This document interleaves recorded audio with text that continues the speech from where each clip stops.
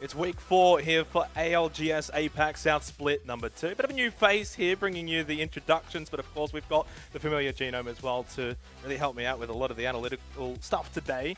We are basically about halfway through this split genome, aren't we? Oh, I just lost my cards already. Halfway through the split, we're getting to that sort of busy point now where we've seen a lot of the teams coming into this particular split, a couple of the roster changes and shuffles that, coming into this split, we wanted to see how they were going to go. Well, 3 play days have gone now, and we've got a bit of answers. Still a couple more answers to get, though.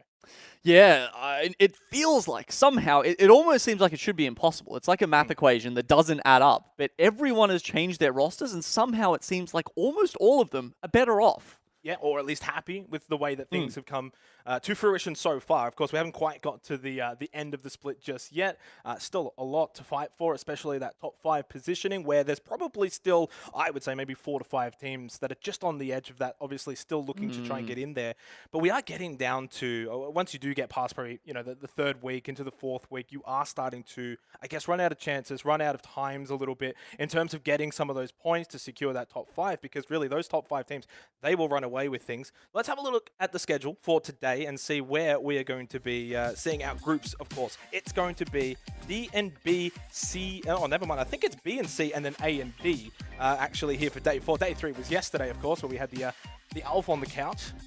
We did. Yeah, and look, if we were looking at, who came first to 3rd from yesterday as well, you would see at this point, Reignite is the only team who's managed to stay with the laurel wreaths firmly wrapped around their heads for the entire split so far. And obviously, looking ahead, you can pretty much see it on the graphic, right? What sort of I mentioned, running out of play dates, running out of chances. If you're not in the top 5, maybe by the end of day 6 or day 5, obviously even as well, you are not going to have that many opportunities, because at the end of the day, you look at that sort of top 5 teams, they're not dropping points. They are having really, really good days pretty much every single week, every single day that's available for them. You look at those top teams. And obviously that means if you are, say, anywhere from 6th to 10th, you cannot slip up. And even having a middle of the day kind of day isn't going to be good enough if you want that top 5 spot. Yeah, it's pretty tough, right? I mean, when you consider that there's 40 teams overall, and there's, you're playing in groups of 20, obviously, in Apex, that means you need what, like, you need to be kind of like 2.5, like, maybe cut them a little slack and say you need to be top 3 or top 4, like, pretty consistently, like, pretty much every single day if you want to be making it overseas and grabbing that plane ticket to play against the best players in the world. Yeah, 100%. And the other thing as well is you kind of want to be in a position where the destiny's in your own hands, or at least as much as you can try and achieve that. And unfortunately, those top teams, top 3, top 5, so far, they've been able to have that. And then you'd probably say 6 to 10 don't have that at the moment. They need to, in some ways, hope, that some of those top teams do start to drop some points, do start to, give away some top 3 positions, maybe fall a little bit lower towards the middle order. And of course, what they're fighting for, as always, is prize money on top of that top 5 positioning for the LAN. It's a decent split. And I do like the fact that top 20 teams do get rewarded with at least something. Yeah, with 40 teams, you got to make the top half, and then you will get some money in the bank for that. 15K all the way up the top. There's certainly one team that's got their eyes firmly on that 15K right now, and it's going to be hard to dislodge them, but we'll get to the standings in just a bit. Yep. Look, it's really about that top 5, though, isn't it? I mean, everyone who's going to walk away with some of that cash, it's a consolation prize, but that top 5 and getting overseas and having the experience of a lifetime to strut your stuff on a global stage, to have, the biggest production, to be playing on LAN. It's been almost, what is it now, like 18 months or something since we've seen Apex on a LAN environment. And these guys, there's plenty of players, even some of the top players in our region, some of the best players in the world, Xenox, have never got to experience that. And it's not even just about experiencing it. It's also about being able to test yourselves and test the region against other regions, and being able to, I guess, see where you stack up globally. Because it's one thing to maybe do well locally. It's one thing to do well against your competitors domestically. It's another thing to then go overseas and do that against the other regions, North America, EU, etc., maybe even APAC North, and see where you're stacking up against, I guess, your cousins not too far up to the north. So I honestly think, we had a little discussion before, I came onto the broadcast about some of the teams that can maybe compete globally and do well for APAC South. You reckon maybe 5 to 10 teams could probably achieve that, right? So let's go and have a look at the standings and see kind of where things do shape up at the moment. So far, about halfway through, really split number 2 so far. Exactly. Yeah, exactly halfway through at the moment.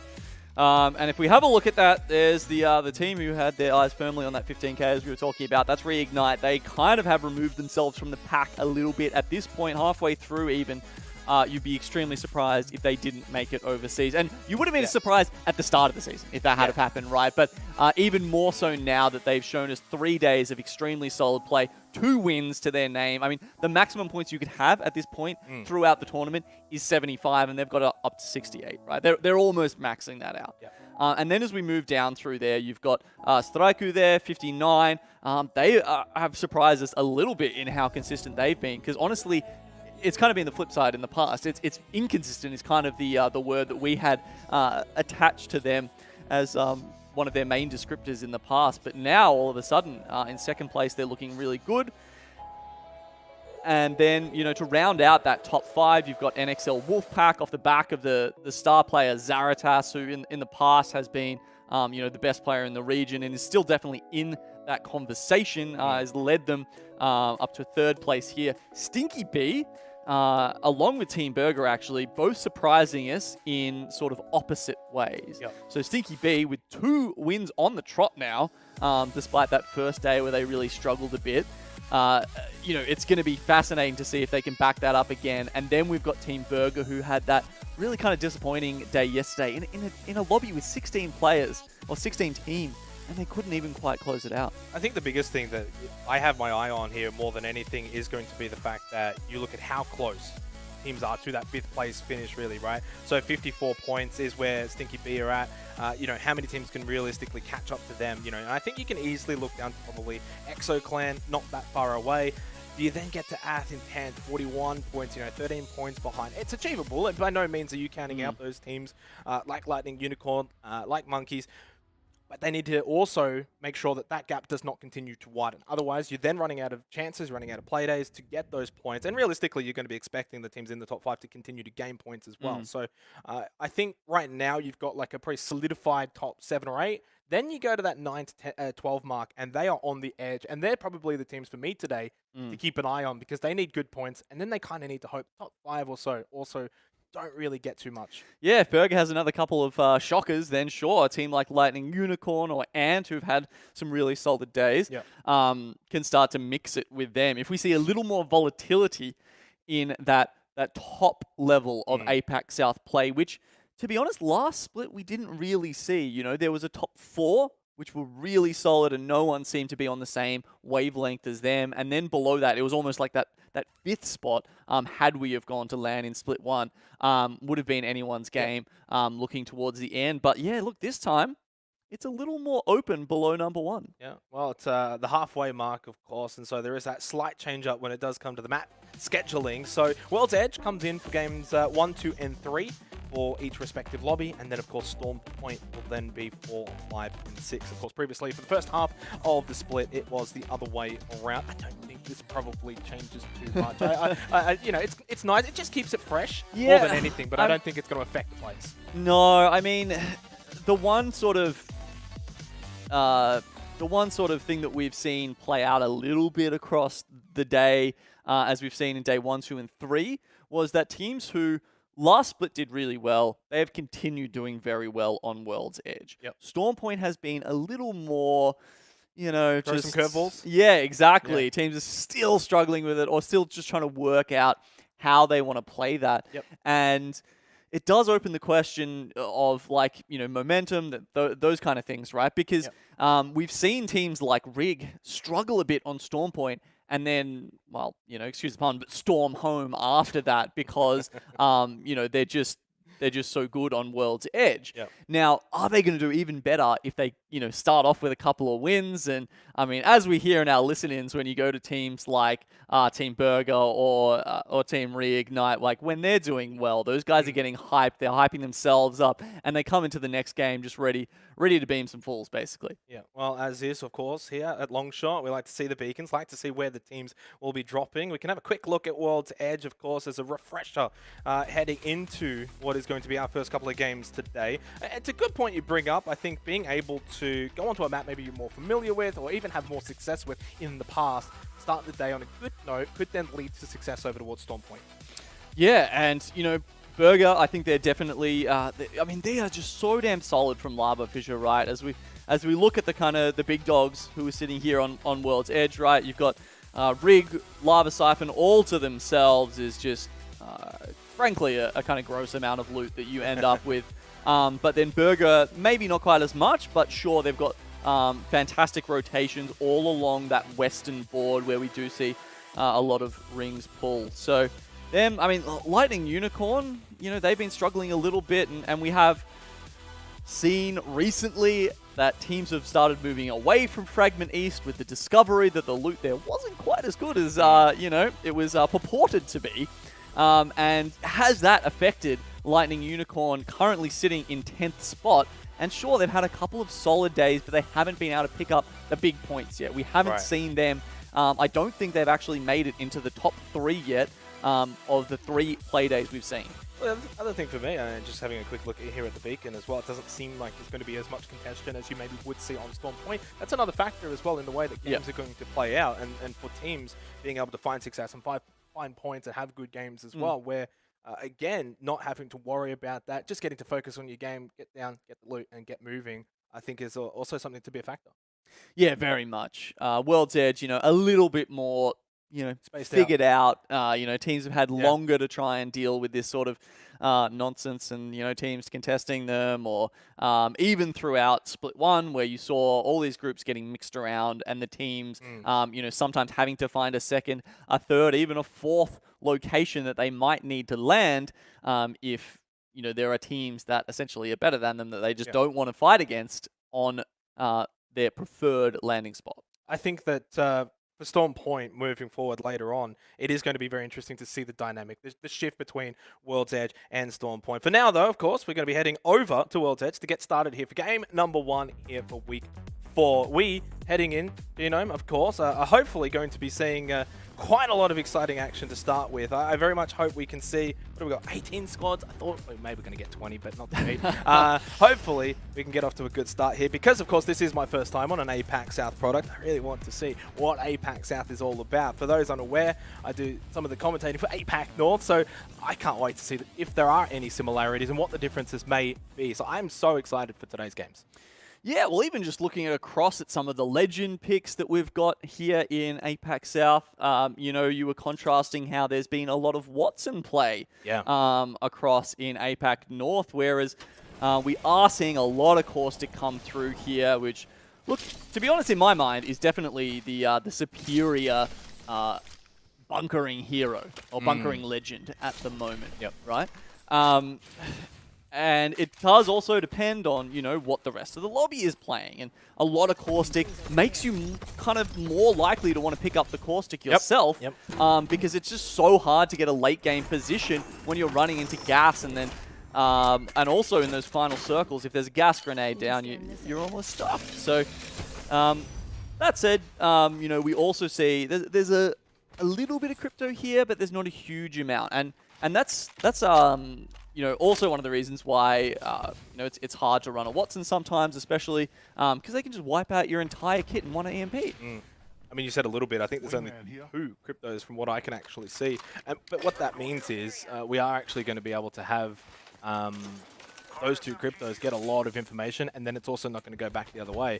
One thing that happens in APAC North is generally you could even see up to 10, 12 different cryptos, and then it cancels that information out, like you said, with the Caustic. So it is going to be very intriguing to see how it plays out. I'm honestly, to be completely blunt, not used to seeing this much Caustic, right? You would almost, in APAC North, swap that out for the Watson because it feels that same kind of role, get inside of a building and bunker down. So it will be very intriguing to see how it does sort of play out. We do have our first circle here, and it does look like we're turning over towards the epicenter.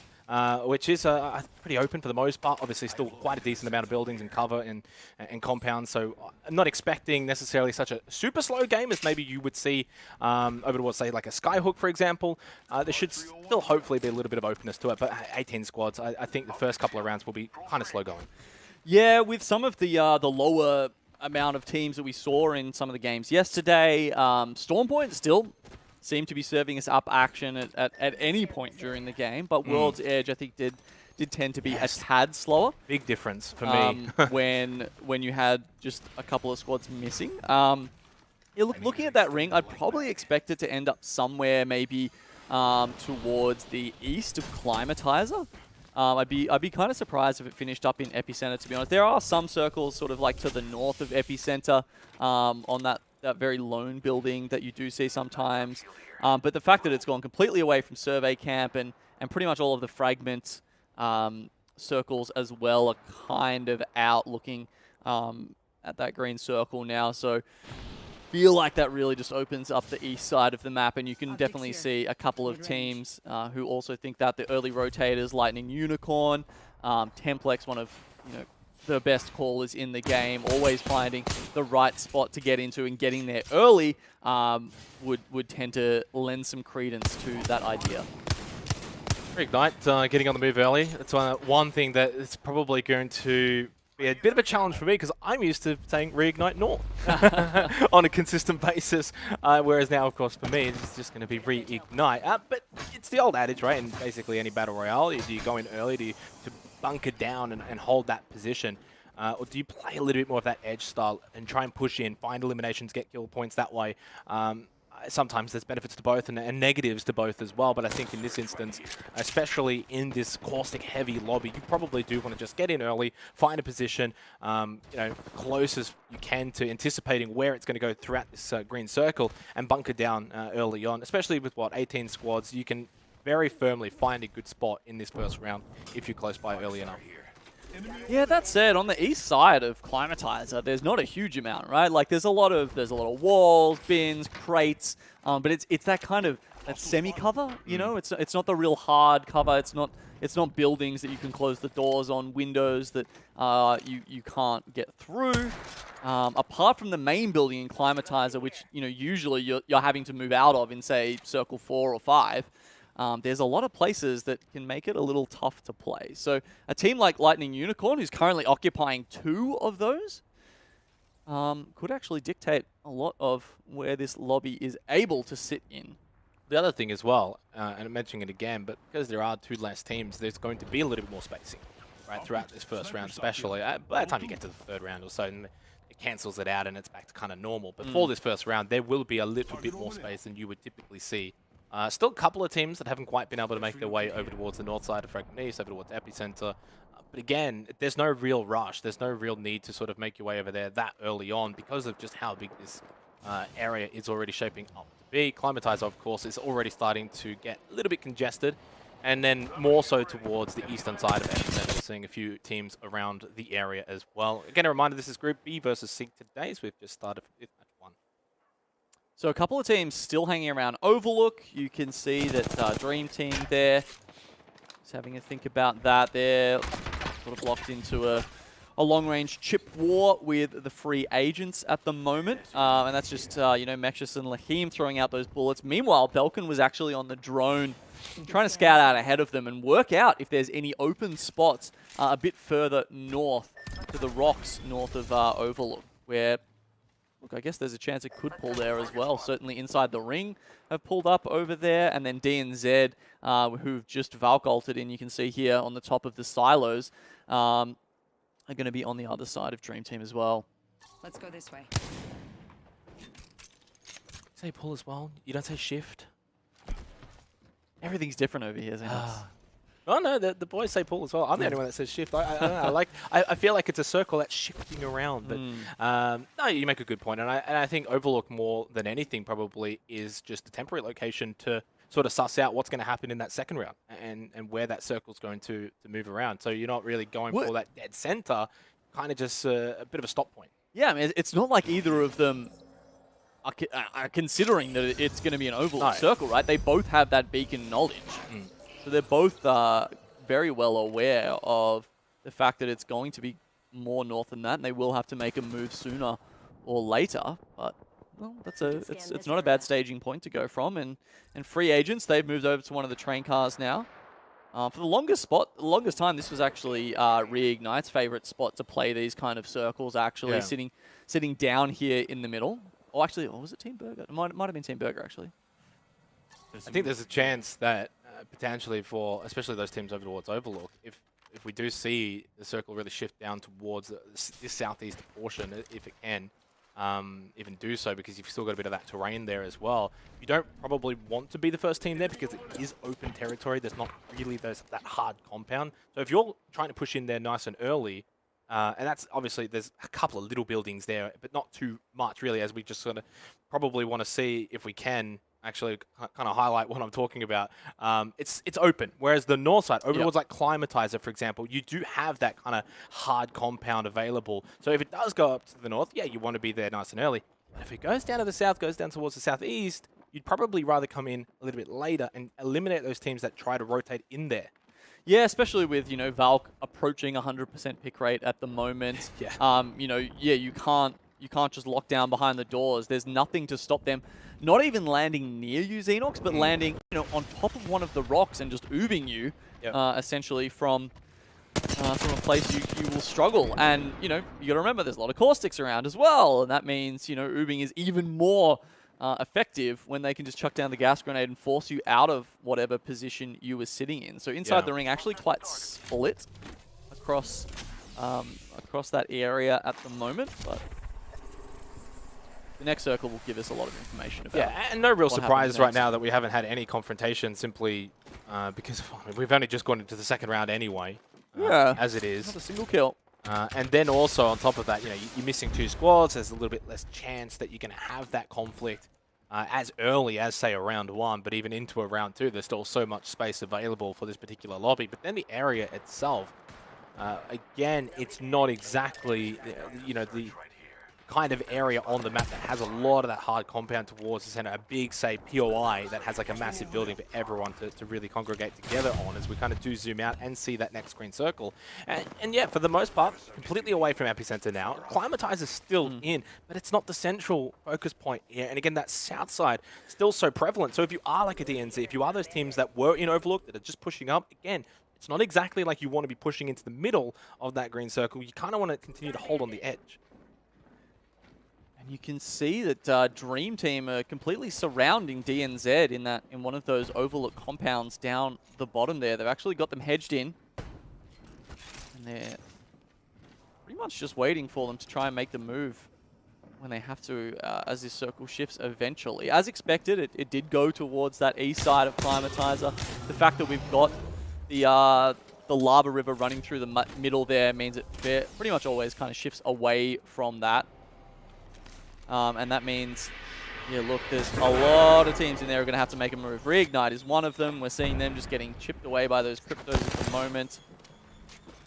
But okay, this is Dream Team. Yeah, and this is where it starts to get interesting now. And I think this is what you're basically getting at, is those teams in Climatizers now have to probably make their way out. Maybe not necessarily right now in round 2, but soon to be, as Dream Team making the first engagement here for match number 1. Will this come to fruition in terms of a team being eliminated? Hard to say right now, but it is Angelo. Loses all of his armor. He's able to get away at least, though, and could be able to pop a shield battery, get back up. Arcstar thrown over towards Kurenai, but he is able to dodge that one. So a bit of a soft engagement. Not really a full commit just yet there from Dream Team. But yeah, look, Dynamite's thinking about getting into this on the backside, and inside the ring, they were the team who was actually hiding in the rocks. They've decided this is their time to come in, and they have absolutely smashed Dream Team. Sorry, DNZ between them, but now Dream Team have to worry about inside the ring next. Yeah, I think that caught them off guard. You already commit to one fight, but then another team comes and that third party makes it very difficult. But this is not even really a compound really worth trying to fight for this early on. It may not be there towards the late game anyway, but because there's really not much else around it in terms of cover, Kurenai gets taken down. That's a massive down, unfortunately for them. Inside the ring, though, and having an absolute blast over here. Another squad wipe. That's 2 gone, both of them to the hands of inside the ring. They pick up 6 quick kills and they get the position. For the time being, it's a stop point. They'll be able to move from here into that round 3 circle. Yeah, I think they picked up 5 in the end. Dream Team did steal one away before they went down. I'm really surprised that Dynamite actually didn't get in off the back of that. They were sitting even further south, and they sort of started making a move towards it, but just decided to play it safe in the end when I'm not going to lie, it would have been a pretty easy third party for them had they picked their moment. In the vacuum that this has left, Xenox, MD White have actually pulled in towards Overlook as well. And inside the ring, sure, as you said, it wasn't really like they were fighting for position, right? They were just fighting for space. Yep. There's a lot of teams, as we saw, just clogging up Climatizer, and they want this southern area to themselves. And then not done fighting just yet, getting pushed on by MDY, who have got a bit of that high ground and should be able to maybe catch them off guard. But never mind, it looks as if inside the ring have done a decent job in being able to at least just vacate that building for the time being. A couple of other teams still around this area. Surprisingly enough, maybe thought Climatizer would be where we see some of that engagement, but not to be. It's actually that southeast. I guess the reason for that is that, again, there's just not a whole lot of cover around this area. So while you're not inside of the ring with this particular building, at least it's close enough that you can stall out, hide, and force the fights. I'm sure we'll see the same thing in Climatizer next circle, right? Because that's likely when it is.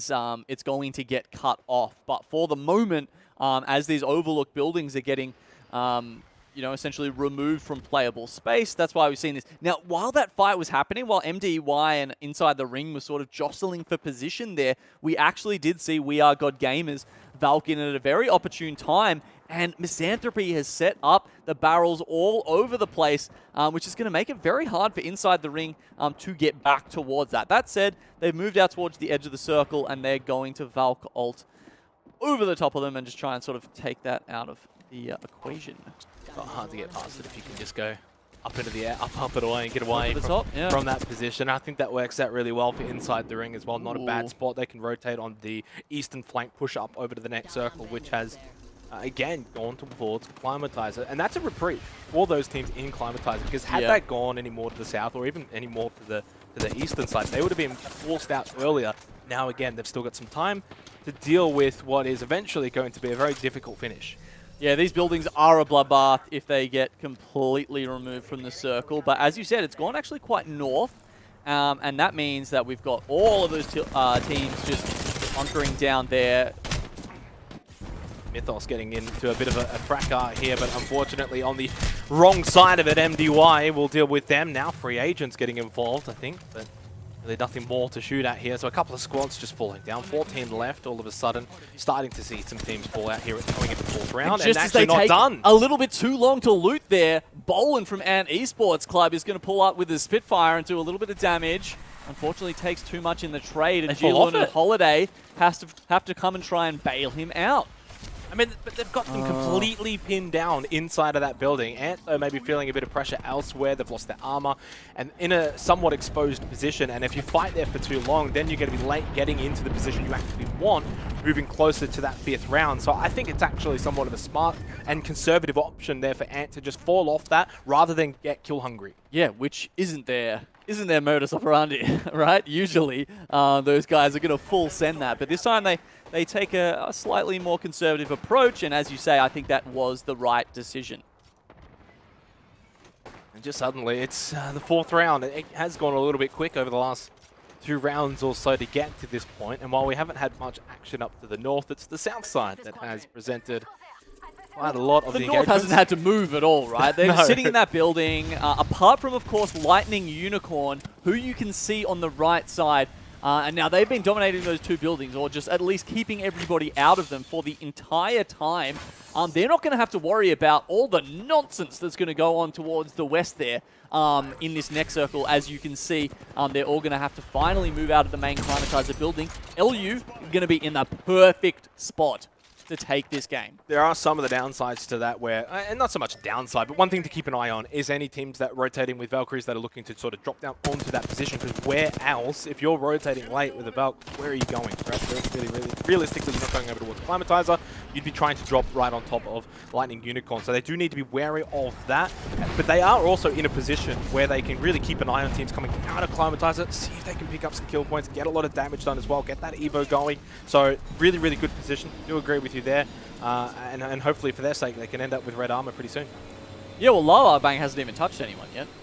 Old Mate's still on 0 damage, so they're definitely just worried about the position right now. And here you go, WGG pulling in, and there was always going to be a time where they were probably going to have to give up one of these buildings and just solidify their position, right? They don't think that time is now, because they are full sending this fight against WGG. And like you said, they obviously haven't been doing much fighting, so at least they've still got a decent amount of utility.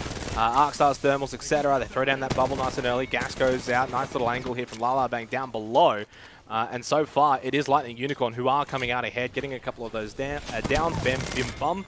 That's one that's going to take some getting used to. And there's another one from Lala Bang. So right now, it's Lightning Unicorn who are getting aggressed upon, but they are ones actually at least finding these downs and being successful in eliminating their aggressors. Fantastic fight for Lightning Unicorn. They are ready to go again, and that's very useful because the monkeys are right on top of them. Was that an Arc Star stick?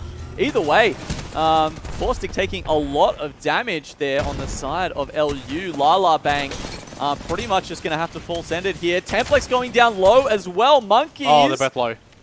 This might be the end of Lightning Unicorn. Never mind, Lala Bang I think got off a full Phoenix kit, and Templex also gets full armor as well. Monkey's still there, still hanging about. Team's Acclimatizer still haven't moved at all. Lala Bang from behind and then finishes it off with the Peacekeeper. Nicely done. And so far, it feels like Lightning Unicorn have maybe been able to get through the worst of it. There could still be more, but at least they've still got full health. They've got a little bit of that high ground, and there goes Job Jib, who did a decent job for the most part of putting pressure on, but now Ant come to the instance as well. It's a 2 versus 3 in favor of Ant because unfortunately for Lightning Unicorn, they did lose Go Gap, so it's so unfortunate. They've been doing a tremendous job, but so many teams, at some point it feels like the damn wall is going to burst. Oh, there's certainly some cracks starting to show, aren't there? Gopgap's going down was a little bit rough for them, but honestly, the fact that they've come out of this with even 2 members alive is frankly pretty good. And importantly, Xenox, they still have the Caustic up. And when you're inside a building, Caustic sometimes, honestly, can count 2 or 3 members. Okay, the circle is starting to close. We're going to get those big fights happening over towards the Climatizer main building. Reignite, we've just seen them try to take the walkout here. Sharky, I think he was getting slowed by some Caustic gas there perhaps and forcing him to take some extra ticks of damage out inside the zone. They've managed to pretty much deal with everyone else, and now they're just going to have to worry about Ant on their eastern flank. Well, the beauty for Ant, because they were able to get into that position, they now get to have the spot that Lightning Unicorn had and get the opportunity to really get some free damage in, get some kills and some downs onto these players coming out of Climatizer. Bolden Ant trying to just get back to a bit of safety here, get off the shield battery, but 5 squads left, 12 alive now. To the credit for Ant, and I think even as well for Lightning Unicorn, at least both teams have been able to walk away, not only still alive into the top 5 in terms of squads, but they've been able to find a lot of eliminations as well. And fragging out, that's how they like to play the game, and certainly on the days they've done well, that's the kind of playstyle we expect of them. Now they're getting into it with Reignite, but Jen Burton with the Hemlock puts down Bolin and Holiday in quick succession. Zero will take the PK out to finish the last one off. A single member of Emmanuel, also no problem for Rig. A little bit disappointing there from Ant. They had a good position to fight that one against Reignite, who were obviously pushing out a Climatizer. Well played from Jen Burton, and this also now is a reprieve too. They get to heal back up. Well, now we've got 3 squads left alive, Xenox. The duo of Lightning Unicorn still in this. Burger have been sort of just keeping watch over this. They've got 4 kills to their name so far, and they're doing very well on the north side of the circle. Rig and Lightning Unicorn sort of playing around each other at the moment. But now that they've had time to sort of set up and get ready for this final fight, Rig, they're sending it against Lightning Unicorn. Burger are loving this right now. This is going to make it such an easy way to finish the fight for them. Yeah, Burger's kind of just been keeping to themselves, and it may just work off as well for them. Sharky down, Zero, the last one alive, goes down to Lala Bang. The duo really fighting hard for Lightning Unicorn, but this is where Team Burger can just clean up surely, and they do just that. Taking match number 1, Team Burger. Maybe a bit of a quiet one. Didn't see too much of them, but they get the job done in the end, and they should be pretty happy with that win. The thing that confused me most... Okay, there were several things that confused me about the end of that game, Xenox. Number 1, did Lightning Unicorn just win a 2v3 against Rig? Yeah, but it probably wasn't the cleanest push from Reignite. I think that they maybe thought they caught them off guard. We saw Jen Burton come around to the backside, but then it's just like that quick little 180 flick. He goes down, and then suddenly it was a 2 versus 2, and that's a winnable one. It's rigged though. It's rigged. I know. And they were just But there's so many circumstances to it, right? It's not like you've got, and even though it was a 2 versus 3, it's not like they're like facing each other on a battlefield and it's like, oh, we're gonna fight like normally. I think Reignite went for that sneak attack, didn't quite work out, and what played obviously to Lightning Unicorn, like that's a big one. Yeah, look, I can only imagine there must have been some caustic trickery in there to help make that happen, because winning a 2v3 in those kind of circumstances is honestly is almost unthinkable. And then the other thing that really kind of confused me is why they went for that fight so early. Obviously, they were both kind of standing around that pylon, and they kind of, they were getting pushed out of that at the same time. Maybe Rig thought they could sort of catch them by surprise and push in a little bit earlier there or something like that. But when you're in a three-way fight like that, your number one goal essentially should always be to not start the fight. And obviously, how your bubble is playing out is a big has a big impact on how that works. But you saw Burger was all the way over the other side. Rig could have bubbled sort of like, closer to Burger and made the distance between all of the teams a little bit more even. But they just decided to full send it. And, usually, in a lot of cases, that would guarantee you second place. Somehow they lose the 2v3 and end up third, which is obviously not ideal. But even if that wasn't the case, even if they had won the fight, I still don't really understand why they tried to start that when they knew Burger would be coming for them afterwards. I agree with you. I also feel like, though, in a 3 versus 2, and while you should generally be winning it, and hence why you should be generally winning it, I can then see why they went for it. If you've got that 3 versus 2 and you feel like, let's get rid of this duo first, then we can try and go for the win, I think that's probably maybe what could be going through their mindset there, rather than trying to force like a 3v3, a long drawn-out engagement. If you see a duo and you think, if we can quickly just get on top of them, get that first down, suddenly it's a 3v1, finish them off quickly, then we can have that 3v3 finish that we would be expecting. Obviously, didn't play out that way at all. It was unfortunate. Jem Burton went down very, very quickly, very early on in that little foray to try and get him behind the duo, but full credit to Lightning Unicorn. You have to give it to them. That was incredible. But why don't we have a look at the scores as well? After that first game, we can see how many kills these guys actually did end up with in the end. For Burger, it was 6. Not too bad. Not too bad. I mean, actually, a good spread across that top 5. Well, they got obviously not half of those kills, but the majority of those really towards the end of the game, right? Yeah. And for Lightning Unicorn, I maybe actually thought they would have had a little bit more than 7, to be honest. It felt like they had more because they were in so many engagements. Well, only towards the end though, right? You've got to remember, we looked at them about, I don't know, halfway, 2/3 through the game, and Gopgap was the only one who had done any damage on the team yet, because they were just so isolated in those buildings where the zone ended, essentially.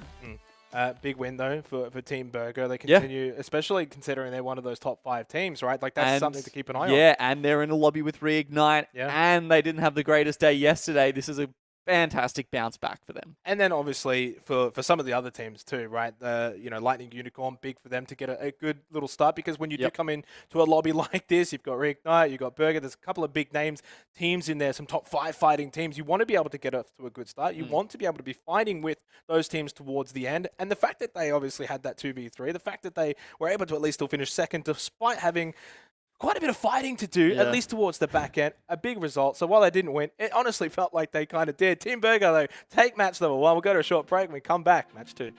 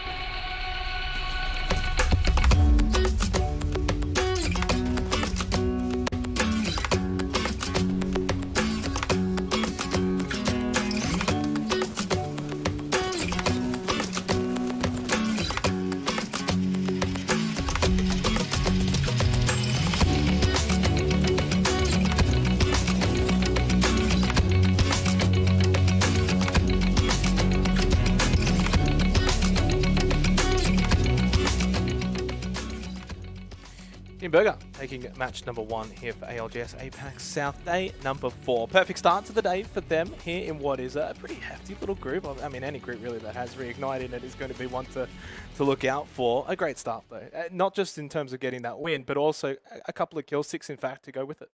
Yeah, and you got to remember we're in the second half of the split now, right? So all these groups have played before. We've seen how this shook out previously. Last time Reignite, they walked away with the win, right? So they're looking to replicate that performance. Yeah.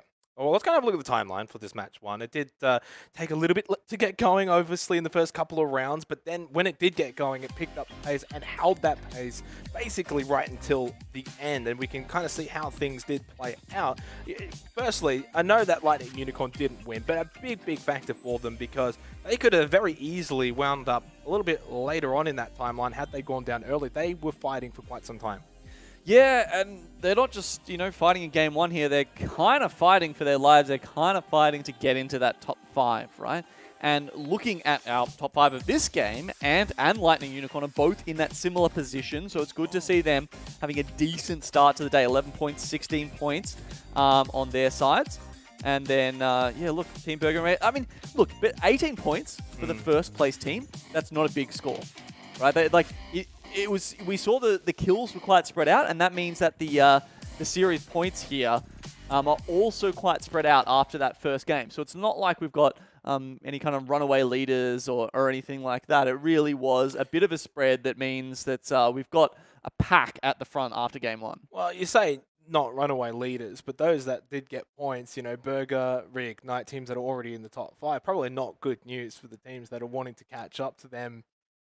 Obviously, I don't know if anyone's expecting to actually catch Reignite, but say Team Burger, for example, what a way to start the day for them and their confidence in being able to, maintain that top 5 position versus the teams that are obviously just outside of that top 5 and looking at it, go back, oh, here we go, Burger's going to go and get like 20 points today. Let's go and have a look at the legend picks. It was a bit of a talking point, obviously, when we did get into match number 1. A lot of Caustic was very much in this particular game, and 8 picks, yeah. And I think at this point, Gibraltar Valkyrie, you can almost not even look at that graph. You know what that's going to look like. Basically, 100% pick rate for Gibraltar and a 95% pick rate for Valkyrie. And then, we had a lot of Caustic, some Wraith, 3 picks of Crypto, and then the 1 Watson.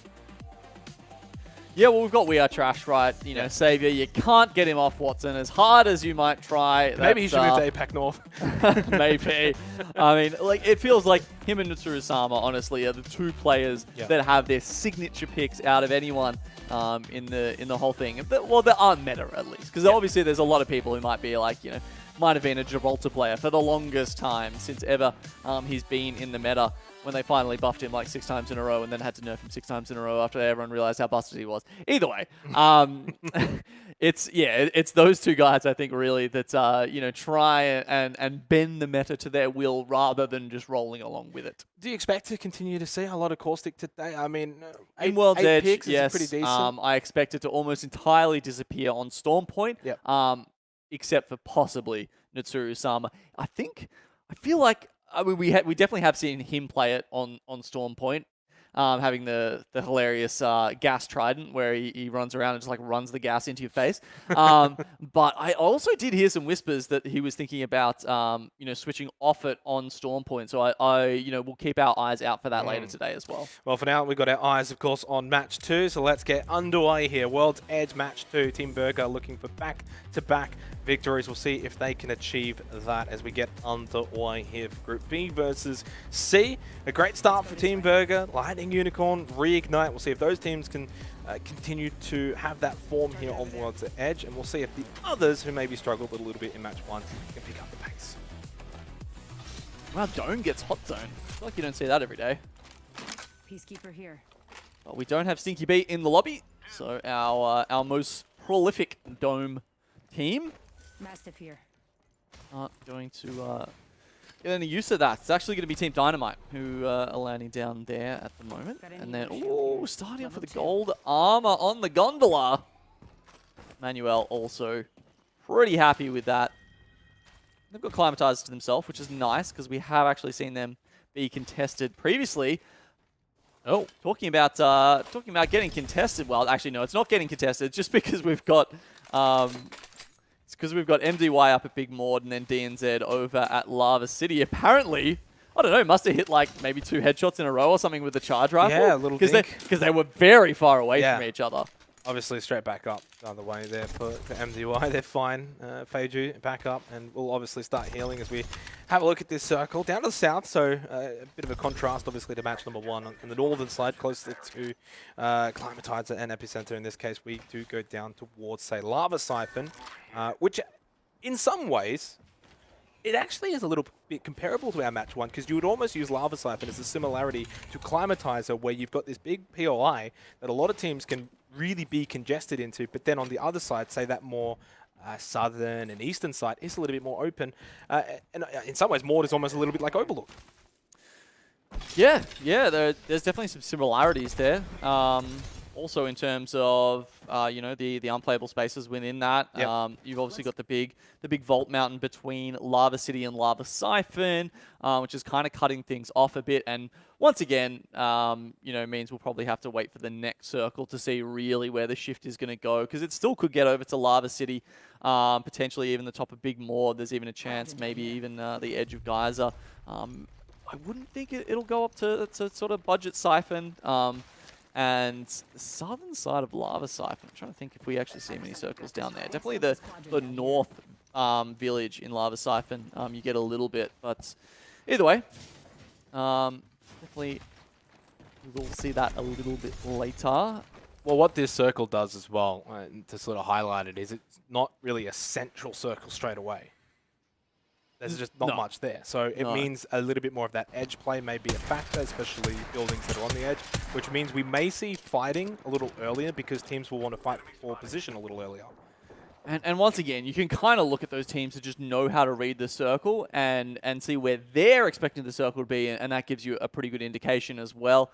We've seen Rig go super deep into Lava City straight away, and you've got to remember, they started in Lava Siphon, right? If they thought it was a Lava Siphon circle, they would stay there. They would get set up immediately. But right now, they're actually trying to take space away from D and Z. And this is actually the kind of building worth fighting for. It depends for how D and Z feel, if they want to really go toe-to-toe with Reignite this early on. But this is the contrast to the last game, where positions like Overlook probably weren't worth fighting for, and yet teams did anyway. These kind of buildings are worth fighting for. The space is worth fighting for. There's enough, positioning and space within these buildings that you don't necessarily have to fight, but it's never a nice feeling when I guess you would literally just have to sit in a floor and hope that Reignite don't go sweeping those floors looking to get rid of you. It is only the first round, of course. Still a lot of time to play out, and there is enough space in those buildings that it's not really going to be effective right away. But it is something to just keep an eye on, I think, more so going into that second round if it shifts that way. Definitely a couple of things to think about here. Ant Esports don't seem to be thinking about rotating too early, even though they've got that vision. They're just kind of happy crafting away up in Geyser, and they've been passed by a couple of other teams, Lightning Unicorn being one of them. As you can see, they started, they went to the Geyser, actually popped up out of it and started making their way towards Big Maud. But now that they've caught wind of Dream Team moving out of Geyser, it seems like they're deciding right now whether the KP are worth it or if they want to continue their way onto finding a position that they think is very playable. Ooh. They're also getting helped out by Ant, who stopped their little crafting journey to help them out in taking down Dream Team. And looks like Nathan's gone, and it's only Angelo and Kurenai left to try and make something of this mess. And they don't look like they're in a good position either. Both armorless and half health for Kurenai. At least able to get off this med kit, but yeah. They're in a recovery mode right now more than anything, and if they really want to, could very much go and put, foot on the pedal and try and take them out. But I don't sense they're going to, especially now that Emmanuel have sort of rocked up here as well. It does make that area a little bit more dangerous to be maneuvering around and running around, trying to be aggressive and look to finish them off. So Dream Team have really benefited from this, actually. They got the revive off because of that pressure from Emmanuel, causing Ant to just pause for a little bit.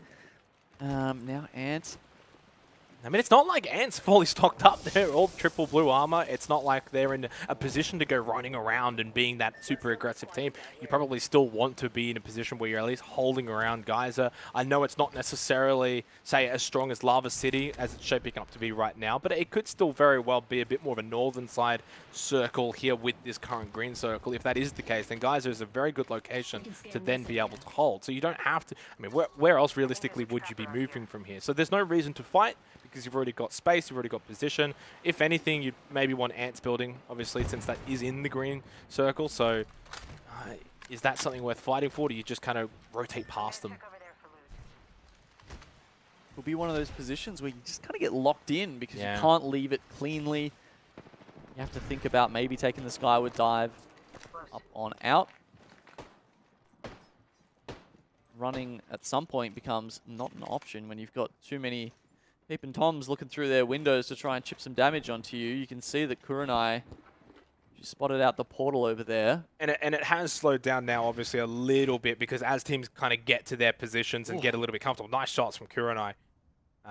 Not much really going to come from it other than just being a bit of a nuisance, get some Evo, and obviously gets they're going to be able to get their shields back up. But yeah, again, there's still that multi-level to these buildings. There's so much space vertically as well as horizontally that you can hold over towards, say, Lava City with 4 or 5 teams at this point in round 1. Reignite don't need to go running around trying to sweep these floors and try and get rid of these teams in the other buildings that are very close by. They'll just set up shop, they'll hold this position and see what happens as we progress through the rounds. Moving back over to Geyser, you can see some of these teams still chipping it away at each other. I think Dream Team actually moved out because they were so low on meds. Only a handful of cells between them. They're actually considering going back to Ghost Town to just pick up maybe a few extra meds so that they can take some of these battles. Meanwhile, Ant Esports, they've been happy to stick around there. Ooh, yeah. Okay. That's actually... I'm not sure if we've had the circle show up yet, Gino, but it's a big one because it gets rid of basically everything bar Lava Siphon, right? And that changes a lot as we do see a bit of engagement here. Reignite as Zero does get brought back up. Now over to We Are Crash as well. Savior getting lit up, no armor and very low in health, able to get the med kit off. Bubble, of course, trying to do its best there to stop as much of that damage. And now the charge rifle, but not sure if that had much of an impact straight away. And this is actually probably... A lot of it may be in response to that second round shift. Like, this circle now is going to be very, very difficult for a lot of teams that are not inside Alive for Siphon. I mean, this could get very deadly very early on compared to, say, our last match. Yeah, it's quite surprising that the team that We Are Trash are going up against there is Team Burger. And, you know, best known as one of our teams that do rotate early. And we've been talking about the sort of pace of APAC South and how it's not necessarily that hard to get in early and get a good spot in some of these circles because teams don't necessarily rotate as fast in this region. And you can see that Burger are that team in the white all the way over to the west there, just outside of Harvester. Meanwhile, yeah, look, Rig, as we were doing that, did actually manage to pick up a kill apiece, taking down DNZ.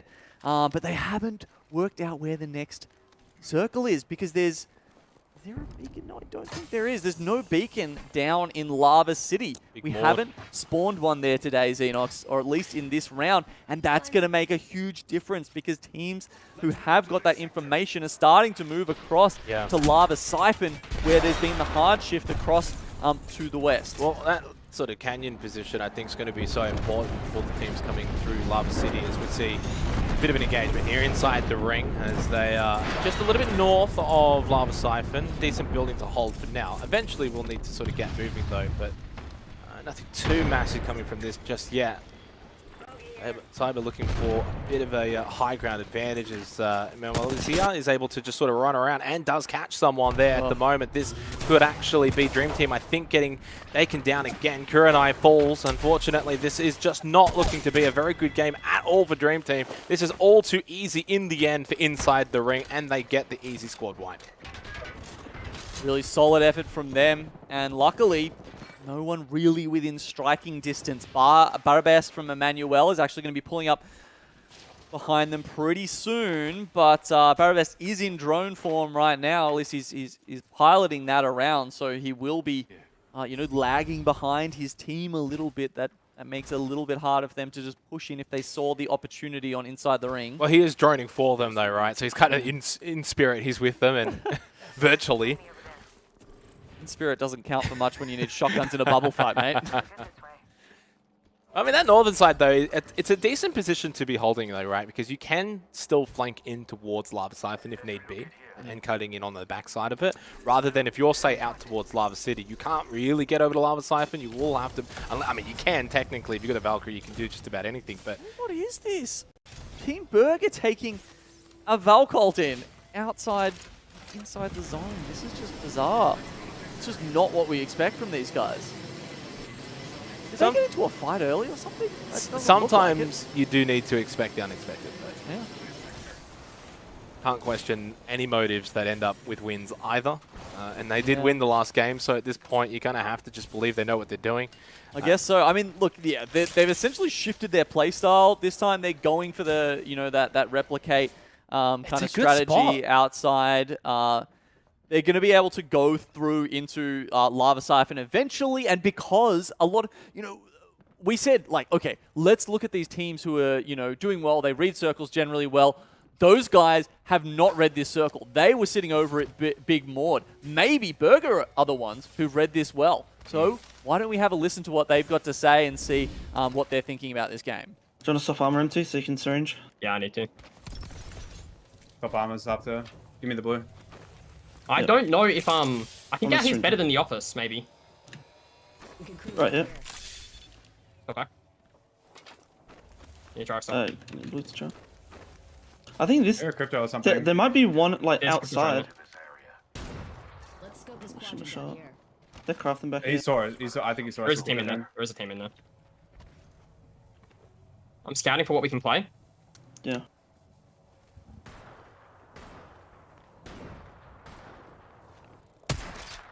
I can't really shoot too much. I've only got 160 light. I'm checking these bins real quick if it's got light in it. Yep. I'm gonna hold our spot. Yeah. I'm 4-3 empty. Blue heavy mag if anyone needs. No. We gotta play this rock on me later, okay? Yeah, I'm 4-3 Alright. empty. 8-3. 7-2. Somebody watch out back this way permanently, okay? I will. Yeah, I'm working traps up on the I'm other going to team. drop 2 cells. Yep.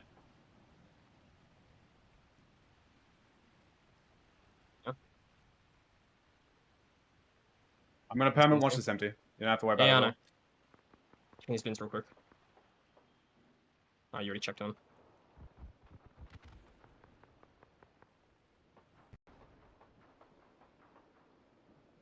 Once this zone closes, He's like, outside. they can't really peek. Bastard. Team Valkyrie from behind us. Like from the choke side. They're going towards us. If somebody takes out here, we gotta kill them, okay? They look like they're gonna try. Do you want me to come back up? Looks like they're gonna land here. come Maybe back up. they're landing I'll like come back past up. us. Ready? Take 2. You're landing on them. Below them. Under them. Under. I'm not in here. Where am I in? You Where gotta am I walk up. We're in this rock. Oh, we're all sitting here. Okay. We're also in down here. We can scan this. I mean, I'll go sit down there.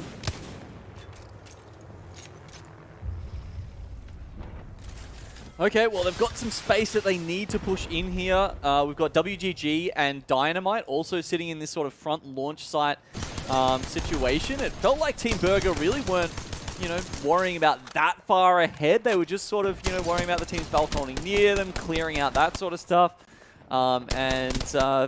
Yeah, look, maybe they also, you know, didn't predict where the circle was going to go. We didn't quite get to hear, you know, what had changed their general game plan so drastically from the norm. More so, just a bit of an insight into them navigating their way into the current situation that they find themselves in, rather than the story of how they got into that position. But still, you can pretty much see what they were having to deal with. WGG, who have now actually rotated away from that building, and that means that for Team Burger, they can just push in there temporarily. They will need to make their way, obviously, closer towards this northeastern portion of Lava Siphon. A lot of teams have been able to actually get towards Lava Siphon for what it's worth. We did see Reignite make it over from Lava City, as we have a bit of a fight here potentially, because WGT did actually just push into this location, and I'm not sure whether or not they had the intel as to whether or not the team was here. Bubbles do go out from both teams relatively early on, but there's not a lot of armor on the side of WGG either here. I mean, Misanthropy is able to get at least that the Phoenix kit actually off entirely, but again, it's blue armor. Bam Bum's only got white armor as well. They're not well equipped in this situation at all, and do kind of fall back a little bit. Yeah, they're up against free agents here who I feel like have the better position. They were struggling to get away from some of the gas, some of the defensive bombardments there. Free agents now just slowly sort of trying to choke them out. They've still got a couple of grenades left. It looks like Misanthropy even starting to pop an Ultic cell to try and get the gas grenade up, as we can see that meanwhile Xiaokai was trying to do that, but he definitely didn't get it done quick enough before Lightning Unicorns could take them down. But off the back of that, Overclock Esports gonna try and pop an EMP and deal with LU themselves here. Gopgap's down though. I know Lalabang's been doing a decent job here over towards the bridge, but that pressure just looks like it's maybe getting a little too much for Lightning Unicorn to handle. And yeah, Lalabang does go down. Maroth actually finishing up Gopgap as well. And I think for Lightning Unicorn, well, it is good to see them fighting and looking to try and collect points, trying to get towards a top 5 position, or at least get closer to it. This might be their downfall here. Yeah, only Templex left alive after all of that. Meanwhile, Reignite got into a fight with Team Burger. We kind of saw that one coming. Burger did have to push up past a very gatekeeping sort of position that Reignite had on the edge of Lava Siphon. Moving into this circle, they have to clear them out now. And Pricey from the low ground is just going to get absolutely dumpstered here, I would have to say. Reignite, they've managed to get all 3 members back up alive now. They've got the high ground. They've got every advantage you could possibly want. And nice little sliding shot there from Zero. He's going to put Pricey on the ground. Is that a bit of a disappointing game maybe from Team Burger off the back of their match 1 result? I mean, you're never going to be perfect every game, but it's just really hard to understand like why they had to play the way they did. I didn't quite see the rotation and what happened with that earlier. Who knows, maybe someone else, maybe one of them streaming or something, we can get some info from chat at some point, who knows. But either way, yeah, look, the end result for Burger, certainly not amazing. Moving forward though, still 8 squads remaining, 22 alive, and it very much has well and truly moved down to a bit of an open area now, right? Like, we don't have a whole lot of cover. That's going to put a heavy emphasis on really managing those Gibraltar bubbles as much as you possibly can. So many teams up on this northwestern side are about to have a real bad time, and it feels like free agents who eventually won that fight, but they took a hit in doing it. They've lost the team, and it feels like Reignite and Ant are going to be the 2 in fantastic spots going into this next circle. Reignite could really farm up the kills here, but in fairness, the teams coming out of this building will probably farm each other. Early bubble does go out. Lalalas is in there at the moment. 20 seconds or so until we head into that final round. Gas goes out.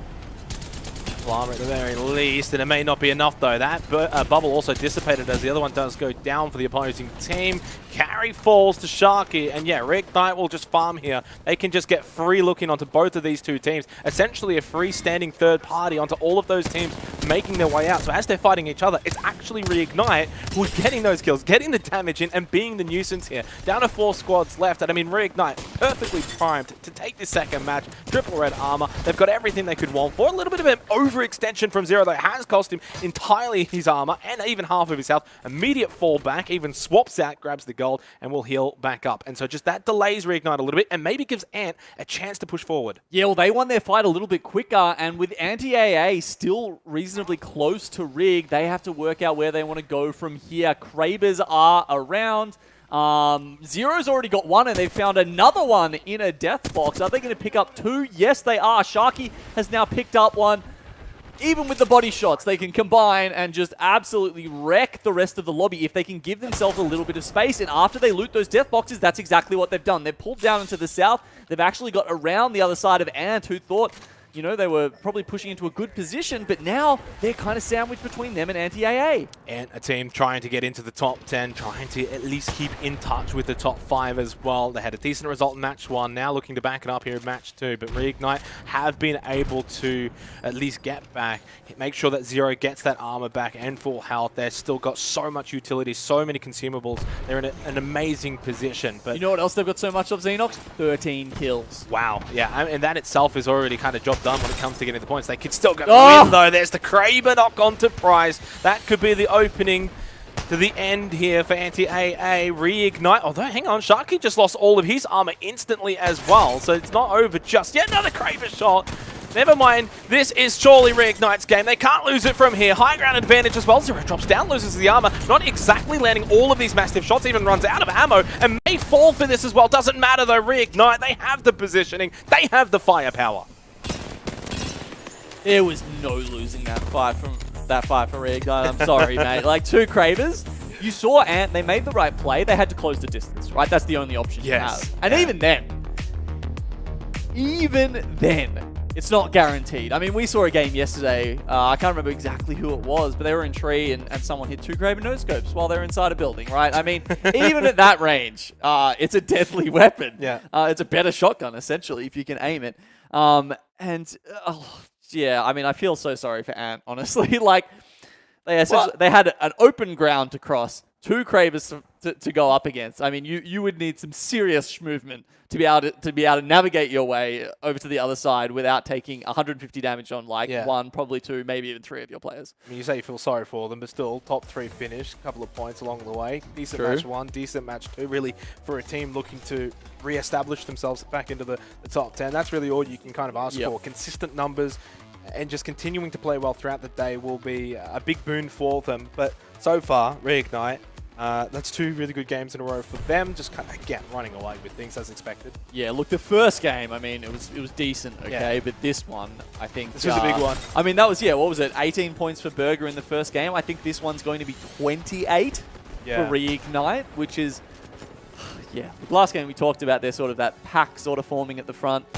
This time Reignite are going to be well out in front. Oh, 100%. And you know, when you look at the overall standings as well, they're already in that top spot and pulling away, essentially. If you go and win today's lobby group as well, that gap may just further increase exponentially or even just slightly. And that in itself, when you're getting down to the lower end of the play days remaining, that top spot could very well be locked up, let alone top 5.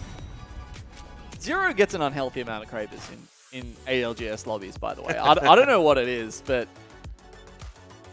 it's like he's a Loba and he can just he can see the red quality loot throughout through the walls, and he just beelines straight for it. Well, there's obviously no surprise with the winner on this timeline graphic, but maybe the 9th place finish for Team Burger, and maybe even 11th place finish for Lightning Unicorn. 2 teams, of course, that played really well back in match 1, struggling a little bit here in match 2. Let's go and have a look at the scoreboard as well and see how really things shaped up. 44 points so far now for today, and that is already quite a hefty little gap. But most importantly, as I mentioned, 2 games in a row where Ant have been able to be consistent. That has rewarded them with 2nd place so far. Yeah, Ant are going to be loving that. Lightning Unicorn with 19 is also okay. Considering that first game they had. 44 points, as you say, that is a pretty nuts sort of start to have to the day. We did predict it a little bit, right? We were talking about how we expected Reignite to do fantastically on World's Edge, and then Storm Point is the one where they, can be good. Sometimes just get lost in the newness of how that plays out. But yeah, man. I mean, if you just pull out 50 points, they could have a pretty average game, game 3 here, and pull out 50 points after 3 games. And they barely need to touch Storm Point. The biggest thing is maybe some of the other teams as well, if they're a little bit better on World's Edge, and with Storm Point coming up later on, they're going to want to hope that they can finish off strong with game number 3. We'll go to a short break. When we do come back, it will be our final game of World's Edge for this lobby group.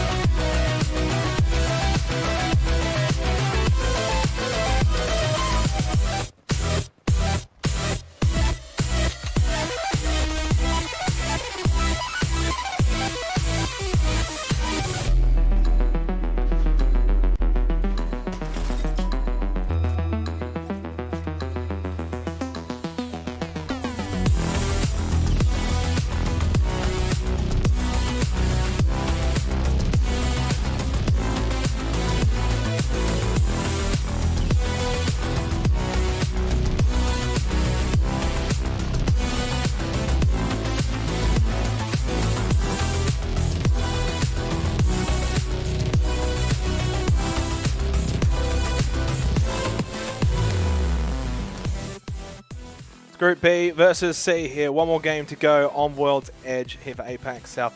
ALGS so far, 2 very entertaining games so far. Reignite getting the job done as expected, running away with things already. We'll see if they can continue to keep up that tempo. Didn't even look close in that second game there, did it? I mean, Ant Esports, solid effort by them, but by the time they pulled up against Reignite in that final fight, it was kind of already over, honestly. Yeah. Well, Double Kraber, man. Ant Esports in itself, obviously a team that has done well so far over the first 2 matches, and that's highlighted as well on the scoreboard. 28 points, second place. They'll be delighted with that.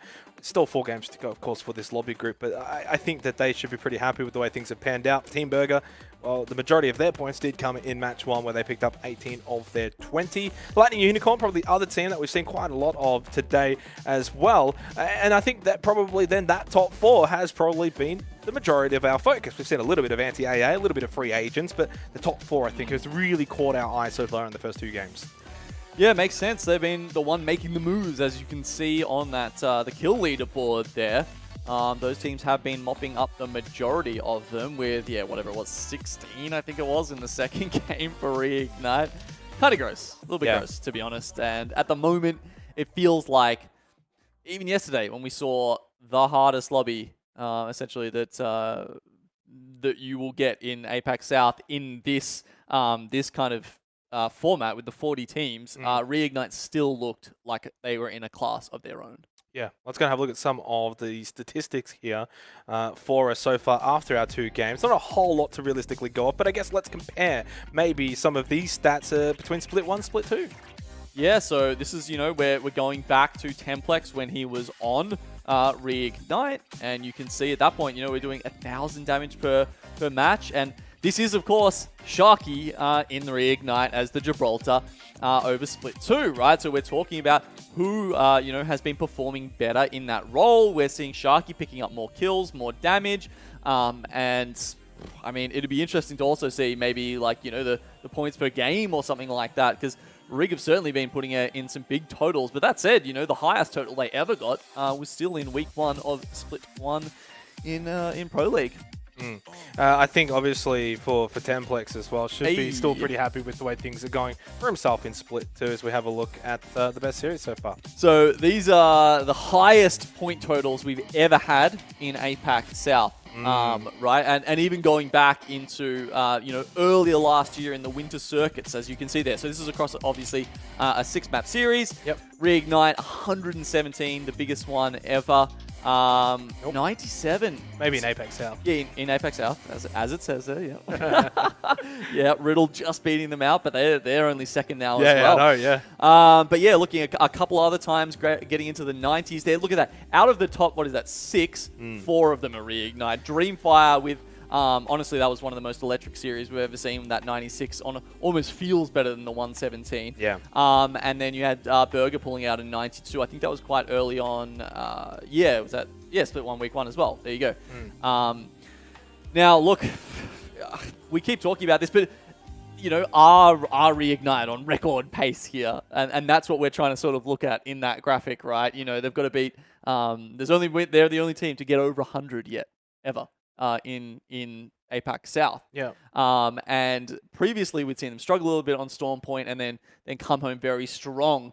But now that they've done so well at the start of World's Edge, it's like, okay, is today the day they actually show up on Storm Point, start putting in the work, and make another entry on that stat? If there was like a pace statistic, they would be on pace for about 120 points right now. I know it's only 2 games played, and it's one thing to do it over the 6 games, but ultimately a great start. We'll see if it can continue. And the way the lobby's shaping up, I think it's very top heavy. That probably then plays into it. Let's head into our 3rd game, of course, though. It will be our final game of World's Edge for this particular group as well. And then, of course, after this one, we'll head over to Storm Point. We are looking to see, of course, if Reignite can continue to keep this pace that they've built over match 1, over match 2, and then also maybe having a look and see, can Team Burger bounce back after a bit of a sus match 2?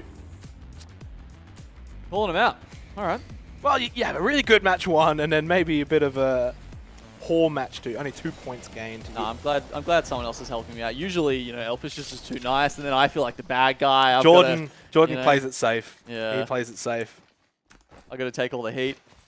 You're just the bad guy, Kale. But no, I think that the beauty of what I've seen so far between match 1, match 2 again is that pace, but also the way that teams sort of operate in that they're not afraid to fight for even outside positions early on. You know, we saw, I think it was over towards Geyser at the start of match 2, a little bit of action, despite that not really being a figure point for the circle in itself. So, so far, I think it's been very, very entertaining lobby.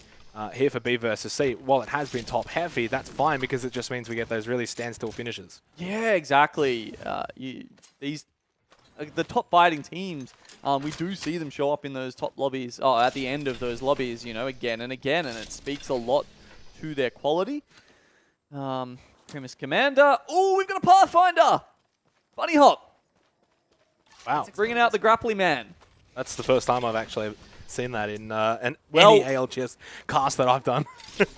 I thought was it 788 in APAC yeah, North, maybe though. back He at the was start. Yeah, sorry, at the end of last year. Yeah, he was like one of the only ones Yeah. in the world that was playing Yeah, that's Pathfinder at right. a time. And to be fair, even that's gone now though. yeah. Look, Bunny Hop. I think it was last week that he was bringing this out because we actually highlighted at the time the first time as we take a look at this circle that is again going very south. That this one even further so, and probably by the looks of it, will head up. Will end up probably. Maybe one of those sort of like north launch site ones. Possibly could even fall down to the lava between dome and launch site. One of the few sort of lava areas that you do see those final circles in. But yeah, just going back to Bunny Hop on Primus Commander there for a second. The first game he brought this out in last weekend, they won. Oh right, so that's a what 100% success rate? Exactly. It was the best performing legend across the entire region at that point until, you know, foolishly he didn't retire it with the gold medal and just, you know, brought it out again. Oh no, so it's not 100% success rate. Not anymore. It was for that one game. So it's is this now the third game? 50-50, win or lose? Yeah, because I think he did stop playing it as well at some point. Oh, okay, interesting. Are they going for the rotation here? Or are they? No, yeah, okay. Team Burger's gone over the top of them, but we're also having a look at free agents down at launch site. Yeah, nice and early. I mean, launch site's going to be obviously a factor throughout the entirety of this game, right? From basically round 1 all the way to round 6. And while you're probably not going to be expecting the continued fight, I mean, a bit of poking and prodding, why not, as teams do make their way over there. I know they're not on our screen right now, but one team I kind of wanted to touch on a little bit was Inside the Ring, who have about 3 placement points, but like 9 kill points. Because they have been doing a lot of fighting in the early game, but not necessarily being able to make it towards the end game. And that's where, again, as they're in that launch site position, will that be a factor for them again, where they're fighting, but then can't get to the end game? Maybe this time, because they're in this position, they should be able to get there. Yeah, because their Harvester starts, right, so not a particularly long way to get through here, and they can see they're trying to catch WGG off guard there, who is currently replicating. That's it. They're not a caustic team either, Xenox, and this is a big... You know, that control room that we can see there in there on the right-hand side, it's not that easy to keep a hold of if you don't have caustic, because it's just a large area. There's open doors. You can't just sit on the doors and like stop people coming in that way. It is kind of a hard area, and you can get shoved out very easily if someone just rolls up onto you with a caustic grenade. And they're playing double rotation as well in launch site, or a launch site game as well, where you want that bunker down and they just don't have it, that lack of it, which does mean you kind of probably need to play into your team composition and actually look to try and be aggressive early on if you have to be. So almost like offense is your defense in this instance, because you can't necessarily bunker down the way you would if you, say, got that caustic, for example. Yeah, it's a weird spot, isn't it? It's like, yeah, sure, you've got double rotating heroes there. You can get there faster, but then, you know, once you're in that spot, there's a lot of teams around them. You know, Lightning Unicorn, we've got Mythos. We saw WGG and Free Agents already getting down into launch sites, so it's already starting to get a little bit busy down there in launch sites. Yeah, and, no surprise. You know, it's kind of hard to start a fight unless you really don't intend on finishing it alive. And obviously launch site's going to be a big focus as well, but Lava Siphon's pretty extensively in the circle here as well. And then you've still got Dome, so some big points of interest inside of this first round does mean there's a lot of space for teams to sort of really hold up get into a big POI, that's still pretty much in the circle and not too far away from any kind of shifting in for the second round, and should be able to have a very relaxed round 1 here. Yeah, we're seeing a couple of teams pull up into Dome as well. There's a beacon there, makes a little bit of sense on that that side. Also, you've got to realize that, yeah, like there's, as we said, there's a chance that it pulls up somewhere between Dome and launch site, and a lot, I mean, that happens. Like, these buildings in Dome just stay in forever, and you really can sit there for a good 3 or 4 rings at least. So a team like Dream Team, who's set up on the eastern side of Dome right now, may be able to do so for a little while longer. A lot of these teams actually have probably made the correct read, even though they don't have the circle knowledge, from what I can see. Really? Yeah, what? Let's scope this quadrant out here. There was a beacon in Fragment East. There's no way, surely, that Lightning Unicorn don't We can have scan this area. that information. I don't know. Maybe that's a bug. Well, so far inside the ring have been able to keep to themselves, which is at least a decent start for them because, as I said, match 1, match 2, a lot of fighting early on. And yeah, they did get a lot of kills for it, but lacking those placement points so far, as maybe Storm Point might be better for them in those early fights, but I think on World's Edge, it's very much about getting position and being able to hold it. Absolutely right. Yeah, and it was me. I was just being silly. In third person, you can't see whether they've scanned the beacon or not. So yeah, of course, Lightning Unicorn, Rig, using that knowledge to their advantage. Rig have actually, they're way down the south in one of the smaller domes, one of the smaller eggs. And It's like a halfway point, really. yeah, exactly. They're kind of hedging their bets, and I like it. I like it a lot. Yeah, it's smart. You mentioned before, it could very well still be between Dome, between launch site, and for Reignite, it's a decent little position that I don't think is going to be necessarily contested, because I think the majority of teams would rather play it safe. As Team Burger, once again, they are going to be bulk halting nice and early for their rotation. This is much earlier, though, than last time, in the sense that last time they were far deep into the zone. At the very least, they'll be playing in the circle over towards launch site. They're in a better spot. It's still risky dropping straight down It's very risky. MT is almost down. They need to get these caustic barrels ready to go because free agents are on the other side of this door, and if they pull up anytime soon, I think free agents, though, playing this rather more defensive rather than, say, aggressive. They just want to continue to sort of hold the area that they've already established. yeah, I think you might be right. That said, that's not necessarily always the way they go, right? We saw last time they like to clear out space near them. They like to rack up the kills doing that. Yeah, I mean, I like that nice little V they create. in fairness for free agents, they don't have the information that we do in the way that Team Burger has rocked up, with Empty a little bit injured, for example, and being a little bit vulnerable. In their view, they just have a team that's just literally landed on their building, right? So the first course of action is going to be to explode those canisters, go defensive, don't allow them to push straight in.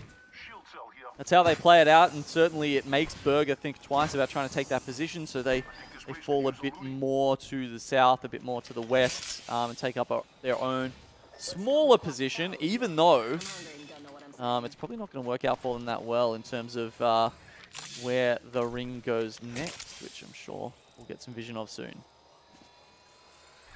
So it's shifting a little bit maybe more so to the Dome. Or at the very least, if we want to hedge our bets, still that halfway point, but a lot of launch sites seemingly out of it. You do get a lot of circles that sort of like edge over that lava, which is, as I said, one of the only places around all of World's Edge where the lava kind of is in play all the way up to Ring 6. Yeah.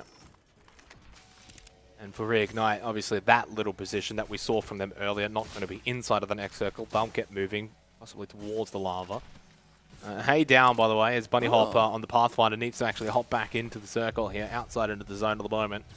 Haven't seen a whole lot of this Pathfinder just yet. It's always interesting to see where it's going to maybe find some success. But So it looks like they ran into We Are Trash on the way, Right. because they've got 1 kill to their name sitting over in Harvester. And unfortunately, yeah, that's really put a wrench in the gears for PK's rotation. So I think this fight over a little bit more to the north, just outside of the circle for Ant, over towards Lava City, and This is probably not too bad for them. They've got a bit of form coming into this third match. Should feel comfortable with being able to win their fights. They've been doing it over the last 2 matches, really. And Bolin, though, I think just got taken very, very low. In fact, so much so that it did go down to PP. But I think DNZ actually not doing too bad, despite Choker being already eliminated. SA is gone. It's only PP that's left, and there goes Jaylun as well. This could be potentially an early finish for Ant, despite giving them the props coming into this third match. They could go down here to DNZ. Amazing work with that car. PP was absolutely Oh, he got off the revive as well because the door got blown up. Holiday needs to win this 1v1 and he cannot. PP gets the 3K and that's a big loss for Ant Esports, out in last place. Man, that felt so deserved from PP. Oh, wow. I mean, what, he hit like a 160 or something with the car popping down there? Oh, incredible plays. But that is just tragedy for Ant. 2 really consistent matches for match 1, match 2. They probably felt confident. Joker was already down. Just have to basically clean up DNZ. And they couldn't do that courtesy of PP. A tremendous solo play. SA gets red armor. They'll be able to hopefully get Joker back up. Yeah, it looks like they're just going to be able to get the respawn. Yeah, they will. Yep. Anti-AA, they're kind of looking at this. They know, they actually have circle vision, so they know that they're within the next ring, and they're kind of making a decision now whether, they can test. They go up and try and look for the kill on this team that's just respawned, or if they try and find a better position themselves. A couple of warning shots coming out from DNZ on top of the buildings from Lava City. Yeah, and obviously in this instance, we look at We Are Trash. Now actually Rudine already down. That's not nice when your Gibraltar goes down early. No bubbles for the rest of this fight. Savior trying to use the one that is already still up, just trying to maybe get away at this point and cannot. Unfortunately falls down to empty, and I think this might be multiple teams really looking at We Are Trash here, and unfortunately on the Yanleys is remaining the Valkyrie. Getting off this med kit, but the damage has well and truly been done here for We Are Trash. And yeah, look at this little overview already. We're expecting to probably see these teams now look to make their way out of launch site over towards the end of this third round. Good calls there from Burger. Purple knockdown, shield or no. The call comes through, the team rips through it in a matter of time. And they get the second kill from that. So Yanleys from We Are Trash still alive. And I'm surprised, honestly, he didn't get found out by WGG, who are on the other side of this. Oh, nice shots from Jarrett. And with the Sentinel as well, 63 EVO damage away from purple armor, so that's good news for Burger. The bad news is their backs are literally against the wall right now. Yeah, they do need to get moving, so you can't just sit in there and keep firing pot shots away forever. They will have to make their way over towards basically the east of launch site, over towards that lava. And if they don't do that soon, they could be in a bit of trouble because there's still a couple of teams around that launch site area. So do you push further into launch site? Do you maybe try and wrap down to the south, go towards Dome, and play in from there as well? A couple of options still available, I think, for Burger. Is WGG pretty much in a similar predicament as well. Yeah, we talked about how the team sitting in Dome could probably sit there for most of the game, right? And as you can see right there, until Circle 6, and even then, some of them will probably still be okay. Dynamite, who land there, have taken the sort of northeasternmost section of the Dome buildings, and that's the one you want to hold, because that is in, whether it's in the Dome circle or one of those more central ones, you can just stay in there the whole time.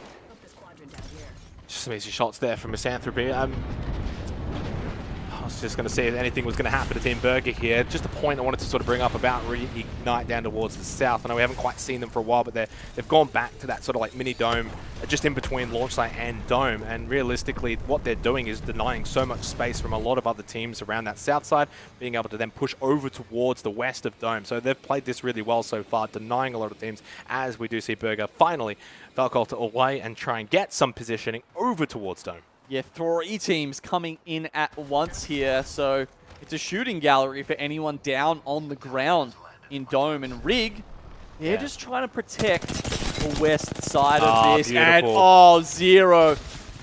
He's only got the 1-2 on the R301 this time, but certainly it zooms him in enough to be doing some huge damage to WGG. Immediately forced to use their bubble. They find a spot behind the rock here, but oh man, Bam Bim Bomb and Misanthropy going down.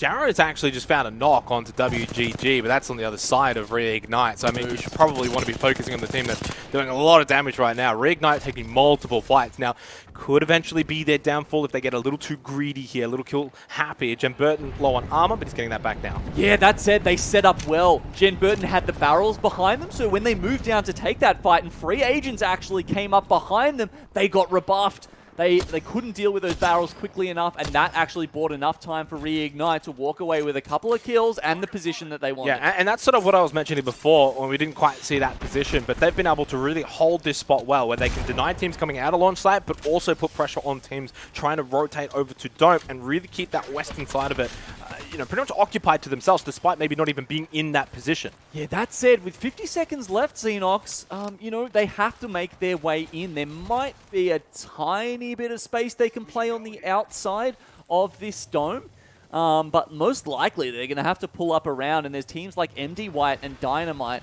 that could be stopping them once they try and get on the inside of that shell. You almost make it sound like it's a bad thing for Reignite. I feel like it's a bad thing for MDY and Dynamite that Reignite could be coming into their direction. They'll need to be ready for that push eventually to come. Going into the 5th round here, as the Dome is going to be where we finish. And there's still such a hefty amount of teams that find themselves so far away from this POI.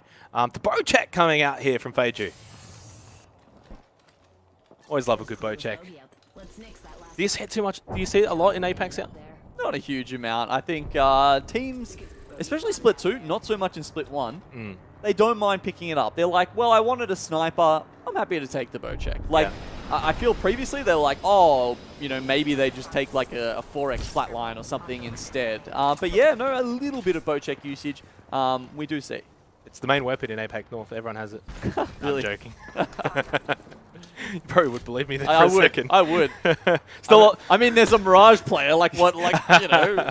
Still 11 squads remaining here as the 4th round is coming to a close. And yeah, those teams that were still over towards launch site have been able to get closer to the dome. But Reignite will be meeting them upon their entry. And unfortunately, Templix will go down here to Pricey. And yeah, Lightning Unicorn also bleeding out as well along the way. Reignite are just farming the lobby right now. Zero is going to be able to get that shield battery back to full armor. They have absolutely cleaned up this western side of the dome. They have done such a good job of just gatekeeping everyone on the western side here, and you know they've been playing edge. They had that great spot in the middle, and they kind of recognized that they'd just be playing edge and picking up points that way. Why don't we see what their next steps are from here? I'm 8-3. We should go from the other side, Zero. We can't really. Sentinel on top of the rock. We have to move super far. Yeah. Come I'm moving up to this door. I have 5 nades, we don't need. We should have to We play can Valkyrie if you want. Nah, he's worse. There's a guy on the rock on your right, Jed. On the rock! Oh, really? Yeah, wait. One's inside. Jed, it's a full team. He's on the rock still. This Team one's played 76? outside of this house? There's two there, Zero playing the outside of the house. Just give me a sec. Yeah, I think we're fine to play outside. Okay, I'm putting traps Unless we up. can force middle. I'm whiffing. They're barely I think holding. we can. Oh, they're all there. Wait, all Val! there. 66. Blue. I read trap on the right door. We can One force shot this in middle here. team. We can force this middle team. I blew the door off. He can't check my door again. I have DG. I can probably do good damage. Give me 70 purple. They have gold armor. Back, Of course they back! got. Come on, push in! Of course they got it. 110, I'm giving 230! I domed in. I'm batting in bubble. Yeah, I Push am shield. as well. I don't know where they are. I can't. They ran back. They ran back. Okay, Close trap left, up, Jed, close trap left. up. Trap up on the back doors. We're gonna carry getting wrapped on. One's in respawn. Wait in zone on me. Okay, Yeah. pick, start the team. I think no. One died. Wait, what? Dome. Underneath. Dome on you, Zero. Chill. There's a dome, Zero. I fucked one. Underneath. He got this. They're inside still. I got an 8 on him. Core 6! 60. Oh, he ran. Valve cracked. Blue armor. I put an 8 in. He's 1 HP underneath. Popping cells. Dead. I'm going inside. 1 sec. They're bubbled. I'm popping it Okay, back. wait for me. Where are they? They're inside. Firing. Nade it. They're right side, I think. Yeah. Caustic. 100. Caustic crack. Be slow. Slow. Gen, chill. All day. Nice. Come. No, not a team. Not a team. I'm doming. Chill. Back up if you can. Yes. They use dome. The other team use dome. They caustic golded as well. I'm getting loose behind us. They're on the outside. I have no cells. Red. I'm trying to get you loot. Bring heals. They have no dome either. I have DG. I got you mad chicken. Here. Yeah. Zone's in the lava. Yeah, I'm grabbing. I'm dropping double ult cell. I need a bat. I have none. I just another one. I grabbed one. It's fine. Double ult cell, pop them. Oh, We fuck. have to walk out. That's yours. Walk out Still the side healing. with me. Yeah, We hold have to up. fight them for this spot. We have to fight the one left team for this spot. Go on roof, I'm Tom. ready. Hate him 64. On the roof over here. Give me ult. Give me ult. 45. Yep. Done. Okay, try come to the rock. I I am. found. Underneath, like 120. Jen, come to us. Okay, I'm coming. We just fight them for left side. Alright. I'm down for that. You play this left, just focus only this team, only empty. Yeah, I'm looking. Look at doorway. Break the trap. Down left. Trying to There's pump Gothic me. 30. They're fucking anything on right. Focus left. Right, in 64. I'm phoenixing. Empty. I have one shot Valk. Give ult. No, Ult them better. in. They give you out at us. They did, yeah. Here. Someone's gonna fight them, just chill on the rock. They're getting Right, they're 20 light, bubbled. light. They're bubbled. Over They're here. fighting. Wraith flash. I can't climb this rock. They're Okay, fighting okay, left. I'm on rock. I'm speaking sharky side. Low. Empty. Crack bow. Empty's one. We're pricey. I'm pushing. Empty down. Last one, Pricey. Dead. Let's go. This is boring.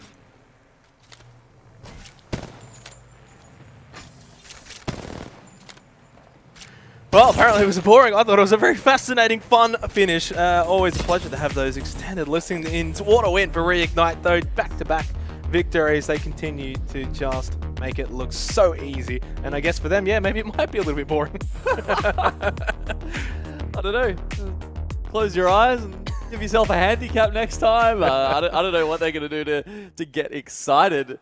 It is kind of interesting, actually, because we talked about, you know, the momentum of Reignite, how they're usually getting quite hyped up, but apparently the other team's not putting up enough of a fight today to even get them to that kind of fever pitch. I mean, considering the work that Reignite had to do there by getting that rather central position pretty much out of the open, they had that one little rock face that was really protecting them. To be fair, the other teams were all still trying to just basically run at the last second away from the zone, so they weren't in great positions either. Yeah, that's it. Any of the other teams could have done that as well, right? I mean, maybe not the ones on the far side, but Burger, who they were, you know, you could hear they'd clearly identified, and we're calling out MT a lot. You know, that they were close enough to that rock to make the same play as well, had they wanted to. Yep. You know, it wasn't.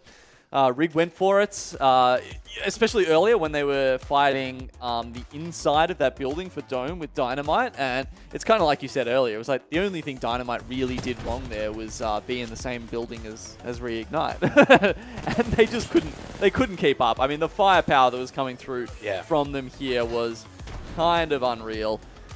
Well, that's the power of Reignite, though. A position they want is a position they will take, and that's why when you look at MDYY, when you look at Dynamite as well, it's difficult. What do? You're in already the position. It's just that Reignite want it, and they will take it. And the way they like played the different phases of that game, you know, they went early to the position. They didn't have the beacon after that first one because they were so far down in the middle of nowhere. They're not a crypto team, obviously, right? So from that point on, they have to just kind of follow everyone else. They start seeing everyone streaming from launch site over to Dome. And at that point, they change their game plan. They say, okay, this is our time to farm. Yep. Absolutely wreck a couple of squads running across, and then eventually they just roll up into that building and start taking out Dynamite and pushing it from there. So it's just, you know, that's what you need to be the best team, right? Like, you can't be pure, you know, a pure edge team or a pure a ring team, right? And play in the middle. You could switch back and forth, and the way they did that there was just beautiful to watch. A couple of other teams I wanted to sort of highlight there. Most importantly, one that I touched on at the start of that game, inside the ring. First two matches, only 3 Yeah. placement points, but like 9 kills that they had. This time, they were able to survive until the end and actually get some placement points. Oh Here is the my scoreboard. Here's the tally. God. Remember I said at the start, what was the pace? About 120? They've upped it. They've upped it, by the way, because they were 66 after 2. Sorry, 44 after 2. Yeah. And now they're, they've added another 2 points onto what their pace was from, from the second game. So they're speeding up, Xenox. They're on track. They are on track. I mean, by the Speeding end up. of today, we had that, what was the highest point series graphic. I think this particular day They're close to it, and they're only halfway through is going to the end up series. on that graphic. What is So happening? it's an absolute amazing day so far from Reignite. Of course, though, that's World's Edge done, right? Now we've got to go to Storm Point. That's where, can they keep that pace going over to Storm Point? They said it's boring. Well, here's a challenge for you. Oh, man, it's not going to be boring for the rest of us, though, is it? We are just loving watching the masterclass here from Reignite to how to demolish other teams in APAC South, and they've honed those skills over the last, probably 18 months, and we are seeing the culmination of that here. And it feels like they're only getting better with Sharky as well. We saw that stat before about, Sharky performing a little bit better, at least as far as, damage and kills wise than Templex. And obviously there's a lot of other intangible things like when you place your bubble. That's what Jen was saying, that was pretty much primarily the reason they got him onto the team. And so far, it's just been fantastic to watch how that works out. Certainly has. What a fascinating first 3 games here. Of course, we've got another 3 to go for this particular lobby group. When we do come back from the break, it's Storm Point.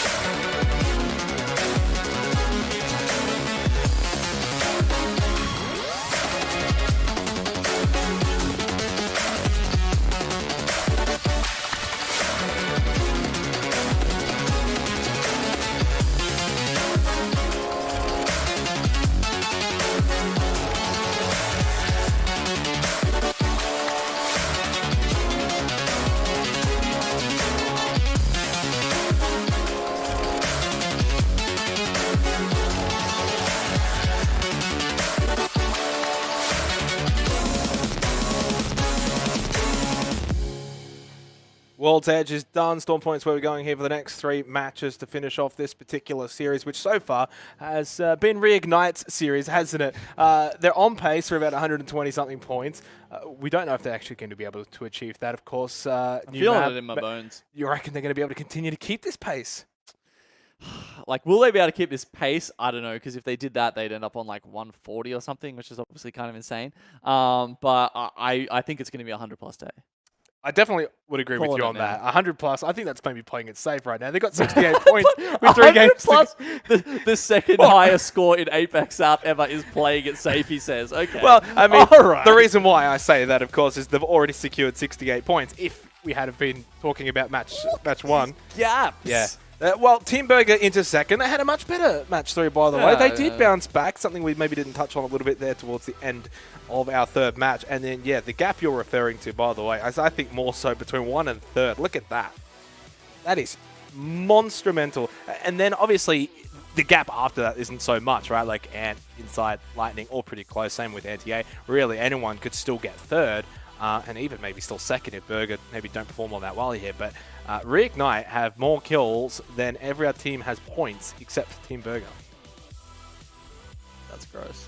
I'm struggling, Xenox. I'm struggling to It's not that surprising though, really. work out how they can continue to do this, how they can continue to get better, to be that much further ahead than everybody. Like, they're still human, right? Yeah. Yeah, no. We saw the drops earlier, of course, for World's Edge as we're heading over to Storm's Point. Let's go and have a look at the beacon and see where everyone is going to be shaping up to sort of be landing and dropping and looting. It seems as if, obviously, as is, most of the teams over towards the more northern side of the map and then scattered out towards the south, really spread out along the way. No real contesting that I can basically see. Everyone should get what they want. Yeah, I mean, often we've seen a lot of teams not quite contesting, but sharing barometer a little bit. You know, now that Dynamite have gone up to Command Center, Dream Team, I think they're going to go to Thunderwatch, but there is a chance that they maybe perhaps go down to barometer as well. Yeah, look, a couple of teams just I would expect that this is what we get. And if there is any contesting, then honestly, shame on them. I don't know. Like, it's just, there's enough space for everyone, right? Especially, remember, 18 teams. There was a bit of the talking point at the start of the day, the comparison between the 2 maps, and maybe the way that teams are going to either play or get points from. Do you sense so far what we saw over the World's Edge that we may see any differences coming here? Yeah, look, I mean, you know, we're definitely going to see some of the differences in legend picks, right? So, you know, we were highlighting there's a lot of Caustic getting played over on World's Edge. That tends to swap over here. We see a little bit more Ashe, a little bit more Wraith. And, yeah, the teams stick even harder to Gibraltar and Valkyrie than they do on World's Edge. Well, speaking of Gibraltar, we've got a nice little comparison here for so far the 3 games that we saw earlier on World's Edge, and it is going to be Templix and Sharky.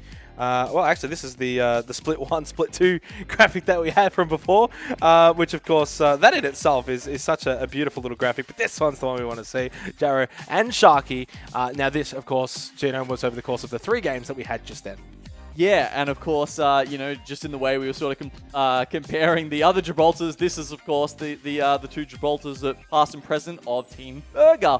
And this time, it looks like Jaro is actually doing the better, right? With 5.9 average contributing and 10 kills so far. Well, that is the same amount of damage and yet almost double the amount of kills. Sometimes it's that kind of day. Let's head over to our 4th game of the day. Of course, we head over the Storm's Point. And this is where things can really change a little bit for certain teams. Maybe not all of them. I'm fully expecting Reignite to continue to kind of do what they've been doing. But for the teams that maybe struggled a little bit on World's Edge, can they come over to here and find a little bit more success than what they had in the first 3 games? Well, you can't get much of a bigger change up. You can't get, you know, something to shake it up and give you that opportunity, really, more so than getting into different maps. So these teams are looking for a way in, way to make up for a rough start to the day in World's Edge. Then here you go. They've got it. Teams like Mythos, who haven't necessarily been doing Yeah, I haven't seen them at all, well. really. You know, a couple of them landing down near launch pad. That's the hot zone, so a little bit of help for them. Do you think much will change here on Storm Point compared to World's Edge in terms of the pacing of the games? Because I think when action started on World's Edge, it maintained for the most part. I think at least, you know, the main body of work that I have to go off is obviously in APAC North, but it does pick up the pace generally earlier than World's Edge does. Yeah, and it depends a lot on where the circles are, right? Because if you see circles sort of like northerly, there's some corridors that teams do run through. For instance, if you've got teams down in like Fish Farm, Launchpad, having to rotate through the eastern seaboard of the map, you can often see them get crunch into the points where you've got like, say, the spider nests on the east side. But we've got a very central circle here. That's pretty big, though, because Jurassic Park is where we haven't seen any circles finish there, because I don't know if it can or can't, but we've just, you know, there is that statistic that we actually had a look at in the green room at the start of the day. So that does actually mean for teams that know that and have that information, right, like there's actually not that many places it can realistically finish, and that makes it a little bit easier for teams to predict. Exactly, and teams, you know, again, we're always trying to sort of like plug our map prediction into Templex's brain and see where he goes first, just because it tends to be right about, I don't know, at least I'm gonna give it like 75% of the time. You know, tends to do pretty well. And so, yeah, I think he's agreeing with you. Definitely, no one's like, you know, running into Jurassic Park, right? They're taking the buildings that are up the top, just out to the north of Jurassic Park, up there, because that's where they think it has the highest chance of it ending, or at least giving them access to either side if it happens to pull over there. And already we've got Team Burger, we've got LU, we've got Reignite, the three that we would expect to know those spots the best. And the reason why it is arguably the best position you could go to right now is that even if it doesn't finish on that particular you know, complex of buildings, you will then end up in the middle, because it'll either then pull to the northern side of Jurassic Park, or as you said, it'll pull just below where, say, you know, Reignite and Lightning Unicorn already are. So you're either in the middle, or you are basically going to be smack bang on top of it. As we do have a little bit of a look at Lightning Unicorn, because obviously there's already so many teams around this vicinity, a good opportunity to maybe get some early damage in. And this is Reignite, by the way. The Lightning Unicorn are taking it to Templex. He knows his old team, and he knows where they're at here. Unfortunately, they probably don't want to press the issue too much at this point, because Lightning Unicorn have triple white. Yeah. Xenox. Double like, purple on Reignite as well. Yeah, exactly. And a blue. I mean, at worst, they're already 25 shields better off than Lightning Unicorn are. But that's what? That's 125 across the board, an advantage. That's kind of ridiculous. Yeah. So look, a good couple of pokes to start off with Lightning Unicorn. We'll actually upgrade Lala Bang's armor, but at this point, not only do they not want to get probably too feisty with that fight, but they've also got a great spot, a better one than Reignite, I would argue, and they don't want to give that up. Well, the other part as well, though, for Lightning Unicorn, you know, you could sit back and say they shouldn't be taking the fight with Reignite, but they need to actually still be aggressive and take those shots to defend that building that they've already got, right? They want to make sure that everyone knows around them, hey, we've got this spot, don't try and contest us, so we need to be making sure you're getting that early damaging, making it hard for Reignite to want to push in there at this point. I think Reignite's probably happy with what they've got here. Zero, by the way, just gets into a fight, gets the knock on his Abby, did lose his health and armor, but should be fine to get away with that one intact. So Reignite do have to be a little bit careful, because they are a little bit split here. Monkey's close by. Well, I think it was Jubjubib that got taken down by free agents, and then Zero, just the opportunist, came forward, and he took down Zabby. Now, Zabby used his bubble to try and get Jubjubib back up, which is why he went down after that. And now, obviously, it's even harder to reset. So free agents just are going to pull in, and there you go. Wow. Monkey's completely done. And that's sort of what I was getting at, right, with Storm Point. I think you can get these fights earlier and then also lasting for longer too. And the pace basically almost starts from round one. Whereas World's Edge, maybe it's more like round 2, round 3, and just starts that little bit slower. Yeah, and it's a lot of these spots that the teams are trying to play, they tend to be like tucked into the mountains. Yes. Right? There's less buildings spread across the map. Yeah, there are some, but if you're not, you know, like a Lightning Unicorn that's getting there super early. But look, honestly, Rig haven't actually tended to take those buildings. They do tend to prefer these positions with their backs to the mountain. Where they're not necessarily, they don't have as big a field of fire to kind of worry about. Okay, having a look at that next ring, oof. Doesn't change much, I think, is the way to sort of go about it, right? It doesn't really do anything different to what we probably expect the game and the way that it's going to play out. So it's not much to really come from this one, I think. Well, you can see some of those teams who perhaps are, you know, either A, a little bit more aggressive, or B, maybe not quite as confident, sort of sitting down in Jurassic Park at the moment and just trying to, you know, they will work their way in eventually. They've always got that option to Skyward Dive in, of course, with pretty much every team picking up the Valkyrie. I can actually see a couple, or at least one that doesn't have it. Emmanuel not running the Valkyrie here, but I believe they are the only one. Yeah, okay. So we've got one team without that rotational tool. I think that's been the case all day today, because when we saw the graphic before, it was 17 and Gibraltar was 18. So yeah, that's I don't know, a little surprising in some ways, just generally because of how impactful Valkyrie already is. But then on a map on like Storm Point, where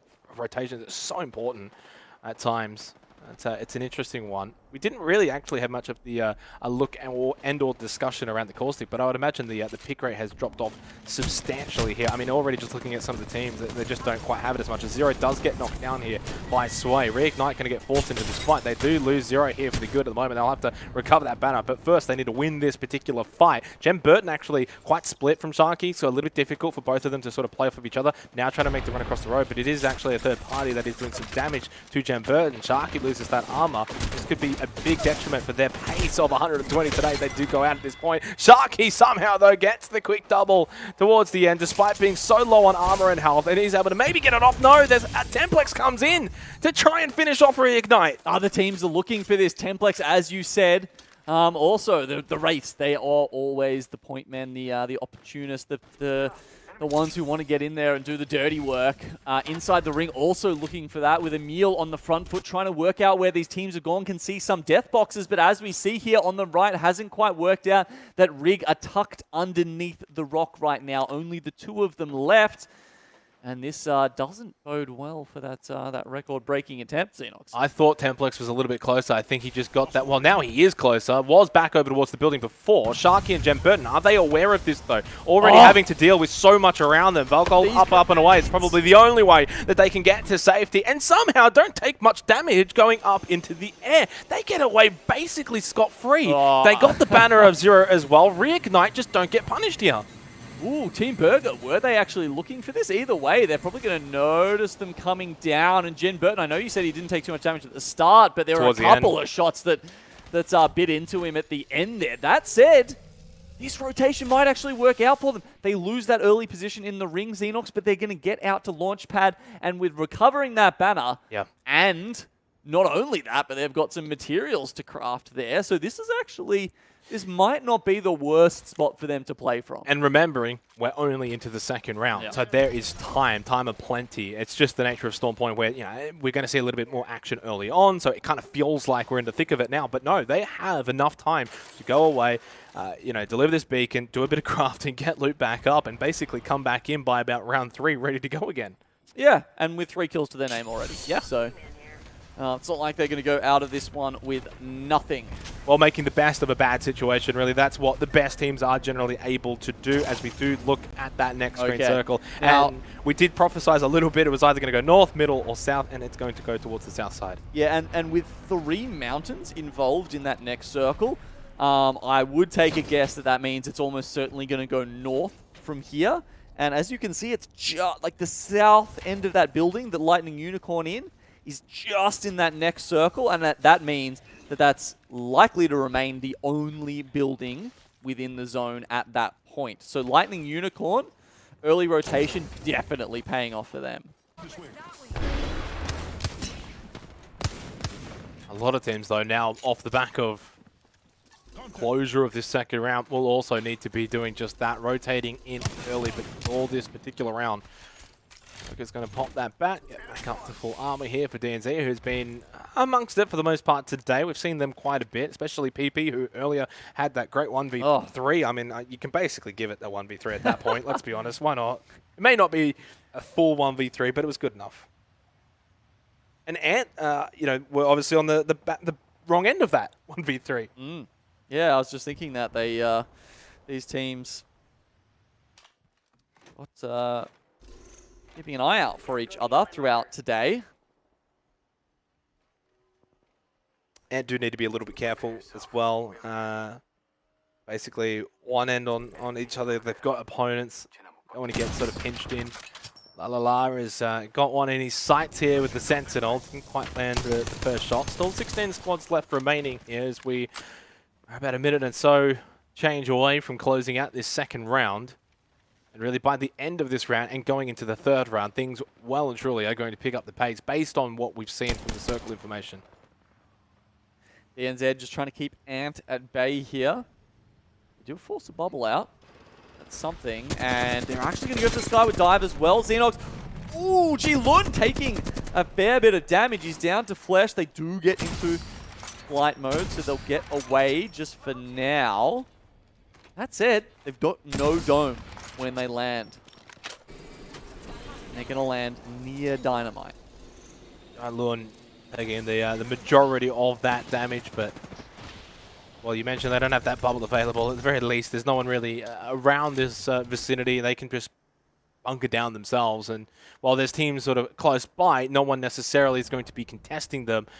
This is what I would almost consider sort of like a multi-layer little area where you've got underneath the building, then obviously you've got the roof, and obviously the main floor level as well. So you can actually harbor quite a few teams around here. I mean, even just around this sort of yeah, around the central silo, exactly. You often see a team play. That's where Ant have chosen to go. Makes sense. There's a lot of cover down there when you don't have a bubble and you know you're landing after the Skyward Dive. That's exactly the kind of spot that you're looking for to refresh your team. So with Ant down the bottom and Dynamite on top of them, Rig actually decided to go around. So they did their crafting over at Launchpad, and now they've pulled in. They've actually found a building. It's not the best one ever, but Team Burger. Well, Team Burger's in a great position to be this sort of choke point team here. Those teams around that silo, if they do eventually get pushed away from it, which I think is definitely going to be the case, have to go straight into Team Burger unless they've got that Valk ult to sort of just go up and over Team Burger. So I feel a little bit of pressure there, the time being. Holiday is doing his best troll impression.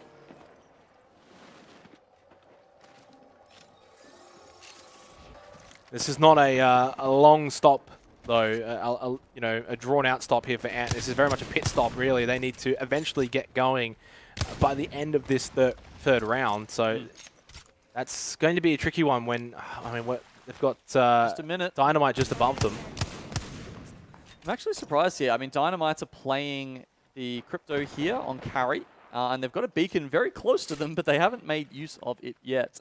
I don't know if that means they're worried about it getting sniped out by, say, Mythos or one of the teams to the north and then not having that EMP available. If I was them with a minute left, I would definitely be running my drone over and getting that information. In fairness, with this kind of circle, you don't need that much information if you know the way that it's going to play out. Generally, with the terrain around it, Jurassic Park, you kind of know where it's going to be finishing, right? They kind of know that they need to be pushing through that choke point towards Team Burger. It's not like a necessity. It's not like, oh my god, where are we going? You kind of know where you need to be going. Yeah, look, if you've got a Skyward Dive, though, you can really pinpoint that end position. That's true. And if you have that information, I think it definitely can help you, save a rotation, essentially. You can, rather than having to rotate once a zone, you can rotate once every 2 zones because you can see one ahead. Well, we do get towards the end of this third round. It has very much been, pun intended, a bit of the eye of the storm moment here, right? It started off with a little bit of a bang. We had Reignite, who got into the early fracas and then had to get out, get the revive, and everything was all well and truly good again. And now heading into the fourth round, I'm sure that pace is going to pick back up here shortly as teams continue to make their way towards this next circle.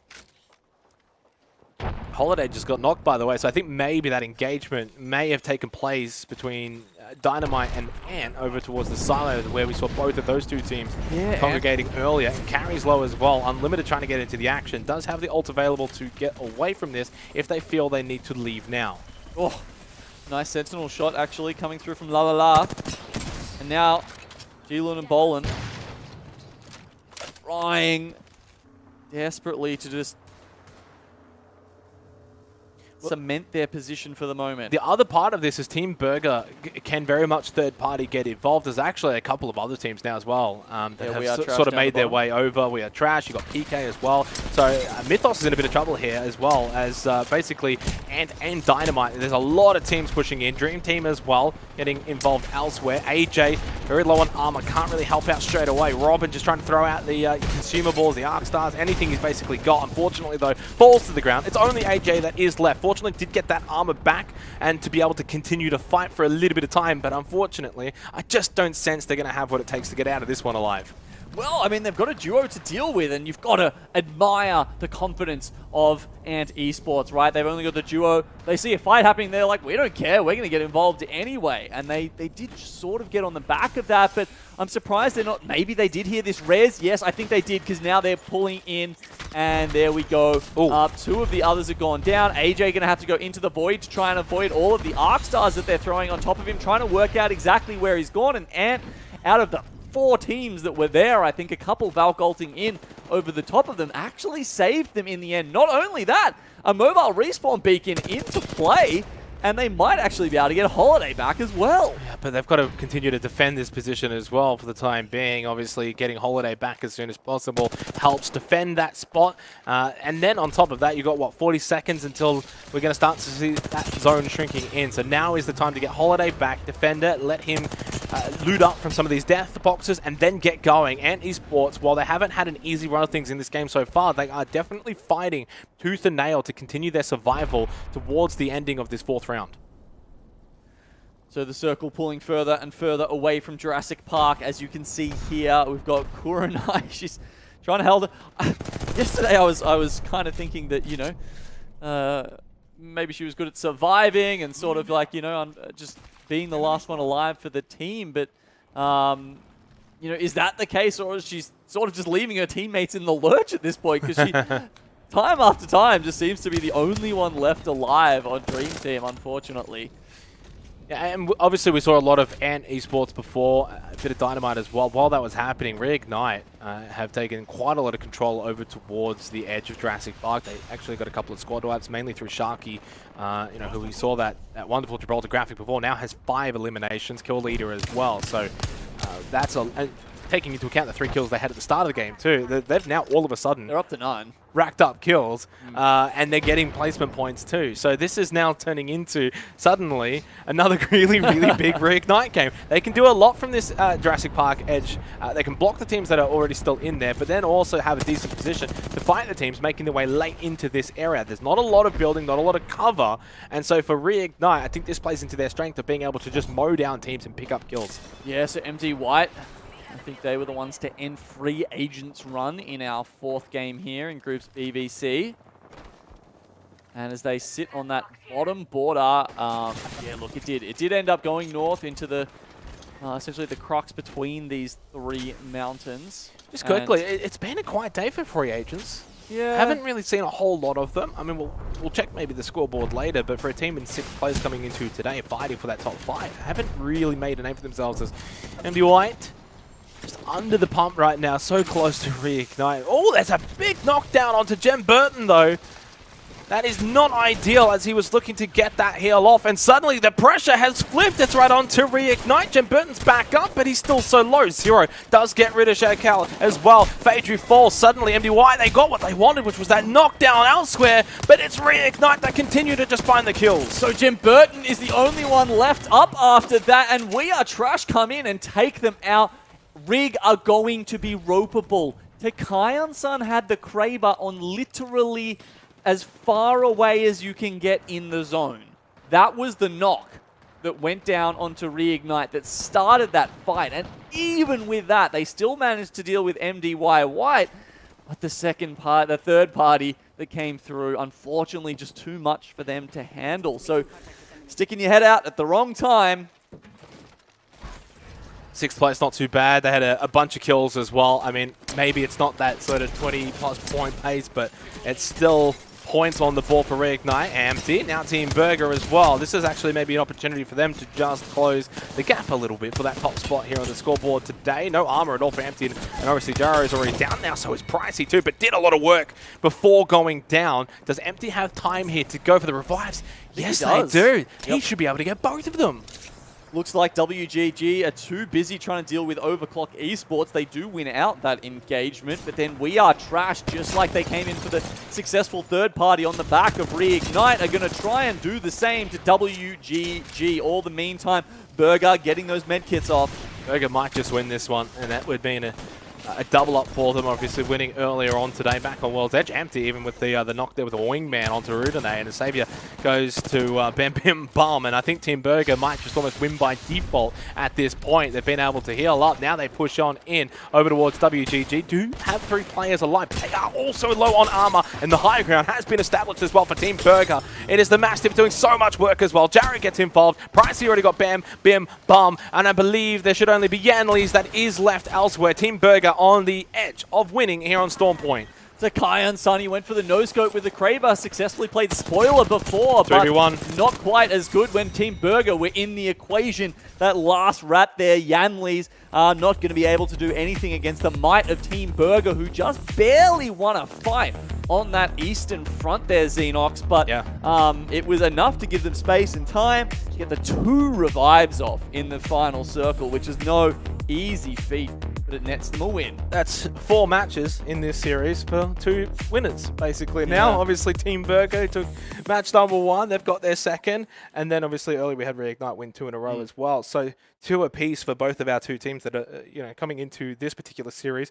They were in the top 5, and I think both of them are very much on track for top 2 at this point. With only 2 games to play after this, I don't think anyone's going to catch them. I'm very confident in being able to say that one. Yeah, I mean, we had that gap, the massive gap between Rig and Burger, and then the gap between Burger and everyone else, and that's only getting wider after this game. As you said, Rig not pulling out a lot of placement points this game, but they did get somewhere around 10 kills, which is going to be enough to continue moving them up the scoreboard and put them well out of the reach of even a team who's won 2 games so far this series. How ridiculous is that? Well, obviously for Reignite, as we look at the replay, they didn't have it easy in the early portion of the game. They got a little caught out, and honestly, could have very well been eliminated at this particular instance if we saw, say, Templex actually continue to push over and maybe go for the wipe. Didn't end up happening. Reignite get out of that position. They get to revive. They get to heal back up, and they made their way towards the end game with that. Now, I think they definitely were caught off guard when that big knock with the Kraber pretty much, I think, stopped Jem Burton from being able to get the heals back up, and from there, they just got pounced on. Yeah, I'm not sure what happened to Lightning Unicorn there in the end, because they had that great spot in their house for the longest time. And look, Templex going in to get those knocks, I think that's the right play. I don't think it would have been the right play for the team to follow him up, because at that point they're just giving up too much space, and someone else would have moved in to probably take the house over. So did well to just put the pressure on Reignite. It's a little bit sad that the other teams didn't help him out in finishing them off earlier, at least as far as the rest of the lobby is concerned. Did mention Lightning Unicorn 12th in the end here on our placement timeline, so that's a little bit disappointing. I think when you consider the start that they had, they just weren't able to really do much with it in the end. In terms of some of the differences, I guess, between Storm Point and World's Edge, we are seeing a couple of other different teams sort of make it towards the higher portions there, and we'll confirm that here with the scoreboard from, well, this is actually the overall scoreboard, and still 83 points for Reignite, 50 points between them and third, so, I mean, that's basically top 2 locked up. I think Burger's pretty comfortable with that 22-point gap against and esports as well. But We Are Trash, big jump up the scoreboard into the top 5. 27 for them. It's not too bad at this point in the game, but God, it pales in comparison compared to some of those top scores, doesn't it? 83, I mean, so what were they on? 68, so that was 15 points, I think it was, for them in that game. Solid effort for them, but they just need 10 points for the next 2 games in a row, and they'll get over the hundo. Well, I don't even know why you're still worrying about the 100. There's 2 games to go. They can still get the 120. Don't count them out just yet. I think that for Reignite, the fact that they also had to fight so hard in that particular game too, it was not an easy one. It didn't just come to them. They didn't get like the Storm Point, man. They didn't get the easy edge play. They didn't get to just rack up kills on teams coming out of a POI. They really had to work for it. So I think for Reignite, still 120 might be on the cards. 2 games to go. We'll go to a short break. When we do come back, we'll see if they can achieve it.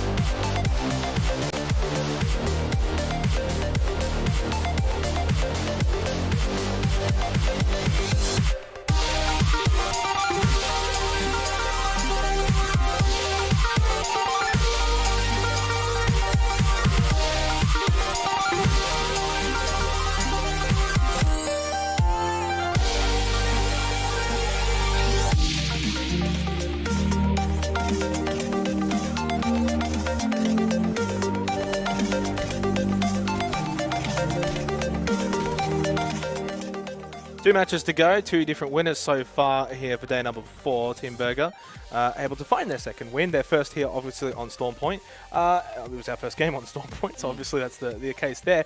2 games to go, though, Genome, and so far it really has been about both Burger and Reignite today. While we've had a couple of other teams try and make a name for themselves, maybe like Ant Esports, everyone else hasn't quite been able to contend with that top 2. No, they've been absolutely nowhere near the kind of domination we've seen Reignite pull out today. And, you know, even Burger, 65 points at That's game pretty 4. good. Yeah. That's a good score. Yep. And yet there's seemingly no chance they can win. Like, if they were in a different lobby without Reignite, that might be good for first place, right? Like, that's the way you kind of... might be. 49 kills, Enox. Yeah. What the hell is that? Ridiculous amount. What's interesting is actually Team Burger have more placement points. They than do, Reignite. because, yeah, with that last game with Reignite going out kind of early, they've slipped off the pace, you know? Is that it? Is this the end for Reignite? The downfall? Wow. No. When you get 49 kill points, you can do whatever you want, really, with your placements. And I think that's a big testament for them in the final 2 games here on Storm Point, where it's so much more open. I think that plays into Reignite's hand. Yeah, I've just realized what happened in the last game, right? Things were getting a little bit too boring for them, right. they said. So they just decided to spice it up a little bit. They're like, you know what? Let's get out of here. Let's take a kill. We'll respawn. Do something a little different this game. You know, they just wanted... They wanted something to bring the excitement back. Hopefully they had a little bit more fun with that one. Let's go and have a look at some of our kill leaders today and see how they are tracking. It's no real surprise, really, when you see 2 members of Reignite. But Jarro's doing pretty well for Team Burger, 13 kills, but so far off the pace of Zero and Jem Burton. Holy crap, 19 and 18 kills. Rarely will you ever get that much in an entire 6-game series. And 4 games through, we have these guys almost about to crack 20 apiece. That's almost more than a lot of teams have today. Yeah, in their entirety. Yeah. I mean, from 4 games. Yesterday we saw Jen Burton get 13,000 damage, right? The most damage that had ever been done in a series. Really? In Nice. APAC South. Okay. And again, that was probably more than a lot of teams had in their entirety for that series as well. Right. Yeah, I mean, obviously, it just really speaks to how good Reignite not only playing today, but also yesterday, and honestly, just for the split in itself, and that top spot, that little gap that they've got in terms of the overall standings, I think by the end of today, I mean, they're going to get all 25 points today, right? So I think they're going to be able to increase that gap. And obviously for Team Burger, second place looking like a bit of a lock for them as well. That helps certainly their case for top 5 too. Yeah, I mean, they've got to try and push that up a little bit with, I think it was only maybe like 11 or 12 split points they got yesterday for Team Burger. But you know, they did well in those first 2 days, so now they're kind of coming back. That said, if you think about the way the groups work, you know, they had good day, bad day. So now that we're repeating those groups again, you know, do we expect another like good day, bad day? Right. I also what do you expect really for these last 2 games? Do you expect more dominance from Reignite and Team Burger, or do you expect something else to take place? Maybe like an Ant Esports, maybe get over the line. They're not too busy fighting DNZ again. Yeah, look, Rig, obviously, they were struggling to find the right position there. I mean, the way they went down, I mean, I'm not going to put it on their heads the last fight, right? Yep. Like, they lost to a Kraber. It happens. You know, usually you hear the crack of the Kraber and you're like, okay, we're just never peeking ever again. That might have actually been the first shot. I think I tried to go over and have a look at Takai and Son's ammo, but can't remember exactly what it was. Either way, it was one of the first shots he put out there. So, yeah, again, Kravers happen. Sometimes you just can't really do much about it. But that first fight, honestly, yeah, like, was that the best spot for them to be playing in? They have tended, as I said, to try and tuck themselves into the mountain and trying to play those spots. But, you know, like, you've got some rocks over here. You dive in. That opens you up to an angle over here. You got to shift around again. They're not necessarily the best spots to be, or they're not perfect, right? If a team just happens to shift across into your line of sight, it can be kind of rough. That's Storm Point in a nutshell, though. If you go too early, a lot of open areas, probably less buildings, right? Less compounds to really hold out for, and especially when you go that early, on an area like Jurassic Park, where there's obviously, it's not going to end there and it's going to end just sort of outside of it, and there's really not much cover, you're pushing in that early. Of course you're going to get a couple of teams taking some pot shots, and I think that did hinder their start. Fortunately, of course, they got out of that, right? Like, it didn't matter too much in the end. For still a pretty decent finish overall, 15 points or so from the game. Speaking of the game, match number 5 is ready to go as we head back over to Storm Point. We'll see, can we get a different winner here for day number 4 of our first series, or will Reignite and Team Burger continue to take home that podium finish? Calling the ball. Let's land over there.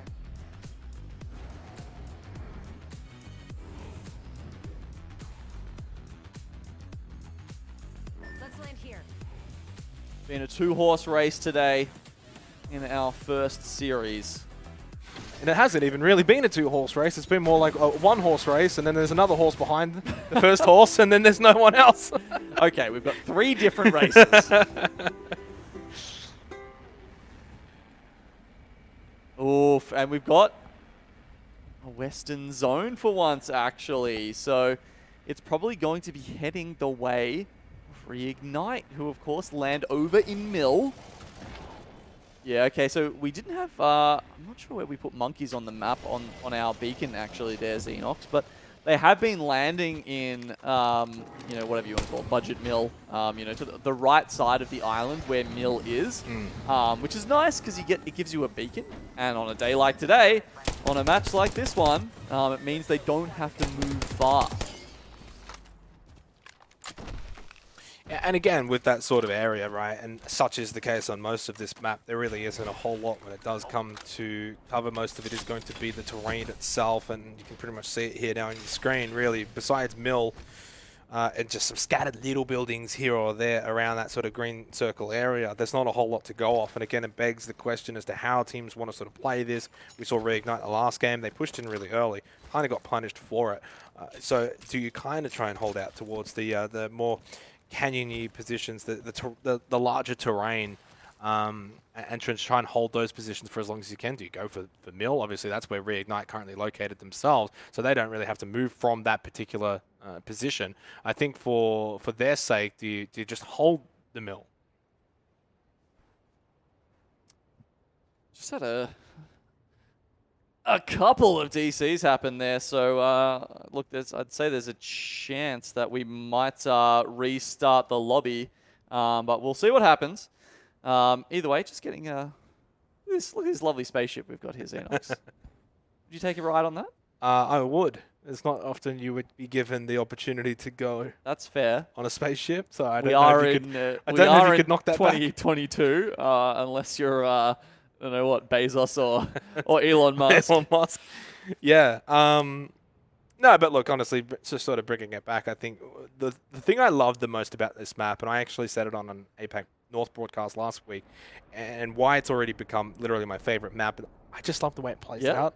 Yeah. It's just so smooth paced. You get a lot of that action earlier than you would generally get on World's Edge. There's less of that bunker play style, and generally, think of like a Skyhook ending, right? It's never really the most fascinating, or even like a Fragment West kind of ending. You know when you were talking about like, oh, there's less buildings around, right? And it's like, I'm not sure there's like less buildings across the whole map. Not necessarily. But certainly in terms of like clustered in one POI. Very scattered. Yeah, you never get that city sort of feel, right? Like even in, I don't know, say Barometer, like there's a couple of big buildings, but there's never that many. I mean, Stormcatcher's one big building in itself. The Wall has a couple, but yeah, you're not getting that like 20 high-rise buildings like in Skyhook. And even really sites like, Launch Site, for example, Dome, POIs that can really hold a lot of different teams, not necessarily as common on, say, Storm Point.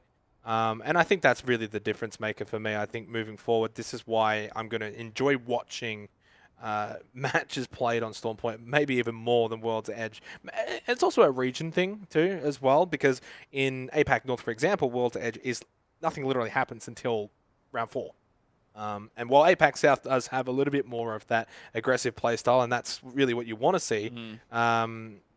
And obviously on Storm Point, though, you still have that. In APAC North, Storm Point really speeds up that region, which is really nice. Yeah, well, it's one of the things I've always appreciated about APAC South is just that consistent pace to the action. It doesn't matter kind of what stage of the game you're in, there's always something to watch, always something Yeah. to do. Unless you get, like, say, one of those skyhook circles. And here we are, right at the start. Team's already going down. Yeah, and well, I mean, down and pretty much out for the count as well. Pretty easy one there for Jarrah, who we actually had on our graphic. So far, if you're on the graphic, you're having a pretty good day today. And for free agents, I think this is where, again, I completely blanked on looking at their position on the scoreboard because obviously coming into today, 6th place, fighting for a top 5 position, and I don't necessarily think they've been having such a fruitful day today. That we haven't seen them, say, in the top 5. We haven't really seen them even really be that impactful in the games themselves. Yeah, 52 split points coming in today. You know, like number 2 was 59, right? They're not very far off that. So you're right, they are definitely in the mix, and if they get any lower than, say, 5th place in this lobby today, they're going to be unhappy with that because it's probably going to move them down. Yeah, especially when we've still got another series to play after this. And you would imagine that we're going to be seeing the teams that, well, I think we've got about 3 teams actually in the other series to come later that are already in the top 5. So when you look at the teams in the top 5, Team Burger, Reignite, they're already having amazing days. That makes it difficult, obviously, then for free agents, as we obviously do come back here. Just some technical issues. That's fine. We'll move on with that. But keeping with free agents here, if they don't get points here in the last 2 games, I do fear, as you said, that they will drop away from that top 5 overall, and there's not that many more play days to go. Yeah, free agents, and I mean, look, you know, it's kind of in the name, isn't it? Right? They want to get picked up. A lot of teams, frankly, there's a lot of good teams in APAC South who kind of deserve, you know, to have a bit of support, to have an org behind them, maybe to have a little bit more support than the prize money they're picking up, which, you know, to be fair, in Apex is doing pretty well. Yep. That said, if you get overseas, if you grab one of those 5 tickets to the LAN, I'd say there's a pretty high chance someone's going to come knocking on your door. Oh, 100%. It generally happens really in most esports, but continuing to the sort of discussion around the standings coming into today with the free agents, you compare, like, say, a direct opponent in, like, Ant Esports, who is obviously having a pretty decent day, fighting for that 3rd place, which if they can achieve that, that's amazing in itself. And then when you consider there's only a handful of teams that are above them within 10 points, that could see them not only get back into the top 10, but maybe still just keep in touch with that top 5, just barely maybe having a bit of a spark of hope. Yeah, I mean, you say spark of hope, right? I mean, like, there's a lot of teams here who, you know, one good game versus, like, let's say Lightning Unicorn come first this week, right? And which they're obviously not going to, but you know, and they pick up the 25 points, and someone who is ahead of them, like free agents who are on 52, you know, they have an average day, not even a bad day, but an average day, and pick up, say, 10 split points. Lightning Unicorn jump ahead of them. Right? Well, so, that's exactly the point. You know, there's absolutely hope for teams, you know, honestly, probably down to maybe even like halfway through the lobby here, to try and pick that 5th spot up if you're really trying to get there. Yeah. We're just obviously having a couple of tiny little issues, but it's nothing to worry. We're going to go to a short break. When we do come back, though, of course, match number 5 of this series on the other side.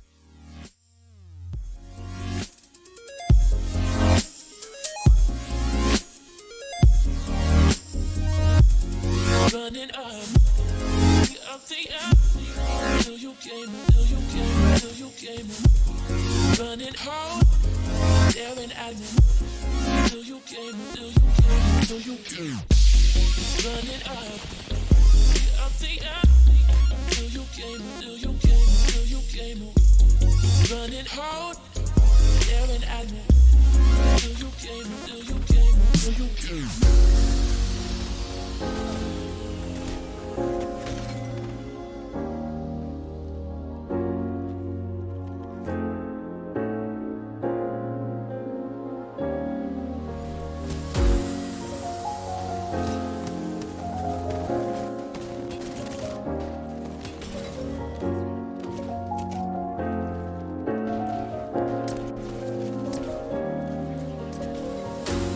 Running up the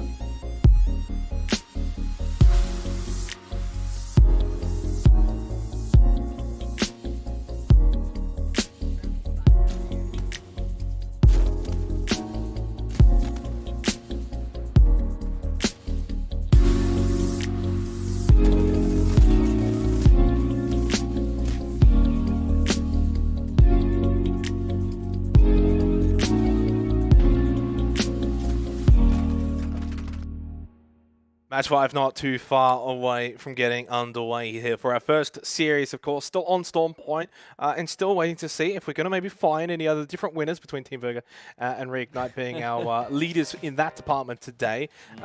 Short up our issues, should be good to get into the game very shortly. I think coming into the final 2 games, though, again, reiterating what we really want to be seeing here is another team just trying to get that win, trying to stand up and compete with the top 2 teams today. Well, it's hard when they're pumping out these kind of numbers, Xenox. I mean, look, not even, 8,000 after 4 games, so that's slightly less than what he was putting out yesterday, by the way. Downward spiral. Nuts, and yet somehow still less than yesterday. Let's get straight into match number 5 now. No more winding around here to get closer towards wrapping up this series, which has been all about Reignite and Team Burger in this, well, you said 2-horse race. I said 1-horse and 1-horse race because they're not really racing each other anymore. It's all about how far can Reignite get, and can they maybe get over towards that 120 point mark. Can they beat 117, their own record? You reckon that 100 is a safe bet? I agree with that one. 2 games to go.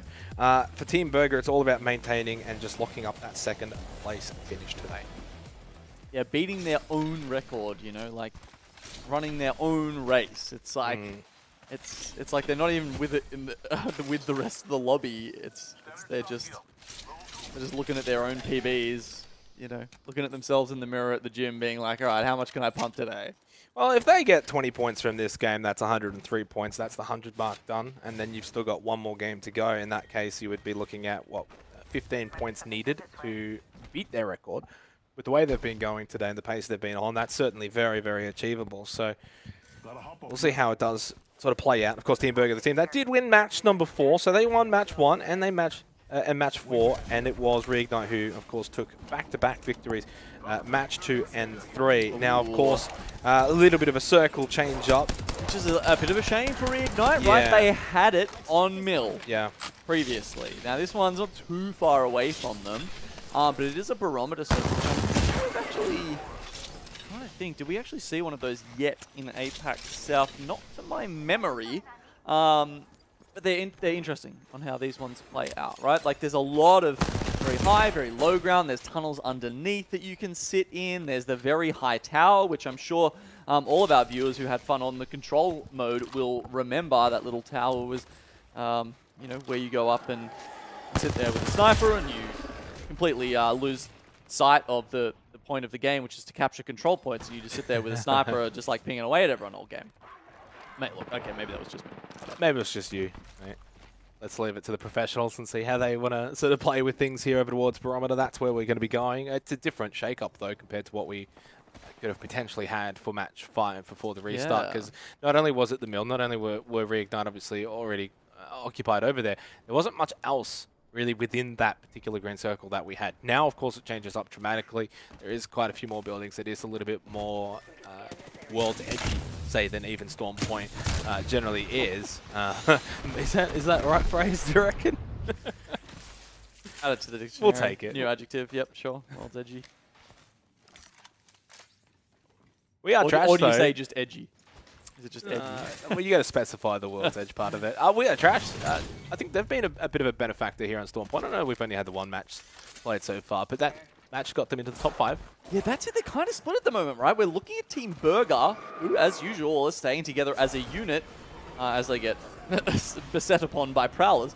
But Savior is actually super split from Yanleys and Rudine right now. And if Burger catched him off, if Burger realized that he's there, he is done for. Oh, and they're actually coming in from behind him now as well. I think this could be and it's stopped? white armor too. I think they've maybe just spotted him going into that building. I mean, they've actually watched him continue to go past it. White armor, they'll not only get a very quick crack, but should be able to get this down. Now, fortunately, a little bit of help has arrived through Rudine, and he's able to get that bubble. And it wasn't even a crack. There is still a tiny bit of white armor still there. Savior gets off a shield cell, and they're going to be able to get him back out and alive. This is a pretty fortunate little moment for We Are Trash. And they're so scared that they just Valcolt out immediate. Yeah. We see them push over the mountains there. It felt like it was a 3-2-1 lineup from Burger, and they just kind of missed a little bit. Yeah, and they don't have the capacity to really fight there. Double blue, white armor already basically cracked onto Savior. I think this is probably the smart play to just honestly, you already want to go to Barometer anyway, right? Yep. And you're going to have a lot of time to get that Valk ult back anyway. I don't even know if it's going to be that big of an issue later on.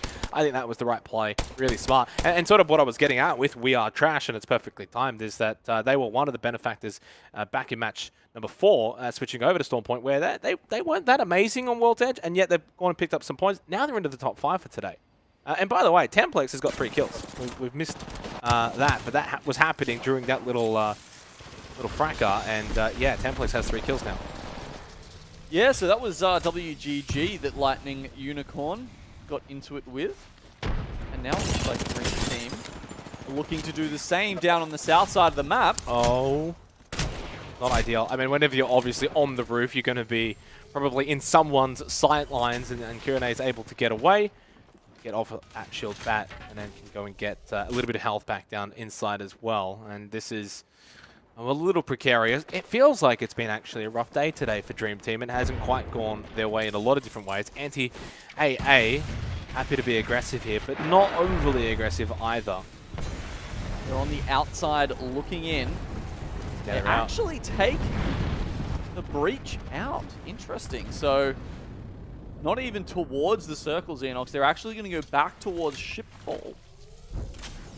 Despite, it felt like they were constricting in on Dream Team there, and it was almost like it was a matter of time before they were just going to pull that knot shut. Well, I'm wondering if maybe they were caught in 2 minds as to whether they wanted to engage or if they just wanted to keep the pressure on, or if they just wanted to honestly back away. In the end, they do just kind of back away. And I think if you're never quite 100% sure as to what you really want to do in that position, it probably is better to take the breach, get away from there, and then you can go into a bit of a safer area to go back and think. Rather than sitting on a roof and being like, what do we do? Do we go in? Do we not go in? And you kind of then get caught in no man's land. Then another team sort of Valk ult rotates over, and then they see you on the roof. And then if you have another team that third parties you, you're on that roof, and then you kind of, one person goes down, then the team inside's like, oh, actually, let's just go out inside and kill them. So I like it in the end. Yeah, and there was a couple of teams looking on, to be fair. I mean, you look to the west there, you've got MD White, Free Agent, and Rig staring across at them. Emmanuel actually made it across in front of the shipwreck in the Trident. And looking at Gale Station here, there's still a Trident ready to go. Saw a little drone just sort of flying around as well, and so much information that can be gained on Storm Point with the crypto. I'm surprised there's still not as many teams that have elected to go for the crypto. I mean, it is being picked a little bit. Typically in APAC North, we would maybe see like, say, 10 to 12 picks, especially on Storm Point, just because you can get so much information because the map is so much more open. You can typically see a lot of the teams generally hiding out in terrain such as this, like Reignite. And obviously, the more cryptos there generally are, kind of cancels each other out. So right now, you see maybe only 1 or 2 drones flying around. That's a lot of free information that the other teams aren't getting. But sometimes you don't need it. If you're good enough at picking those spots early, Xenox, you don't necessarily. So are you saying APAC North's not good enough? Well, look, I'm joking. Oh, I mean, I watched a couple of FFL competitions in the past, Xenox, and it's safe to say that the APAC South teams came on top South is more best. often than not, and that was on Tokyo service. Okay, I can like say you can't even blame lag. I'm on the South broadcast today. South is number 1. No doubt, no doubt. It has slowed a little bit though. Too, I think a part of that is because of the fact that we're over barometer, and there is just a lot more space for teams to be able to occupy compared to, like, if we had that mill game, I would have expected a little bit more aggression from teams earlier on to really fight for positions. But so far, there's not much to fight for yet. That will change, of course, as we do just now close round number 1 and head into the second round soon enough. LU, because they took such an early fight, they're going to be the late rotators in this game. Unlike DNZ, of course, who it's kind of more their style. They're just heading across to as many crafting stations as they can find. And esports on the other side of the map are still over towards Sinnoh Caves. Don't mind that though, because I don't see anyone else around Sinnoh Cave, right? So I think that they're going to be able to have that western side to themselves here for Ant Esports. Again, a team that is essentially just fighting to keep that third place that they've got. 2 games to go. Can they do that? And boy, look at that green circle right on top of Reignite, the south side of Barometer. So that's the main portion of Barometer that now effectively has been displaced by this circle shift down towards the south side, and that does mean it is going to be a bit more open. We saw Reignite before, sort of on this little island. A lot of it is just going to be terrain and playing around that. That's going to make it very, very difficult for the majority of teams. You can't fit that many teams in that circle. You can't, and it also means you have to play it a very different style, right? And as this map, it actually demonstrates it beautifully. You see Rig, they're actually quite spread out because you can't just bunker down in one place and just keep in there tight, right? You actually have to worry a lot more. You have to essentially build out a much larger area for yourself to be safe, as Dynamite is certainly not safe pulling into this house. Well, I don't know if they actually realized someone was home. It was MDY White. They were down below, and then as they push up the stairs, they actually do a decent job of shutting down Dynamite, who honestly could have done a little bit better there, all things considered. Well, as you say, there's not a lot of places to play Xenox. There is actually a building just on the south side of our vision right now that's not taken. Teams could find their way into there, certainly. Yeah. Who was that just got absolutely demolished? Dynamite. You know, if they had have gone Valkulted into that building, they probably would have been fine for another circle. But nope. Unfortunately, they try and mess with MD White, who were not in the mood. But MD White weren't even in really the best position to fight back straight away. I mean, they were literally all just sort of funneling up the stairs there.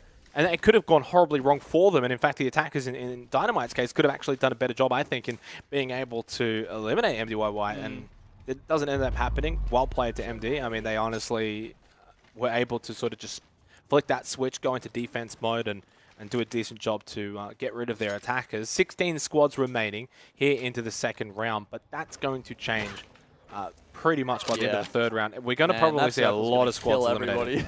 Yeah. There's just so little cover.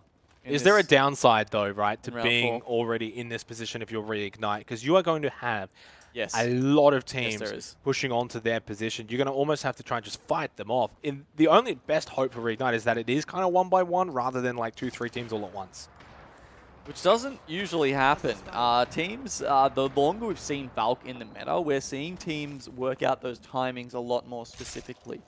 You'll actually see them wait. Like, you know, if they've got a good position, they're not under any threat. They'll just sit on the Valk ult for a good, like, 10-15 seconds, waiting for the round to close until they know it's the moment that they want to get out there.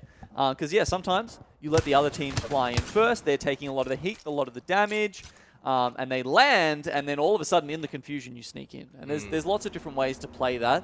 But yeah, look, if there's one team who's good at taking that sort of pressure and playing that kind of tension, it's Reignite. NZ just now pushing over towards Dream Team. This is going to be a fight the Dream Team have to take here. They have to defend not only their position, but their ability to get inside of the next circle. Angelo losing all of their armor initially over towards the bubble. Arcstar does go out. I think it does catch Kurone here, who has now got no armor at all. Angelo in the front line trying to get involved, but remember, lost their armor immediately. And unfortunately, it's not looking good again for Dream Team, who have just not really been able to win their fights today. Play your life. I mean, I don't know how many times they've said that to Kurone today, but always seeming to be the last one alive. This time, she can't make it out, though. DNZ will finish the squad wipe completely and take up their position in that building. Not to be trifled with, the Chinese team. I counted before about 7 teams inside of Barometer still, and they all need to get moving pretty soon.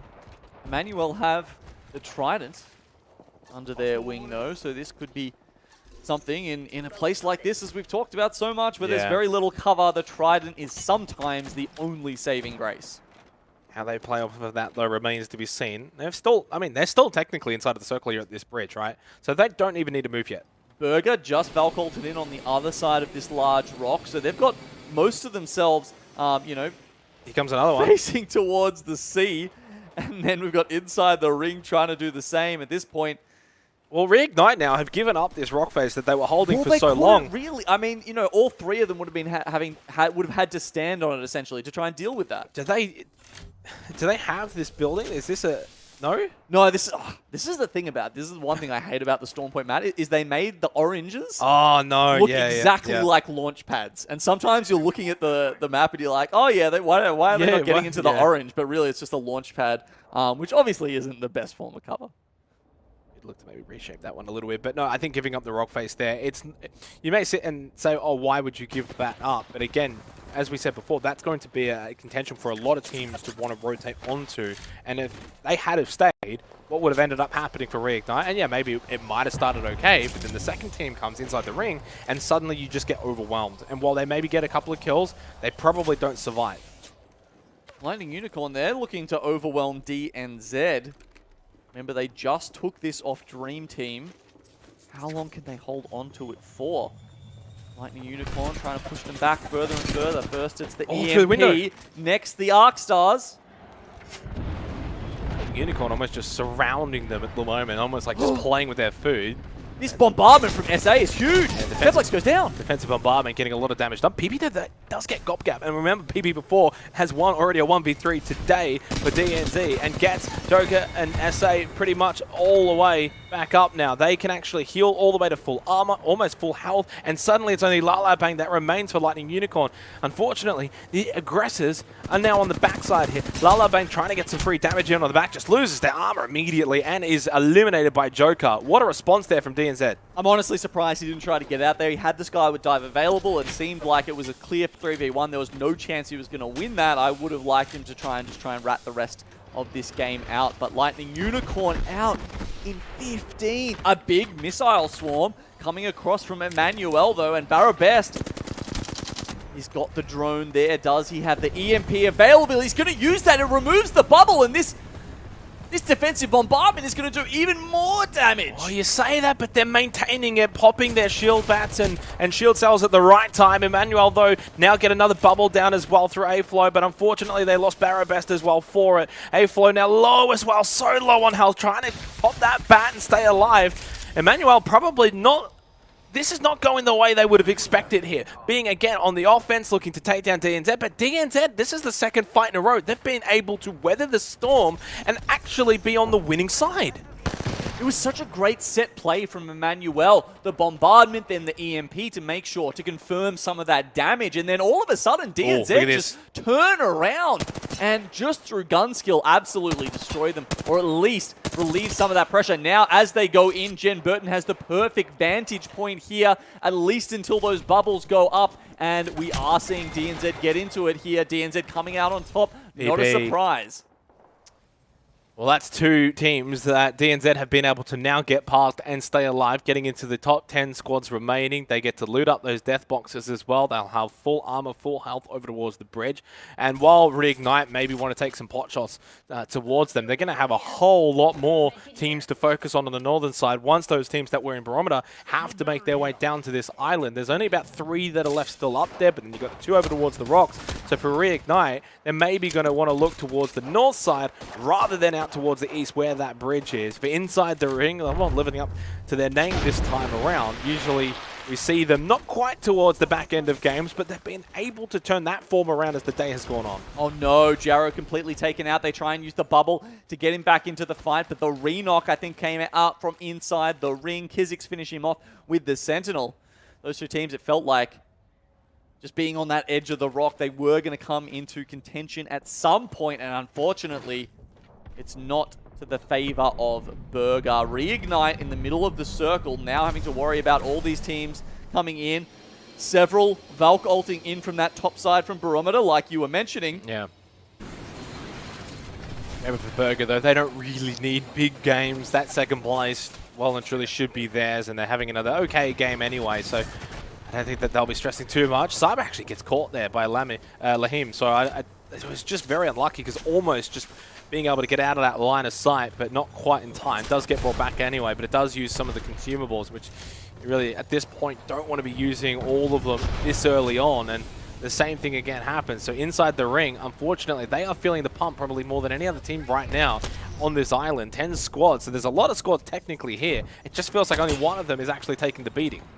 Inside the ring, they've got MDY on a building and anti-AA on a building, both on either side of them. Both those buildings will be in the final zone as well. Xenox, anti-AA somehow. Burger was eliminated. There we go. MT and Pricey, the last two to go down there, as we've got Dream's Commander going up against Free Agents. They're trying to hold on to the building they've got.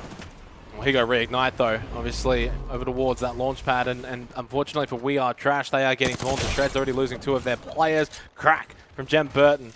Obviously has to just fall away, pop this shield battery himself, though needs to be careful to just not get too overly aggressive. And Reignite so far playing this really, really well, continuing to look over towards this bridge. That bubble will dissipate, and Zero was watching and waiting with the Kraber. Big shot, big damage, and again, it just feels like this is Reignite's day. 9 kills for DNZ, but next to them, Reignite next in the lobby with 4. Considering they're in such a fantastic position, and I feel like they're very likely to pick up some placement points here, Xenox. They're doing pretty damn well. They're also in a good position to pick up more kills really as this game does sort of die down. I think Reignite could be the team to really sort of sweep and clean up the lobby, especially some of these wounded teams. You know, you say 4 now, I could still envision them finishing on around maybe 12. And if that's 12 with a win, I mean, that kill point tally is again going to rocket up as PK are feeling the pressure. Hey, down. So that's important. No more bubble in this fight. Once that dissipates, that's it. That's all we're going to have. Bunny Hop can't get out of this one, unfortunately. It's only Little Arif that is left. The Valk, not even really close to the action either. Loses all of their armor. About to lose their life, I think, as well. Hiding behind the palm tree. Pretty much on the most sliver of HP. Gets the bat off. Maybe gets this medkit off. And just keeps a little bit of hope for PK. Reignite, they're pulled into this building at the bottom. Anti-AA is set up in here, and they're going to have to back off now. We've got thermite grenades blocking their entry into this building. Luckily, all the other teams right now very much concerned with the buildings that they're fighting over. And on this southern side of the ring, Reignite have found at least a spot to stay for now. Take that. Still 7 squads remaining. I think out of all of the games today, this one feeling like it's really coming down to the wire in this final round with still so many squads alive.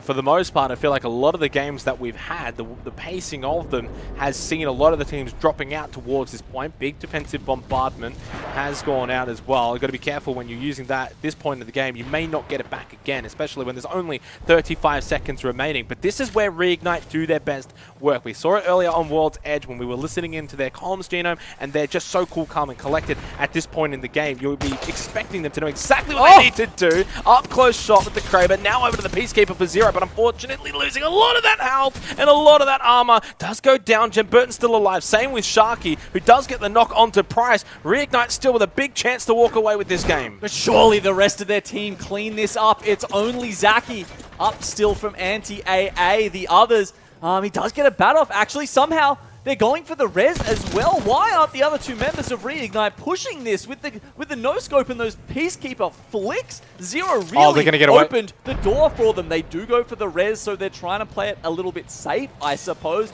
But in the meantime, Anti-AA... It's only Zaki. So, I mean, really, what can you expect Zaki to do here? I mean, you could go for the revive, obviously, onto Sway. Never mind, that doesn't even happen. He tried before, couldn't get it, obviously. Well, Reignite now in a similar predicament here. Zero goes down immediately. Big knock. Can Reignite find their 3rd win today? Inside of the bubble now. They get rid of Zaki. The solo for Anti-AA. 4 squads left, running out of time here in the final round. Zero still down and probably out for the count at this point because Reignite need to push forward. They lose Sharky. Massive. Jem Burton does have not any bubbles and Les can get this revive off now inside of the zone. Just needs to run and see if they can at least get into the top 3 here. A couple of kills, but also really good placement points. But I think we may find a new winner here. We've only had Burger and we've only had Reignite. Have we got someone else? Seems almost certain here. Jen, he's found a good spot though. They don't know he's there and the other 3 teams are going to get into it. Bubbles go down, but they're trying to find their own spots here because they're too worried about being the first to not make it into that top 3. Jem Burton's gone down, by the way, so that's not going to be a last-ditch attempt. It's going to be one of these 3 teams. DNC hiding behind the container. They will be forced out of it. Bubble goes out. MDY in a good position for it. SAPP both get their armor back up. DNC can actually fight here towards the end as well. Balkan goes down to show kill as well for MDY. Now up close with the Mastiff. Joker, this might be DNC. They've had to fight basically the entire game from almost start to finish, and they crossed the finish line in first. What a match for DNZ. So many kills. They had to fight basically tooth and nail the whole way to get onto this island. They get there and they get the win. It is going to be a big game for DNZ. Their points are going to be flowing. Absolutely. I mean, you know, we checked in about maybe halfway through. They were on 8 kills, okay? And that was with a couple of circles left to go. Lord knows how many KP they picked up in that final battle there. It would have been at least 5, I'd say. So we could be looking at a 30-point game there for DNZ. I mean,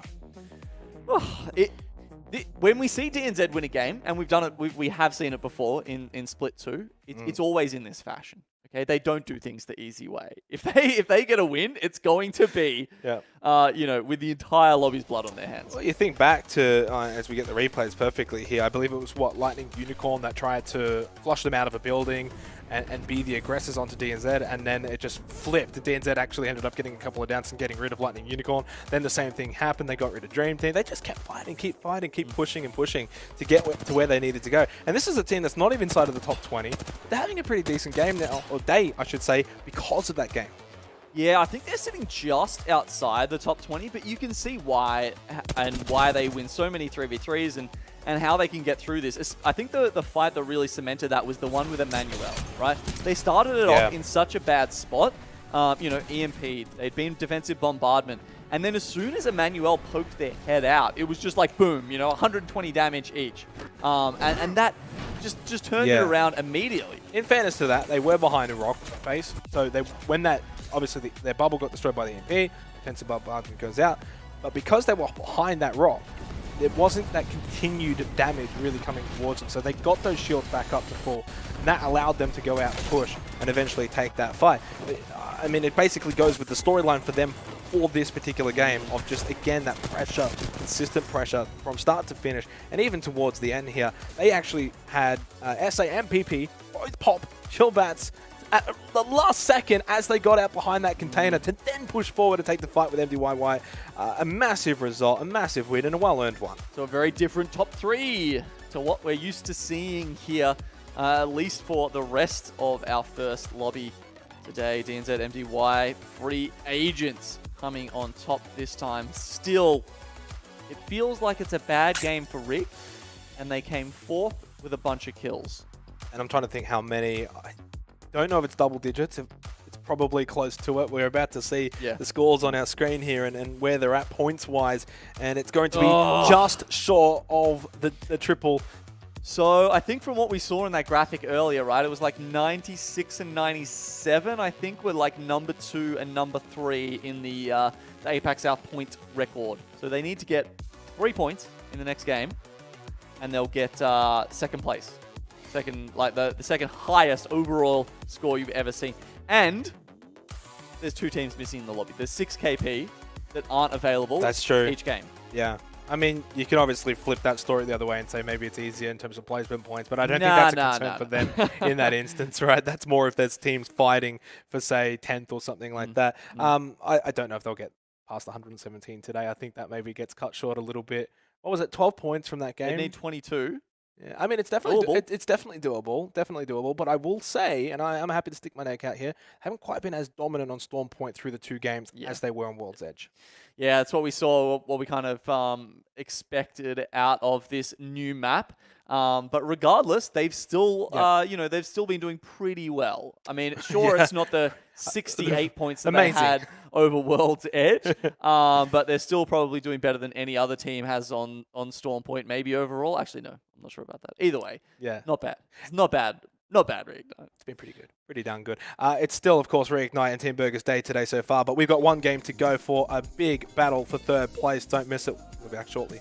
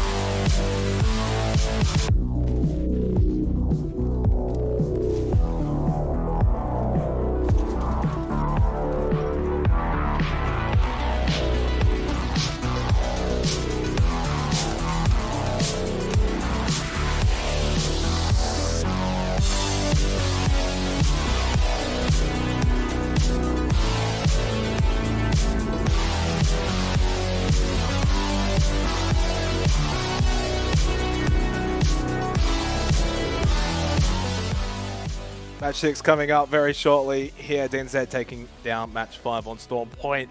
This series has been so entertaining today, Genome, of course. It's been all about Reignite, no surprise, Team Burger as well. But I do feel like that battle for third might just be heating up a little bit. Yeah, with a couple of teams coming up with some big points in that game 5 there, and you know the end circle not really featuring any of those big names.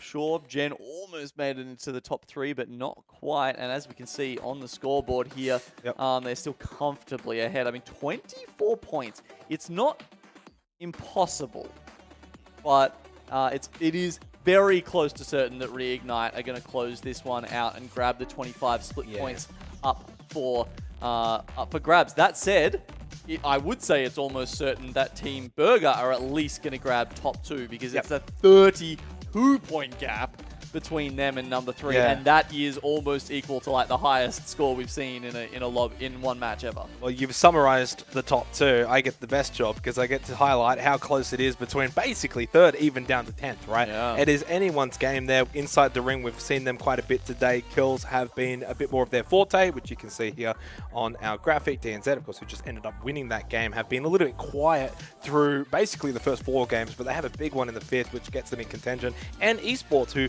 occupied that 3rd spot for probably more than most teams, have now dropped down to 5th. But I mean, evidently, they're not that far behind. They can have a good game to finish off. Free Agents, I think, are the one that I would have my eye on here that need to have a really, really good match 6, because we know they're 6th at the moment coming into today on the overall standings. If you want that top 5, they need to finish 3rd today.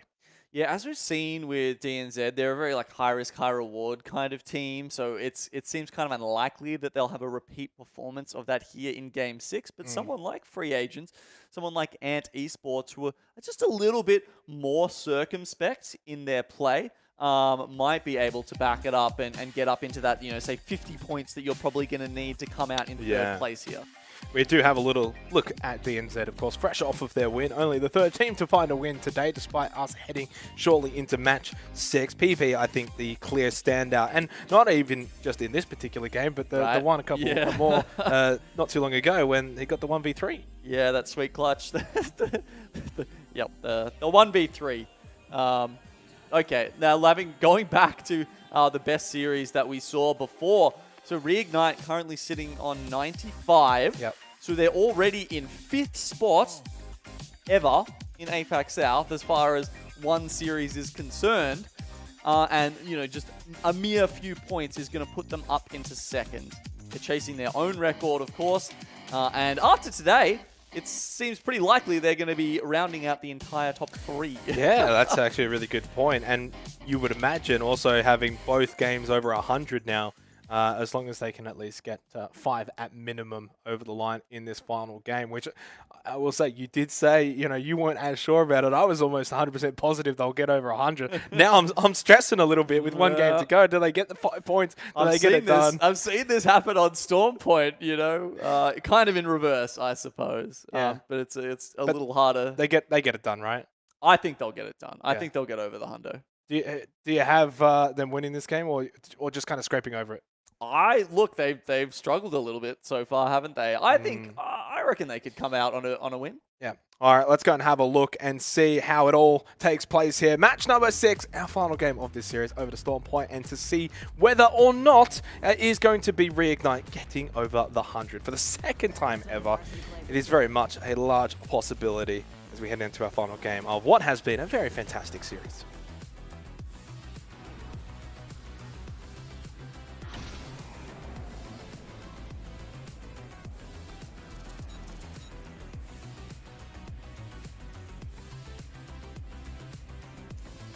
Our teams from Group B and C stream into Storm Point for the last time today. They'll be 2/3 of the way through their Split 2 Pro League matches. At that point, some pretty big indications of where these teams are at, how they're comparing to the rest of the lobby, where they're looking to end up at the end of the season. Are they looking to take prize money away? Are they looking to make it overseas? We've seen another one of those rough kind of paths here, actually, where DNZ only just getting up to Lightning Rod now. having to take several gravity cannons on the way. I think that's why anti-AA, even though it's, you know, strictly a worse POI, well, it's not even a POI, the Cliffside Depot, right? That's just the area we call it up on that top right there where the yellow players are. Sure, the loot's not as good, but at least you can get Xenox. You know, they're there a good, I don't know, 20, 30 seconds before DNZ make it all the way up to Lightning Rod. And you can see High Point, not even a team opting to go there today. We will probably see DML sit there in our second lobby today. I always like going down the High Point, one of my favourite shopping centres. We do have our circle, by the way. Barometer once again, but this time more to the northern side rather than that island down to the south. So while I think actually the start might be somewhat similar, obviously the ending will be quite different. Yeah, well, I don't know if the start is even going to be that similar, actually, Xenox, because as we talked about before, Jurassic Park not really in play in terms of final circles, right? And that means the teams know it's probably going to be somewhere around this sort of main barometer area. And a lot of the quick rotating teams, last time they went down onto the southern island because they were predicting that that was likely to be that end spot. Oh, right. I was like, who died up there? But of course it was a flyer, as you tend to see down at North Pad. And you can see just kind of sadly looking up at that. Though I guess Jilun could go up and grab it, right? He's got the jets. Zabby almost gets shoved through the window there. We almost had an accident. Well, I mean, going back to your point there about barometer, I mean, it can also still finish a little bit to the northwest of it, a little bit out in the open too, around the water. So it's not like it's a given that it will 100% finish on barometer, but I do kind of get your point. I think when there's a large section of that circle that is definitely going to be inaccessible in terms of, well, actually, now that you've you've shown me this particular graphic, I think it is going to be a barometer finish.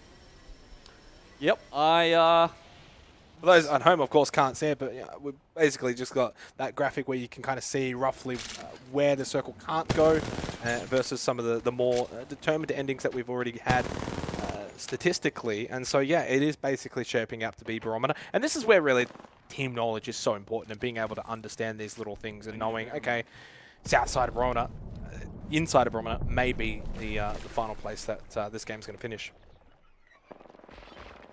Monkeys, are they of that opinion? Because they're setting up a bit more northern. Right, they're over the other side of the main barometer island. And esports, who we were talking about, hoping they might have a big game, right? Boland's managed to get away. Doesn't have either of his teammates' banners. Just throwing out a thermite behind him to try and dissuade any further pursuit. But inside the ring, they're going to walk away with 2 KP. And Boland's going to walk away with his tail between his legs. Yeah, really disappointing for Ant Esports, because I think throughout the course of today, they've been good, largely good. And for a team that is obviously wanting to get back into the top 10, because when you try to look at their last couple of play days, 15 points, play day 1, 21 points, play day 2, 4 points, play day 3. So it's pretty clear to me, just based off of that, they want to try and get back to the form that they had to start this split off. And it just seems like with this particular incident happening here in the final game of this series, they're not quite going to be able to get the points that they were desiring. Seems extremely unlikely at this point. That said, inside the ring, they didn't stick around. Boland, he actually has a chance to go back and get those banners. This could be big. And he's going to do it, actually. It looks like he's got time. I think it's worth it. 15 seconds. Chucking in a couple of wall jumps to try and speed up his way over there. 7 seconds. We're just watching this on the side. Oh, guess what? Oh, okay. Okay, and he's on top of a respawn. Wow, beacon as okay. well. So they're actually straight back onto their bodies as well. That's pretty cool. From basically being sitting in the shower having a cry about what's gone wrong to it's round 2. Let's go again and see if Ant Esports can this time go a little. And what I mean by round 2 is obviously not the actual round 2. I mean more like a fighting game, like round 2, and see if they can obviously do a little bit better this time around. Being watched actually by Overclock Esports. They've actually lost Tap Strafe with you. And Genius has got the 6x on the Sentinel, just having a sneak peek at what Ant are are doing over here. They're original killers inside the ring. Too far away to have an effect on this now. You can see, yeah, look at that. Getting the crafting going. Wow. Genius. He's thinking about it. I mean, they're far enough away that honestly, like, he could take a couple of pings and they're probably not going to do much back. I won't lie to you, Gino. I think this might be the first time I've seen Overclock Esport on the main screen today. It's been a quiet one for them. They've been in a couple of fights, but I feel like every time we've pulled up onto them, like, they've just been in the middle of it, and they're like, oh my god, what is happening? And then two teams come at them from either side, and before you know it, they're gone. Ooh, inside the ring, lost a teammate of their own, and they've had to go all the way west of Sino Caves to try and bring them back. They'll do it just in time. Gonna have to share it with some spiders. Oh, coming back into a purple armor. Come on.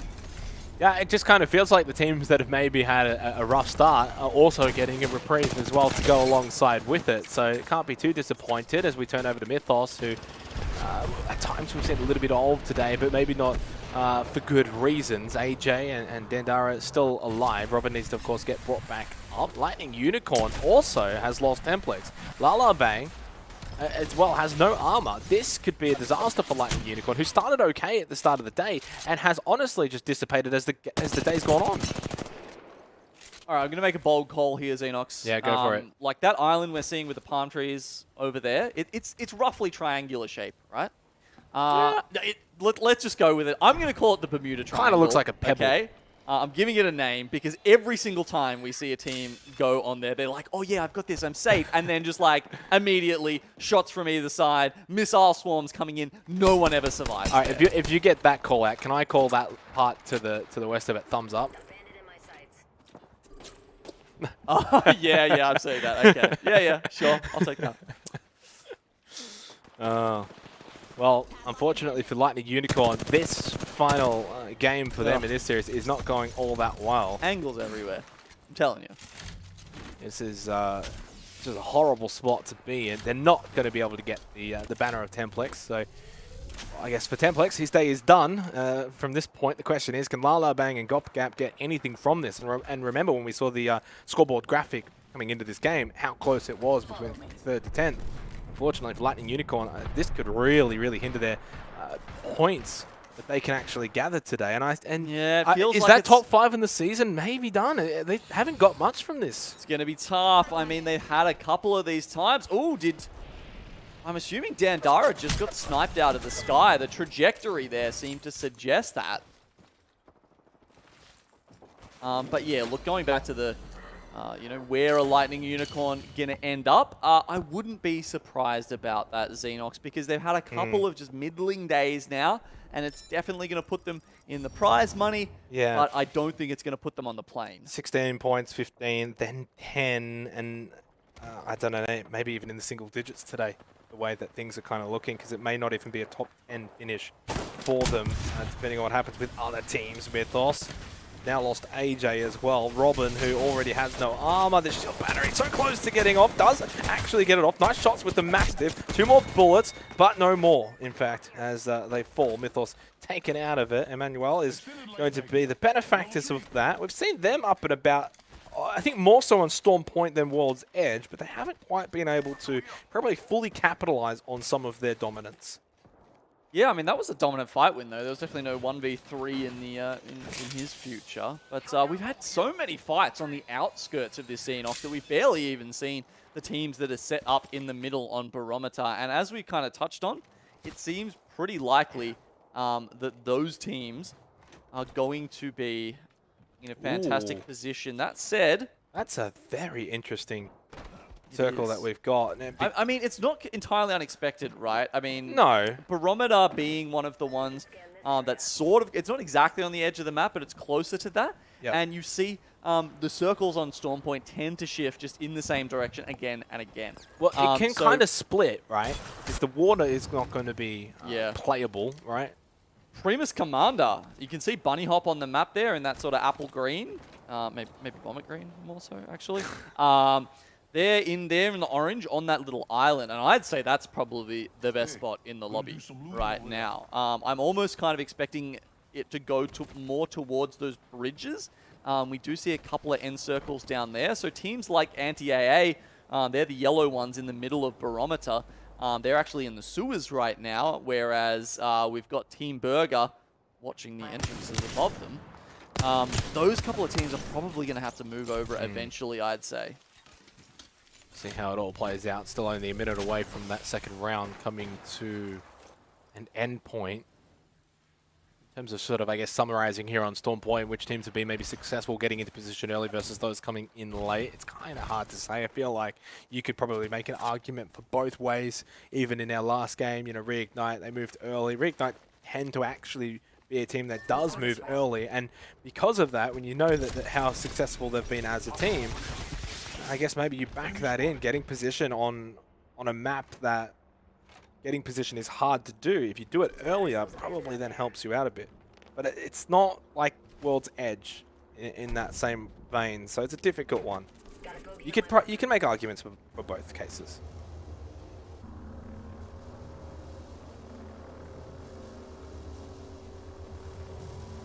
Round 2. No teams outside of the circle here, so not really going to be a hindrance on any team as we get closer to round 3. Yeah, would have to agree with you there. That said, we've got a couple of teams tucked in up the top, those ones that had to respawn. Then we've got these ones down the bottom, like Team Burger. Now, these are the kind of bridges I was talking about where I'd say there's probably going to be some late game action happening. But Burger, they want to push the issue a little earlier than that. So they're actually going to chuck a portal down here, looking for some kills. I'm not sure they're going to commit super hard to this. I feel like they're just trying to get it down and then, you know, maybe hope that the teams help them out with the crossfire. Wow, getting down to the flesh now on MD White. Oh! Jam Render, baby. See you later. Feiju and Zhao Kai also going low. Do they decide to push?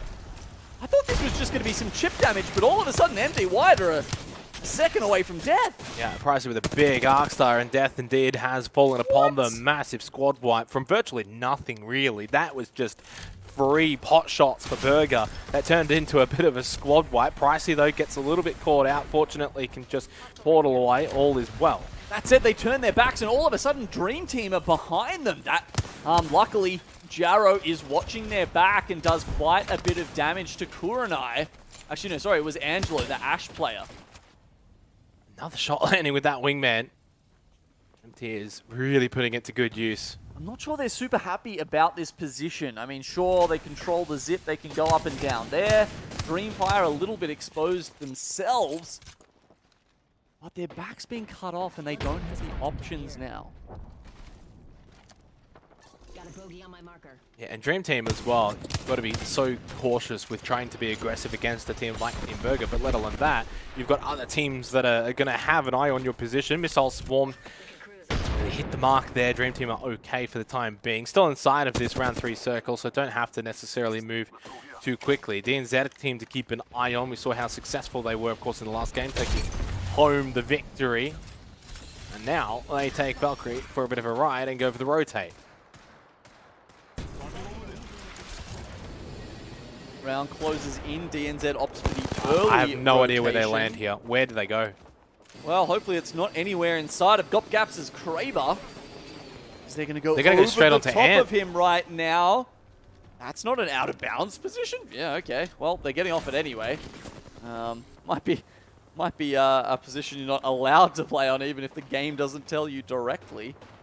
DNZ, they pop off. And Ant were just a little bit split, by the way, when that jump down did come. Holiday has his hand on the defensive bombardment laser pointer right now, and he's going to force out the bubble from DNZ. Well, SA can do the same thing as well. Defensive bombardment ready to go. Bubble does go down and then stops that defensive bombardment from the other way. Throws out the Arc Star first, although there's one that's actually just made it in onto DNZ. Joker and SA both got cracked from it. Joker's already low, gets taken down by Holiday. Oh! It is Ant Esports doing a pretty decent job here, but it's a 1-for-1 trade. Not too bad from DNZ. Up and away for SA. Gets off this bat. Will be back to full armor. Still 13 seconds away from that next bubble, but this is not too bad. So far, I'd almost consider this a draw. Never mind, actually, they've just lost Bowl and Ant Esports falling apart. Jay Lynn's the last one left. Falls as well to PP. Guess what? The star player for DNZ comes up big again. PP is impressing me so much today. Yeah. Xenox. I mean, I'm starting to think about putting him up in that conversation with our other clutch players in ANZ and APAC South, right? You know, your saviors, your strafing flames. I'm not sure if he's getting into that rarefied air with, say, you know, Zaratas and Jen Burton and Roy just yet. But he's certainly moving up the ranks in my estimations. Yeah, definitely a big day today. Had a 1v3 earlier, of course. Big part of why they won the last game. And then practically, single-handedly cleaning up Ant Esports. See what Reignite do from here. I mean, you mentioned before the bridges were going to be so impactful, and they're on one of them. Yeah, and they've got that Trident jammed in there. What? How does he have a Kraber again? What is that, like 4 games out of 6? Are you kidding me? And they could kind of gatekeep DNZ a little bit here too from that kind of position, especially you land a few Kraber shots. That would really put a big dent into the side of DNZ, literally. Okay, so as we expected, Bunny Hop and Co, Primus Commander, sitting there in the orange, they are loving life. That's going to be the perfect spot. Meanwhile, we've got DNZ going up against Reignite, or at least they are butting heads right now. Very close to each other, and I mean, look, they should be fine. Rig spot, I think, is confirmed. DNZ might have to work their way in a little bit. Horizon trying to pull Reignite in towards her with the ult. I think it maybe has worked. Either that or they're playing into it. Sharky, well played, good positioning, gets away here.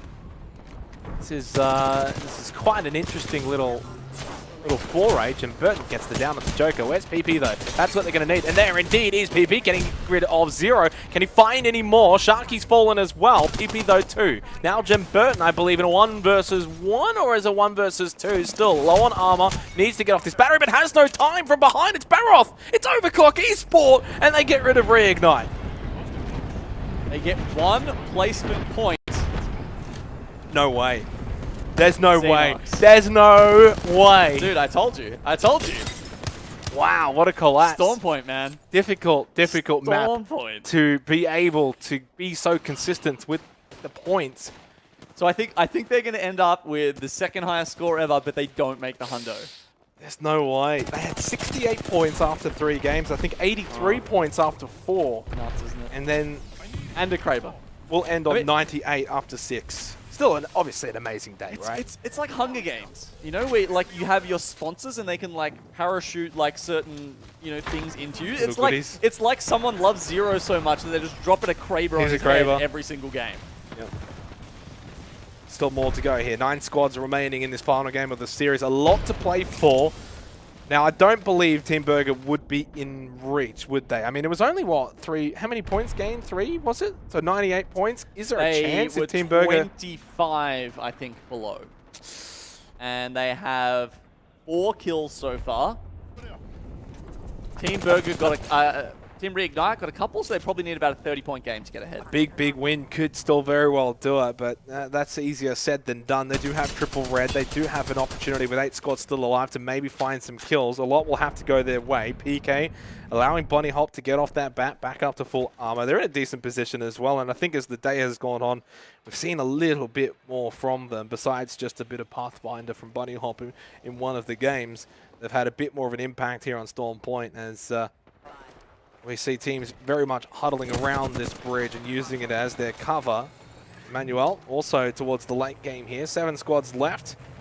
See how this one plays out. A lot of the teams I feel like alive that we've got here, very much the teams around that 3 to 10 position as well, battling for that 3rd place. We Are Trash go down, and free agents are going to make Skyward Dive. This is huge for free agents. Again, another team though with We Are Trash going down. Free agents alive. Only 6 squads left. They don't have to compete with the likes of Reignite. And as I'm saying it, I'm almost putting the Mozzie on them as they've just lost one of their players. They've still got 2 players up. This could have been huge for them, but they've unfortunately just run straight into Team Burger.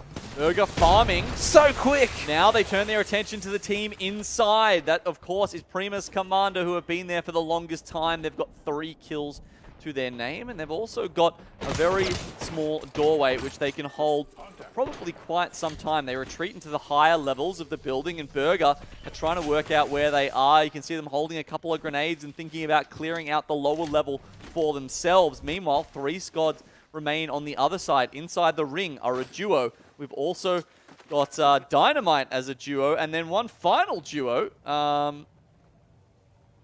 Just get onto them. Oh, actually, no, it's Emmanuel who are on top. And as you can see there, full red armor too.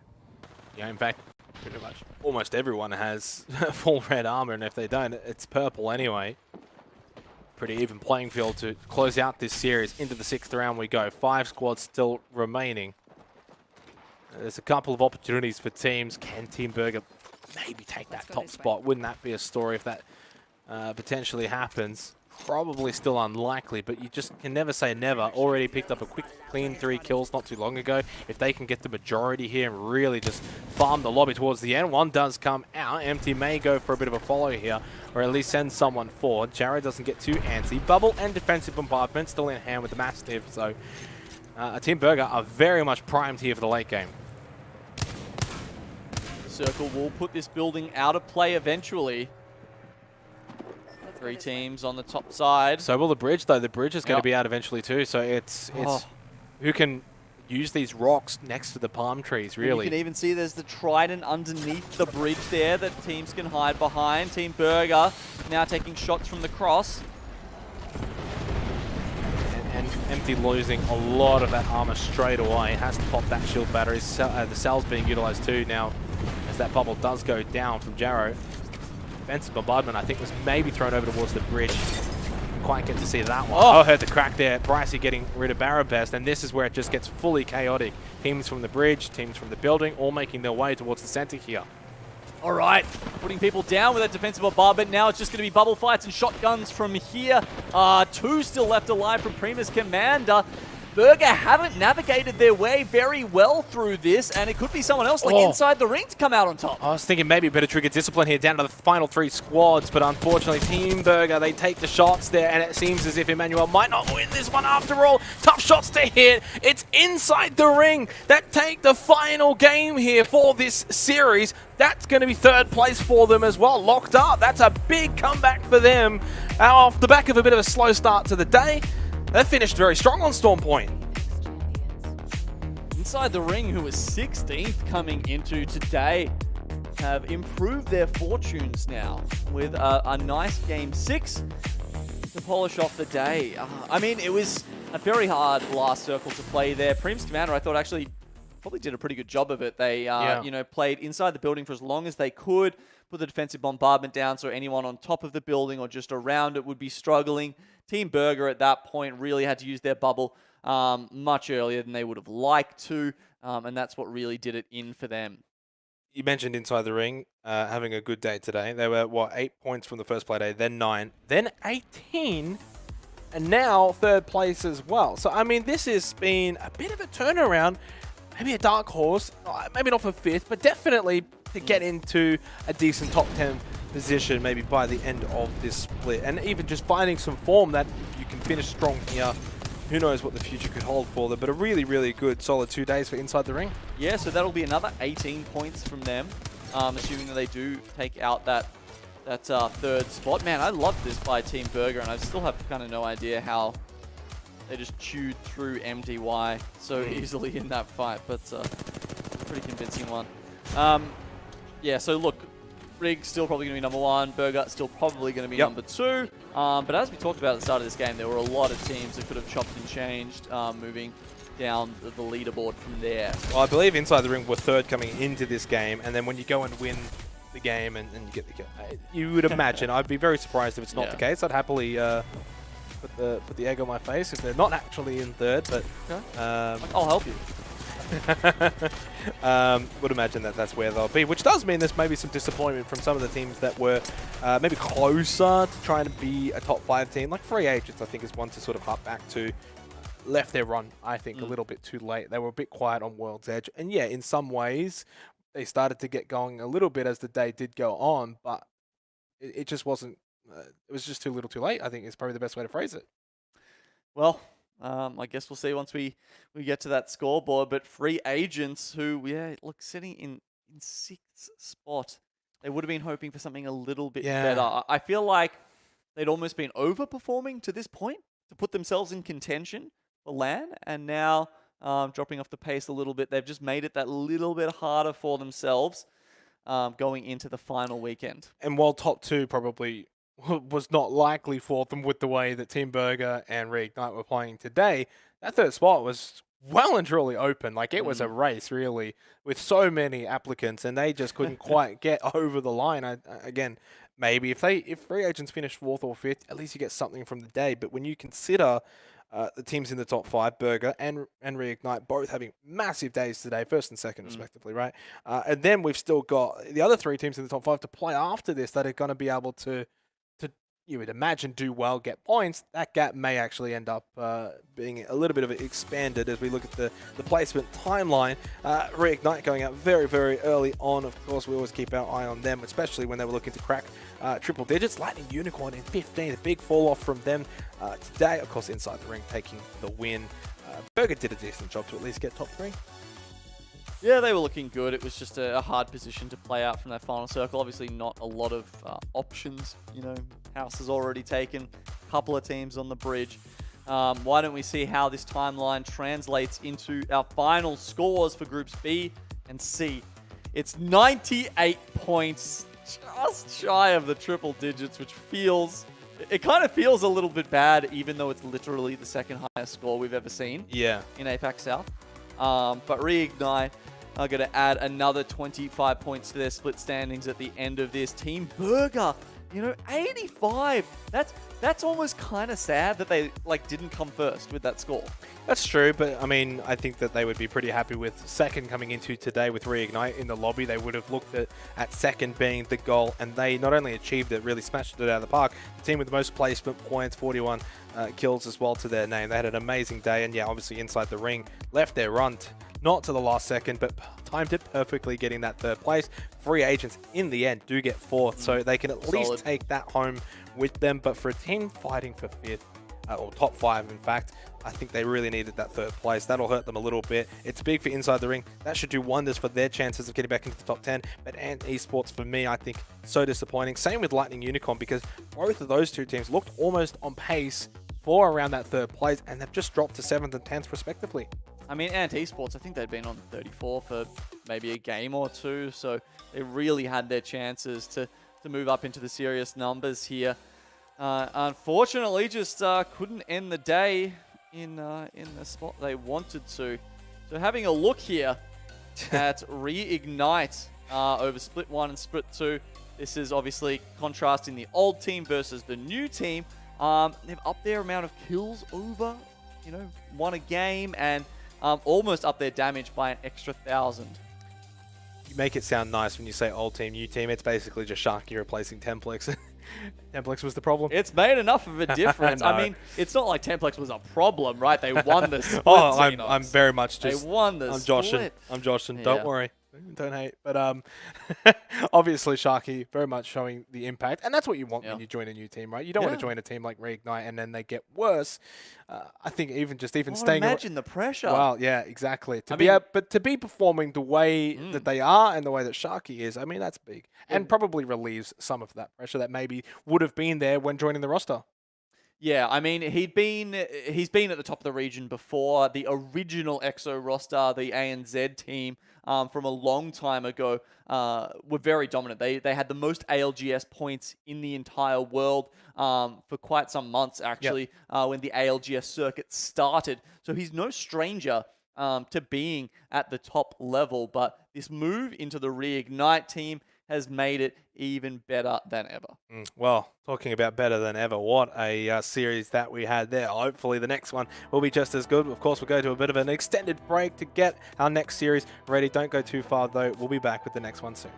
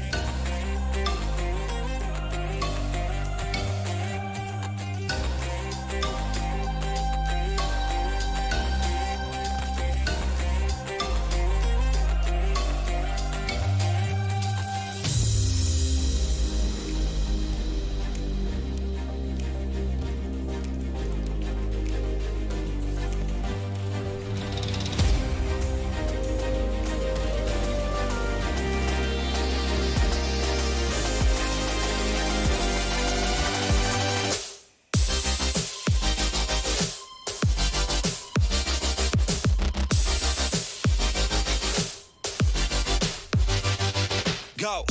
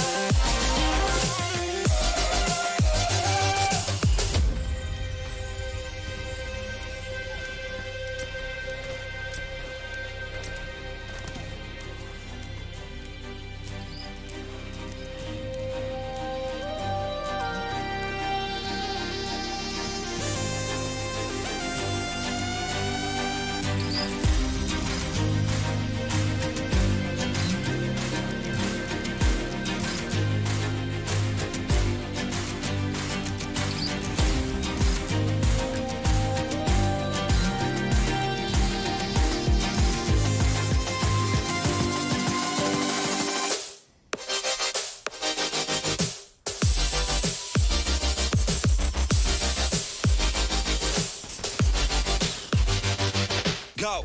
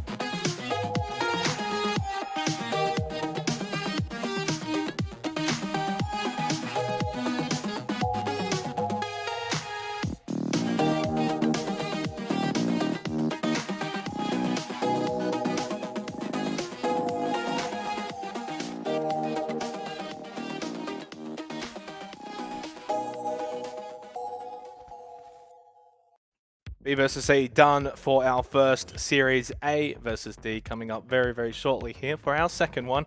Genome, we saw, of course, Reignite basically dominate the first series today. They took that one home in a canter. Team Burger not too far behind them in second. 2 of the top 5 basically getting their job done. Now, heading over to our second series, we've got the other 3 teams, of course, that are in the top 5 coming into today that kind of need to replicate what the 2 from the first series achieved. Yeah, a couple of those really expected top teams performing as they should have in our first lobby. And now, as you say, the other teams that we're expecting to go big. You've got NXL here as we look at the beacon dropping into Fragment West. Stinky B down at Dome. An unusual place for a team to dominate from, especially on World's Edge. But my lord, Stinky B can pull it off. And then you've got Dreamfire over at Countdown. EXO at Staging. These are kind of our heavy hitters in this second lobby today.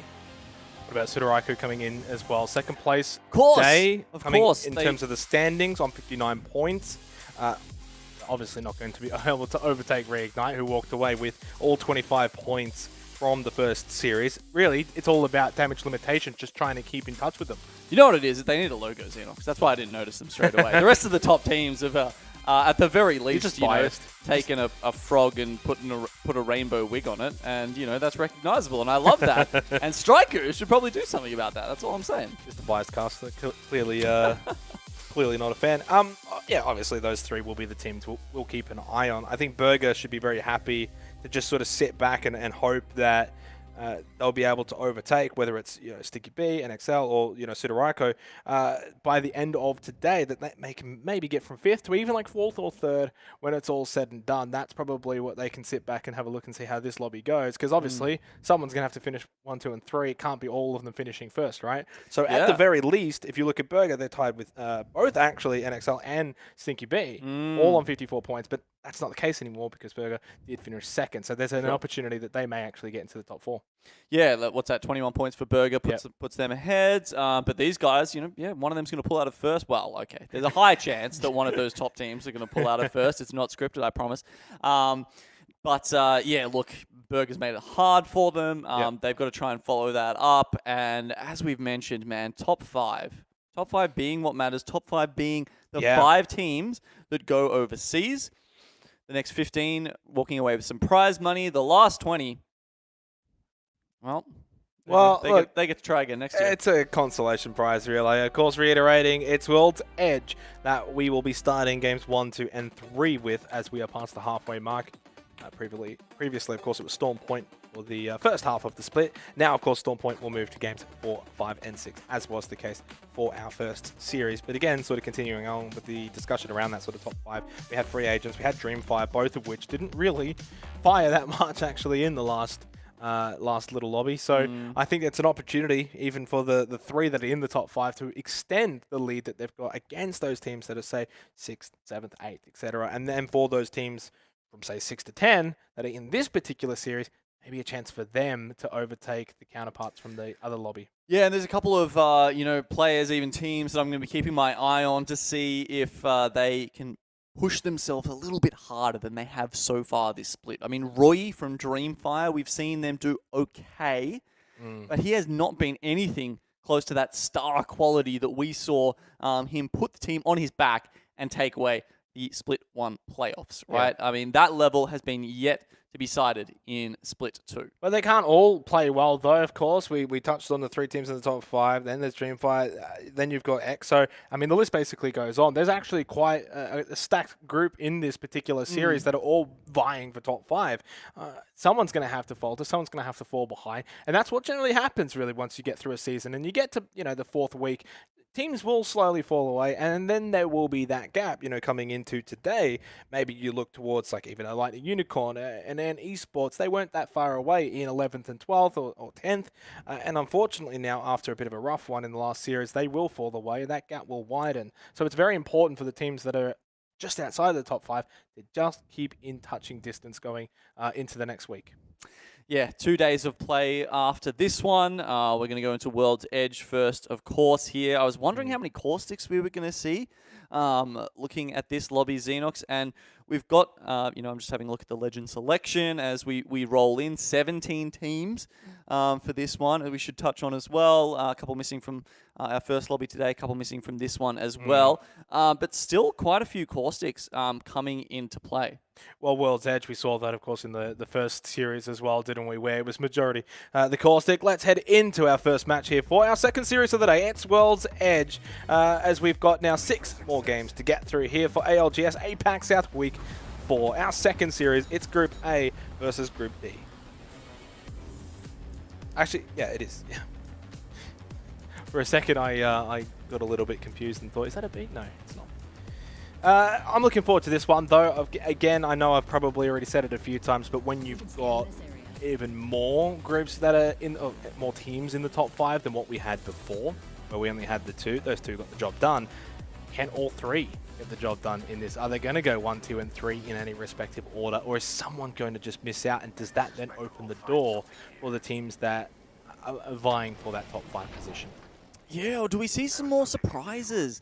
Does another Stinky B win happen that we're still almost not expecting, despite them having 2 on the trot? Does a team like DML, who really showed up yesterday,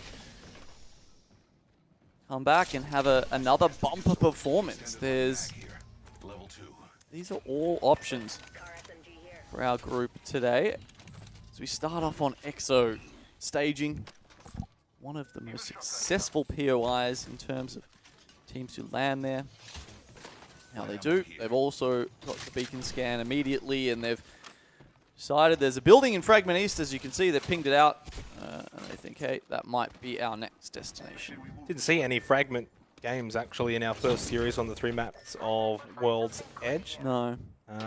Generally, Fragment West, Fragment East, if you do get those kind of circles, it can be quite drawn out towards the end game. A lot of buildings to hide in and bunkered down, especially with a very caustic-heavy lobby like we saw in the first series, which I'm imagining is pretty much replicated. Yeah, and as we kind of like have a little look off screen, it is very much replicated here in this second series as well for World's Edge. Yeah, I'm having a look at BRP as well, because we saw them switch off the Loba sometimes yesterday, and Raki is back on the Loba. Looking for any other kind of anomalies. Still just a smattering of crypto and the rest of the lobby, really. Just a lot of teams sticking to that Valkyrie, Gibraltar, and Caustic composition.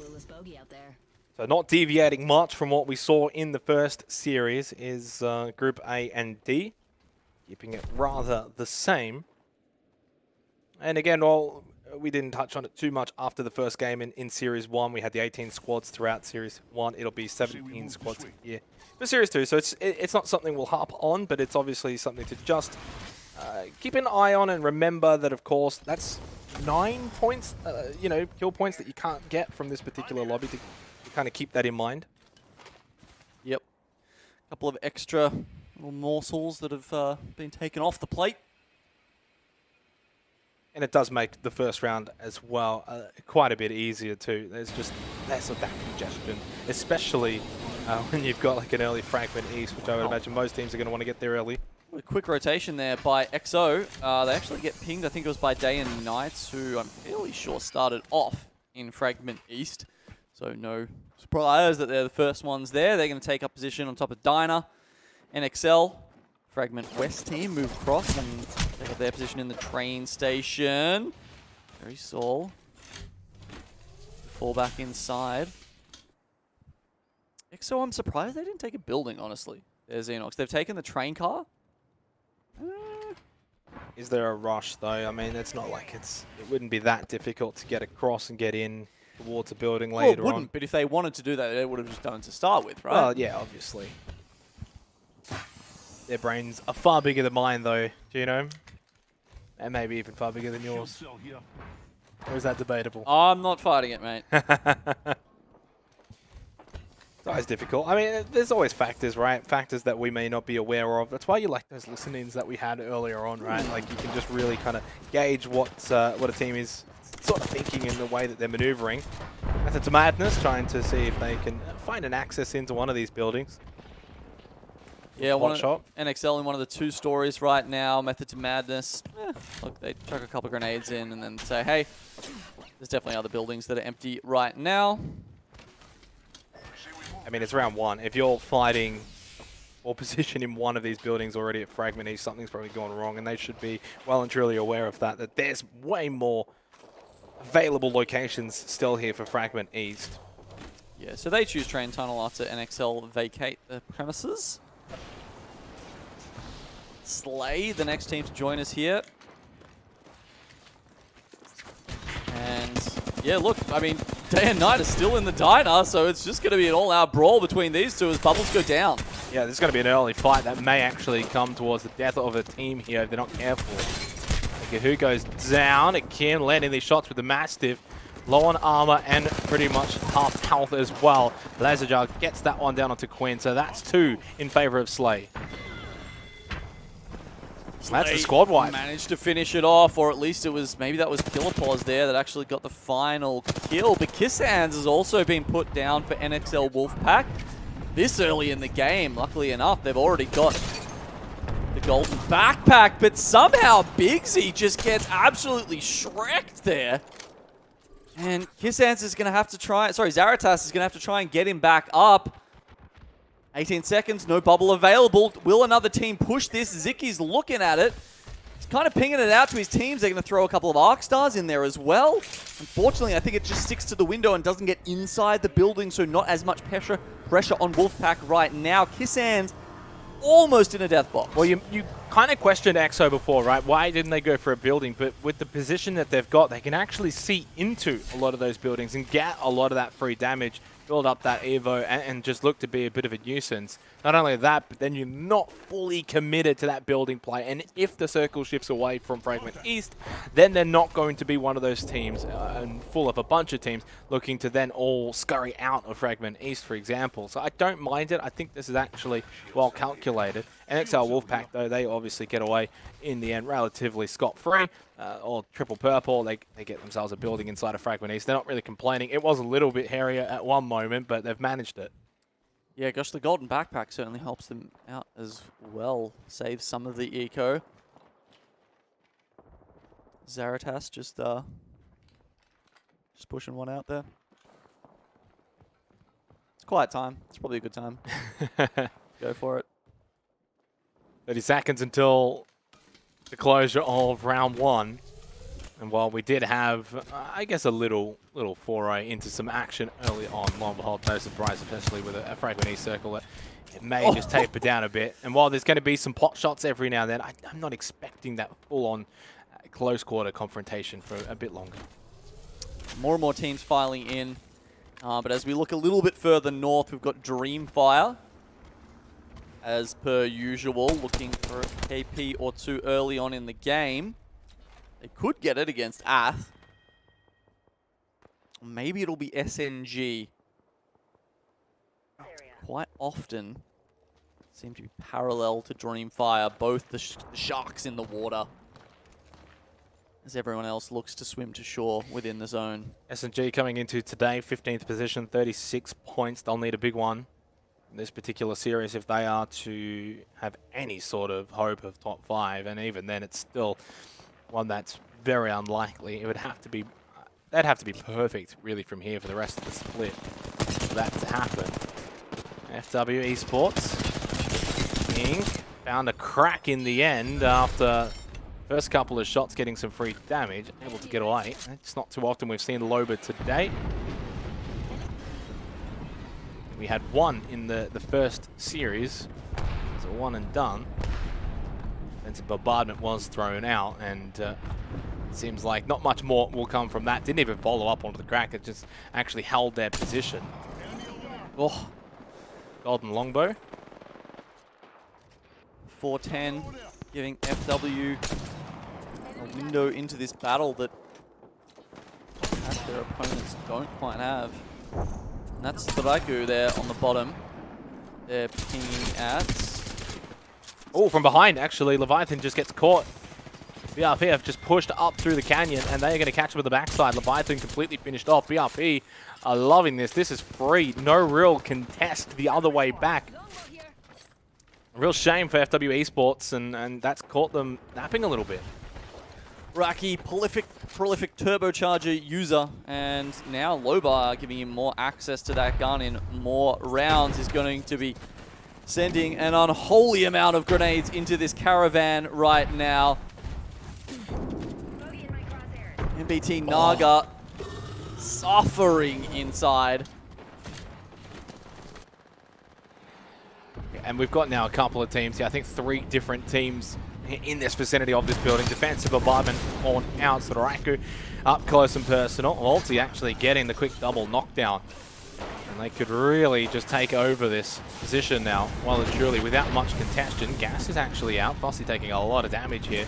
Ulti able to just sort of move back, but does take some damage elsewhere. Not exactly sure where that damage has come from. And I think right now, the best thing that they can do is just get out of here, because it's just such an open area. Nowhere to run, nowhere to hide for MBT Naga as they get crushed in that caravan between BRP and Straiku. FW Esports, the duo came on from the backside. I think that's where that damage you were talking about was coming over from Big Maud, but all the teams have had enough, and they're going to start moving towards Ghost Town now. Now, look, I've done a little bit of ring research just while you were talking there, Xenox, and I've got to say, with the next pull, I can very much understand why EXO are sitting in that train car in the middle, because it looks like it is going to pull very much over there and be a lot less likely to pull to, say, towards you know, the western side of Fragment East or Ghost Town. Did they know that, obviously, for round 1? I mean... They didn't. I think it was just a sick read. Oh, yeah. They just look at... They're just clairvoyant. You can just look that far into the future. No, I honestly think it was a smart play even in round 1. Sometimes the safer play, the safer option is to go for that building play, but you're going for the win. That's the kind of play that can generally maybe win or lose the situation. As we have a look at SNG.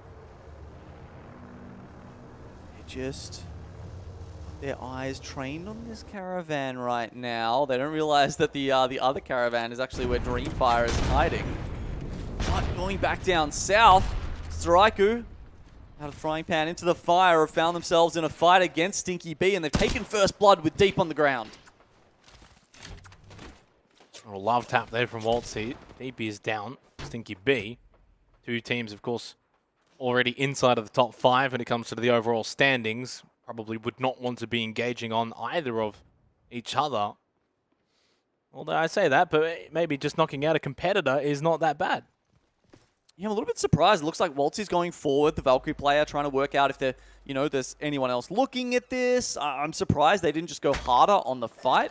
They've actually let Stinky B get back to the banner. This seems like an odd position. Maybe they're just worried about those other teams, about BRP or FW, who they're worried about just coming at them from outside the ring, as FW is most well known for. Yeah, we can see that green circle now. You kind of mentioned it.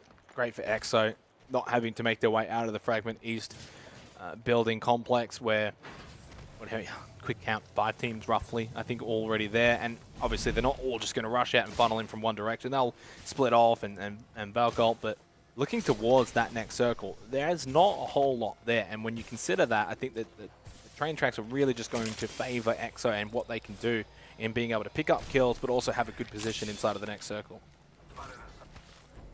Yeah, I think you're right. And of course, they are playing core stick on the Dexter, so it does allow them some level of comfort in sitting inside. That said, you get enough grenades in there, you get a crypto ult to take those traps out. All of a sudden, you're defenseless. SNG over towards the backside, trying to find this engagement. Over towards the snowy dunes, up towards the north side of the circle. Rosmont is actually down though. So sometimes the engager might be the one that falls short early. Roe I think actually a big factor for that. And this just looks awful now for SNG. Because not only that, where do you go from here? There's not a lot of options left for them. Xenox, sure, they're inside the ring right now, but they're inside the bubble as well. But as soon as that goes down, the 3 players left alive, but Dreamfire are just going to collapse on them in a heap. Yeah, that was too easy, too clean. I think it's a case of you've probably got the right idea in trying to go for that fight to push forward for position, get rid of the team in front of you. But when you lose that player so early on in the piece in Rosmontes, at that point, then it's a 3 versus 2 against a team like Dreamfight. Not ideal, and they do suffer for it. Out in 15th position, again, it's just not really where you want to be finishing if you're SNG, a team in the top 15, looking to try and maybe push into the top 10. Going out that early, not great. For Dreamfire, it's big, right? Trying to keep in touch with that top 5. Well, FW, they've just come out of the ring, and their Valkyrie player, Zerg, is on a skerrick of health. But somehow, might actually get to land scot-free. They're going to go onto the roof of the diner, they'll end up. But then we go over to DML, who's underneath the beacon building in Ghost Town. Not too much immediate pressure, but it's probably not the best sight whenever you're that kind of hemmed in. A couple of arc stars, a couple of nades can really pretty much spell disaster. Got a couple of chunky lads on top of them as well, with Saiyajin and Natsuru Sama of Ath occupying that building, so unlikely that they will be able to push them out anytime soon. FW taken out, that's 14th place for them, so only 13 squads remaining in the 4th round.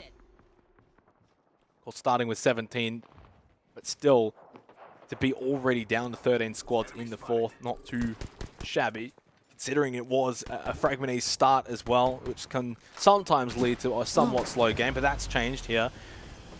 Leaf, Trent, Dodge, still not really moving from this position, but... Okay, so Stinky B has taken a hit, and so's Ath. Maybe this is the time that DML decide to get out of their little basement bunker here? Of course. They don't look like they're ready to get moving, though. Yeah, maybe they didn't realize there was that knock, Xenox. I mean, you've got to remember, anonymous mode is on. They're not sure who it is above them, and they're not sure who got knocked. Yeah, they're playing the safer option in this instance, rather than trying to be aggressive and go for broke and try and capitalize on that knock. You can't really blame them. I think either way, you could make a case for that decision-making here. Stinky B, I think, going in now, looking for the kill. Trying to just see what they can find initially, not a whole lot. A couple of pings do go out, a couple of information regarding the building across from them, but nothing too forward, nothing too aggressive straight away. That might mean Ath might spot them out the window. And I believe that was Ath's gas grenade, actually, just trying to keep some of these baddies at bay. No, actually, Nuts still got his up. Not sure where that was from then, but Stinky B... Okay, they've made their way across. They've got one of the Dorito houses. They'll be happy about that. DML have a little bit more space to breathe now. Well, I think Stinky B also have a bit more space to breathe for a bit of time. 12 squads remaining. A couple of teams on the outskirts having some fights as that ring closed. Suthraiku up to 3 kills. Ulti doing well for himself in game 1 here. Oh, timing, it's everything. Dodge for that split second, had the gun out, and then tries to throw the canister, and then, of course, just as someone pulls away from the doorway. Waltzy will get rid of Bastion here for M2. Double red armor now for Bullet, for Sudaraku, and Bullet on gold. Waltzy now the kill leader as well with 5 kills. This is really the perfect start really coming into the series for Sudaraku. Just farming from range there. DML taking a bit of a hit there from the Crypto EMP. Path doing their best to keep those near to them. But again, it's defense for Off DML. balance. They're not the ones that are really setting the aggression right now. They're almost still just holding and hiding into their bunker, trying to just keep the other teams at bay with the canisters, with the bobbles, with the nades, etc. But they're not pushing out. They're not the ones being aggressive. No, that was really Stinky B. And they found these angles through the window that are doing so much damage to Ath. As, whoa, Waltzy gets put down by Winnie there. Nice shot with the wingman. Waltzy straight back up though. 11 squads remaining. And suddenly everyone converging on top of everyone. Bullet just losing his armor as well. Waltzy, of course, back up and fine, but it does need a bit of time and space to get that health and armor back up to full. And that's exactly what Sudaraku have been able to do. Back to double red, back to gold, back to full armor and health. As DML launch up, they get a lot of information as well. Where do they land though? And when they do land, how are they going to be in the fight? Because so far it's been all about defense. Now they're the ones that are going to be the aggressors in this fight. Leaf jumps in. He's going to have to be the front man. Pushes in towards the bubble. Lands the shot with a mastiff, but loses his life for it. Trent and Dodge, can they hold on? Trent falls. It's only Dodge that's left, and I don't think he's going to be able to survive this. Does indeed. Just hold on for the win, but still more pressure to come as well. Bugie's there, gets rid of Trent. Leaf, can he get revived back up? BRP going down, a massive effort from DML, but a BWS going to decide to pull out and make this go. Oh my lord, there's just so many teams going down right now. Dreamfire grabbing, I think, another squad wipe, and then Sudaraku, Waltzy's up to 7 kills in game 1. And there's still more potential kills that are available as well. Ovu actually close by. Waltzy just continuing to hunt down whoever is left alive. Why not make it 8 kills? Gets inside of the portal, goes for a long trip. Low on armor, does need to be somewhat careful, but is basically just spraying down anything that moves at this point. There's number 8, gets rid of Chris from Stinky B. Bullets down though, by the way. M's getting that one. Dreamfire, and now it's Fussy that needs to be careful. Can't really play off of Waltzy, who went for a bit of a walkabout, so this could be a downfall. Sudaraku here, if they're not careful, because yeah, it's fun to run around and try and get these kills, but you also want to win the game as well. Waltzy comes back and saves the day. Double digits, 10 kills on the side of Waltzy, barely leaving any for his teammates. But hey, Fussy's still got 2 to his name, and Bullet needs to get up next. They have dealt with Dreamfire there. Stinky B has OO still alive, and BWS, who have just been picking at these other teams from high ground in one of these Doritos, have been doing a fantastic job. And Bugie, there we go. They take down DML. If they realize where OO is, it's probably going to come down to a 3-3 with Sudaraku taking on BWS. Well, yeah, I mean, for Striker, they've been able to get everyone back up after it was only Waltzy at one point. Gets the double revive. Now Bullet, Fussy back to full armor and health. Everything's fine. Not only that, but not a bad position inside of the circle either. They can get back onto the front foot too. Be the aggressors here in a 3 versus 3 to close out match 1 of this second series. It's Waltzy again, of course. Why wouldn't it be at this point? Already onto double-digit kills. They're going to finish it all off. Gets rid of Winnie. Bullet gets a knock as well onto Bugie. It's all over. It's all too easy in the end. Sudaraku, or Sudaraku, doesn't matter how you want to say it, they get the win.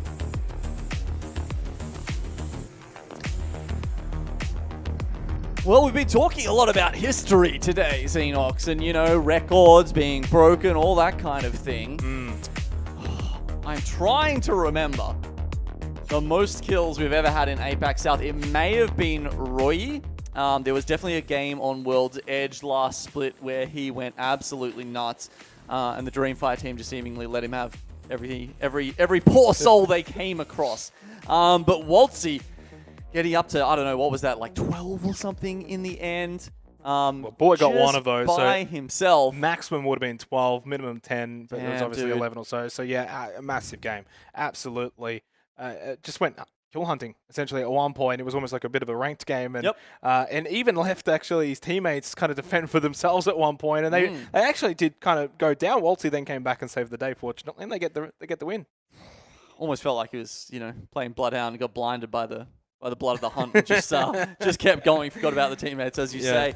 Luckily, his teammates aren't too bad either, and they managed to fend for themselves for long enough to him to come back and hold down the fort, reset everything, and then win that final fight in really quite stunning fashion against BWS, who had the high ground on that caravan. Dreamflyer, a team who was looking to do, similar, have a similar play style to what Straiku, maybe less sort of reliant on the replicators throughout the early stage of the game, but certainly hunting for those kills early on. And yeah, we didn't see them do quite as well. They went down at the hands of Straiku in the end, as did so many other squads. Just curious though, I mean, obviously at the start of the game we had a lot of focus on EXO and them playing outside of Fragment East. I feel like we didn't see much of them actually towards the end of the game, so that's probably one to maybe keep an eye on when we do see that placement timeline. But yeah, what a finish. DML, I think, actually did pretty well for the most part to defend their territory for as long as they did, playing in that underground bunker sort of play style. I actually think you can give them a little bit of credit, but it was a very interesting game, all things considered, because I think at one point I was thinking, oh, here we go, we're going to get our first kind of like POI finish over towards like Fragment East, but not to be. Shifted pretty quickly from there and into a bit more of a fun and open area. I mean, it was pretty good clutch by Dodge after they came down and the Sky would die. Yeah. And DML, kind of transforming from that team who were like the easy beats of the lobby, essentially, to being someone who can hold their own. Yeah, being on the defense and then Velgolting and being on the offense, but obviously it was Straiku who walk away with this particular win. Placement timeline, and we do have a little glance at it. Not ideal for NXL, by the way, just gone completely under the radar there in match 1 for one of our top 3 teams, in fact. EXO Clan, 7th. Kind of not too bad, all things considered. Yeah. Not awful, not great. I mean, if you look at the times there, you can see there was obviously a lot going on. Maybe, they were just the victim of a third party or something like that. But yeah, I guess it wasn't one of those zones that centers on the highway. It was a little further over towards Ghost Town. So, it was a good spot by them, but not the best. 27 points to kickstart the series. Not bad. 15 kills. It's a solid haul for the Straiku boys, who have been, really hitting strength after strength so far this split. And just, I mean, I guess we don't have like the actual overall standings, but I kind of want to keep an eye on it as we go through, because the big one for me is NXL 54 points, but then you look at like Dreamfire 51 points. I mean, as it almost stands there, if that scoreboard were to finish today, you would probably have that leapfrog. So NXL really cannot rest on their laurels. They need to bounce back from that match 1 performance. It's not about picking on them. I'm not that much of a bully. I like everyone. I hope everyone does well. But when you're a team, how esports works. When you're a team in the top 5 trying to keep your spot in the top 5, you got to be fighting really much to the end. That's match 1 done, though. Of course, we'll go to a short break. On the other side, it's match number 2.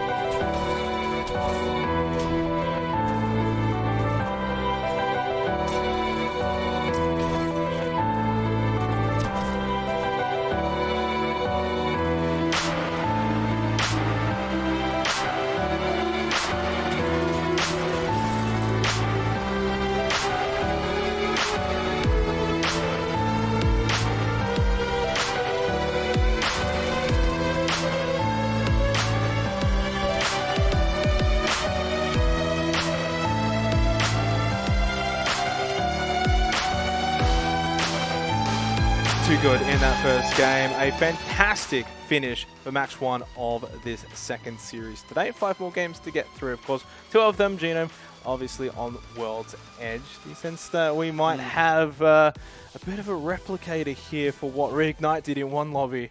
What might now happen here as well? I mean, on that kind of form, Straiku had that similar feeling I get sometimes when I watch Reignite, where, you know, they take the fights with the other teams and it just doesn't seem fair. Yeah.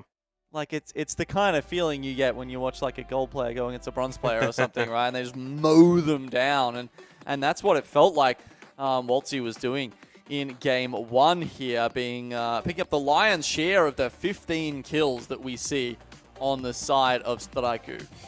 Oh, we saw the top 20 top 20 there. Unfortunately, NXL not in the top 10. They need to get a bit of a move on. Of course, only one game gone through so far. Striker number 1, BWS in second, then Stinky Beat in third. So far, I mean, it's only the one game, right? Like, we obviously haven't seen enough, but a little interesting graphic here for Waltzy.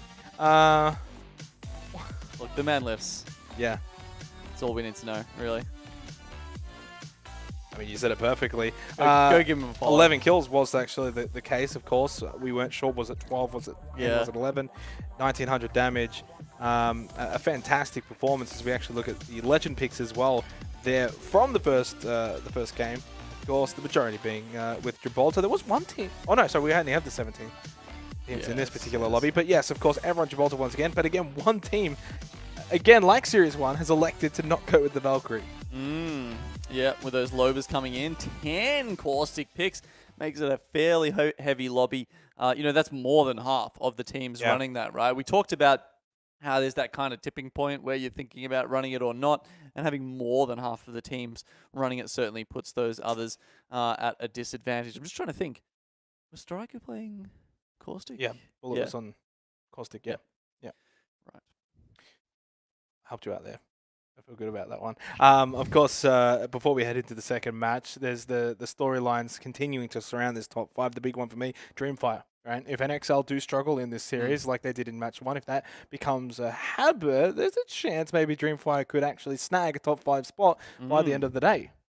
Yeah, and, you know, sitting in 7th overall coming into today, a top 5 would be okay. They're probably looking for a little bit more than that, to be honest. I think you just take top 5 at the moment. If you're sitting outside top 5 I don't know. and it's the end of week 4, you probably would just be like, you know what, we'll just take it. We'll sort out things later. Top 5 might not be enough, though, man. Like, that might not be enough to get you over the line. And for a team that just won playoffs and, like, won it convincingly?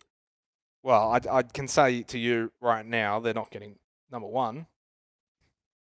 We're one game in.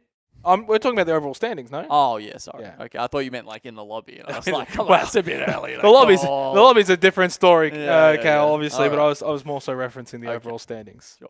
Yeah. Were you referencing the overall standings in I terms was of top not. 5? No, No. you weren't. Okay, awesome. So completely different wavelengths. Thank you very much, JNM, for that one. But heading into match number 2, anything you want to see a little bit differently, maybe from some teams?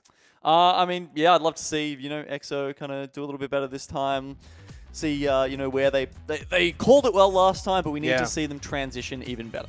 Yeah, good idea. It's just all about the execution now as we head into match number 2 for our second series here, of course, between A and D. For APAC South, week 4, getting towards basically the busy end of the day itself, but in reality, this series is really only just starting. Only the start for these guys. We've been here for a little while and been enjoying every second of it. I've had a great day. That's good to hear. Yeah. I just assumed, sorry, but yeah, it's nice to hear. Hear it from the horse's mouth. Hopefully everyone as well watching along at home has been having a great day.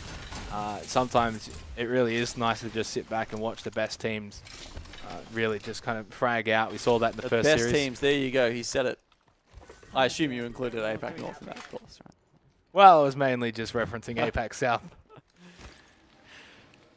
Friendly rivalry, always great. As we head into the second match now, we do have our circle looking like it will be featuring also over towards the epicenter. We had one game that was around epicenter, but it was on the eastern side of it this time, a little bit more towards survey camp. Yeah, it was a little bit further over. Actually, no, wait, that was the one near Climatizer, right? Yes. Yeah, over the right side of that. Yeah, sorry. Today, yeah, this one is closer to survey camp. Correct. I'm Optics here. Mid-range. just having a look at that Optics and here. wondering if it Mid-range. could go even higher. I mean, a team like DML seems like to play that top respawn beacon. That's often a very strong spot in a circle like this. And considering Dodge is already going up to loot the northern tunnels, that wouldn't entirely surprise me. SNG also have the option to do that. They can rotate pretty quickly over from Climatizer, where we see them at here. And then other teams like we've got Slay sitting over in Epicenter themselves. They'll have first pick. I wonder how much emphasis teams are going to put actually on the train tracks as well, just a bit further to the west of the Epicenter.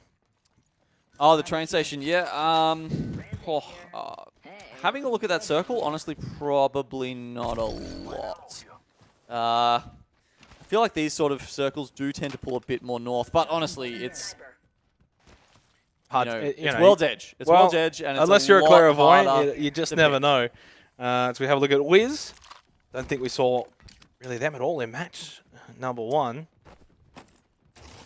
Yeah, I saw them getting sniped out. They were sort of sitting on the respawn beacon at Ghost Town, and it wasn't the best spot. They had a lot of angles on them, and took quite a few hits. Meanwhile, FW and MBT Naga, I think they're getting into it over in Lava City. Shotgun bolt here. Level 2. Would be an interesting one to sort of take place because we haven't really seen a whole lot of that real. It's not, it's not a drop, hot drop or anything, but that real round 1 engagement between two teams over towards a position on the map that's not even remotely close to the circle. And so far, FW coming out well and truly ahead here. Yeah, some other teams kind of close to running into each other as well that we were seeing near that train station you were talking about. But down in Lava City, Ryoche is just running for his life. I still can't get over that name, Ryoche. He's running away from FW Inc., Leviathan and Zerg.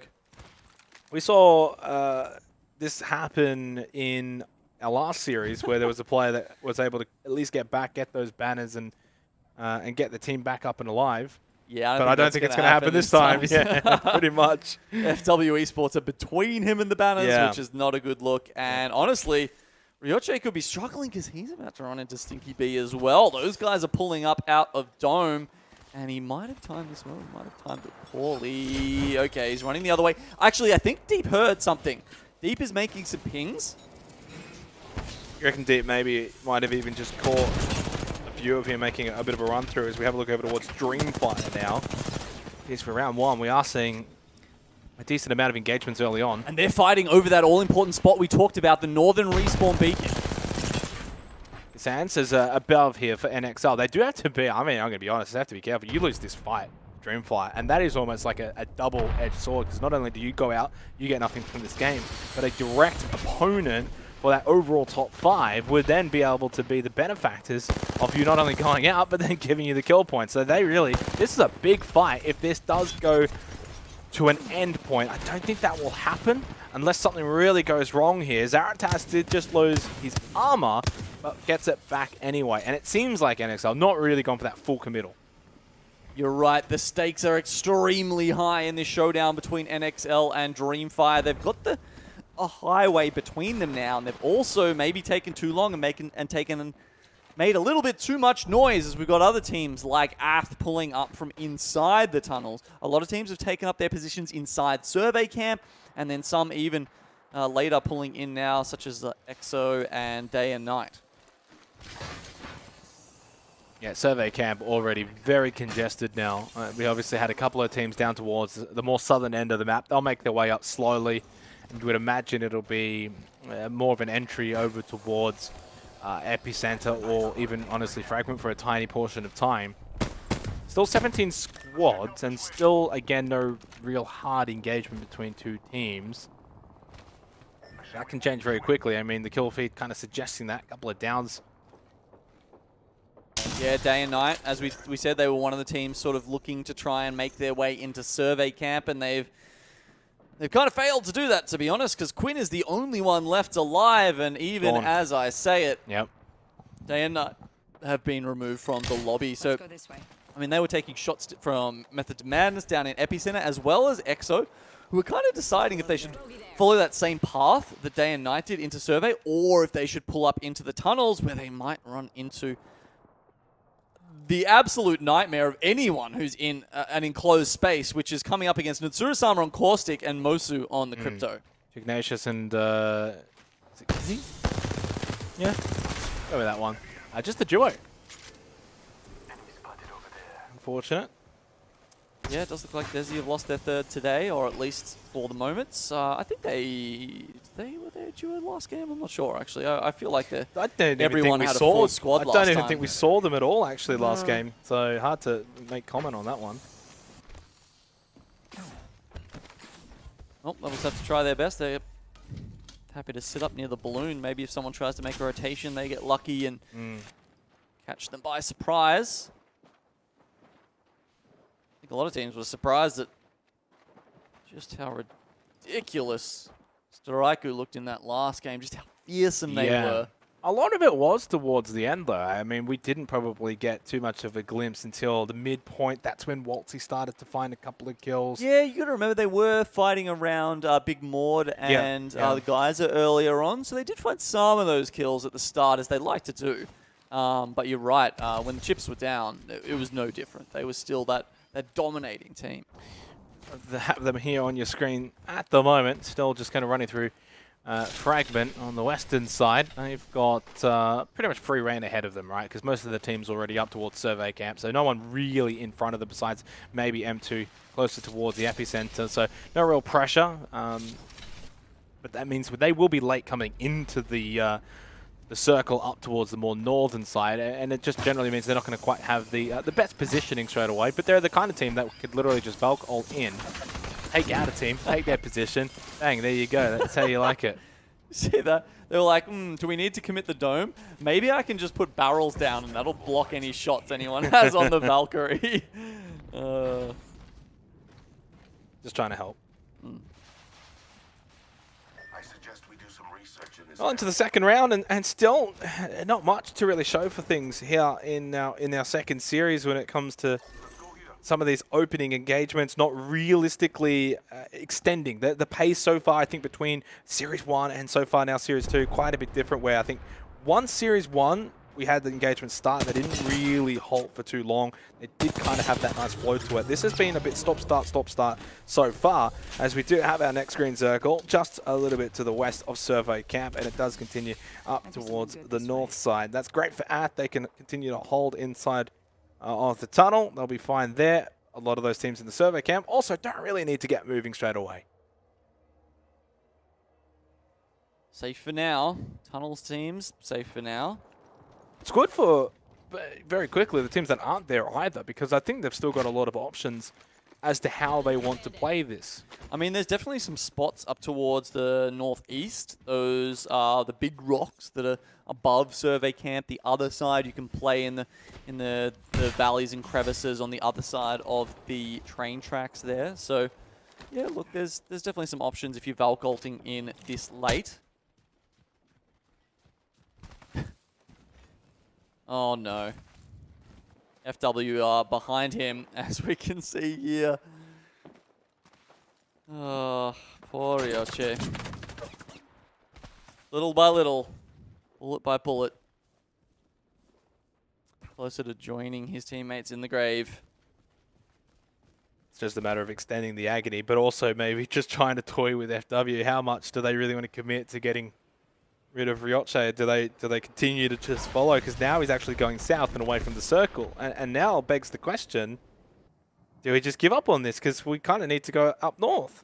And that's exactly what is happening. So Ryoche stays alive and forces, and basically wins the battle of chicken, right? As soon as you go through that canyon, it's like, you either got to follow me and you're out of position, or you have to force your way back, and now you don't know if I'm going to be able to come in behind you later on. Guess he's got enough meds, because he's certainly not willing to, or not afraid of staying in that circle for a little bit longer. Storaiku having a couple of shots over at SMG. Just some little trades for the moment. So they were originally over towards Fragment West, then they went to the east, and they skipped Epicenter, probably expecting some teams to still be holding out there. So they've kind of gone around it, and now they'll be in front of it, making their way towards the eastern side of Survey Camp. Striker, and you can kind of see it in the minimap as well. They'll continue to push forward here. Yeah, I think it'll actually be a good rotation for them, because as I said, if they can beat SNG or even go around them if they have to, there's still a lot of spots up in that northern side. So the rotation, I imagine, would be one they are happy with.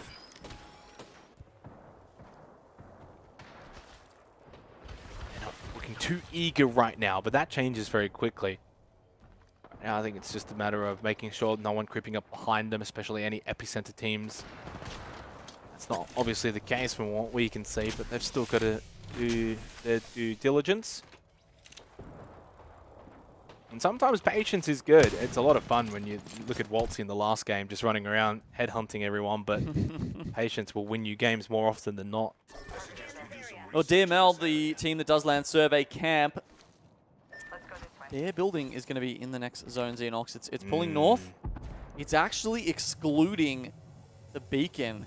And Dreamfire, who I actually thought were in a pretty rough spot because they, they backed off and didn't take that fight with NXL. It might actually work out that they've got the spot you want. Meanwhile, Striker are fully centered here by the looks of it. SNG are on the inside. 2 batteries having to go off the Striker, but they do get them off. Well, they got a little bit bored with the disciplined nature, and they've just pushed forward using a lot of their consumables.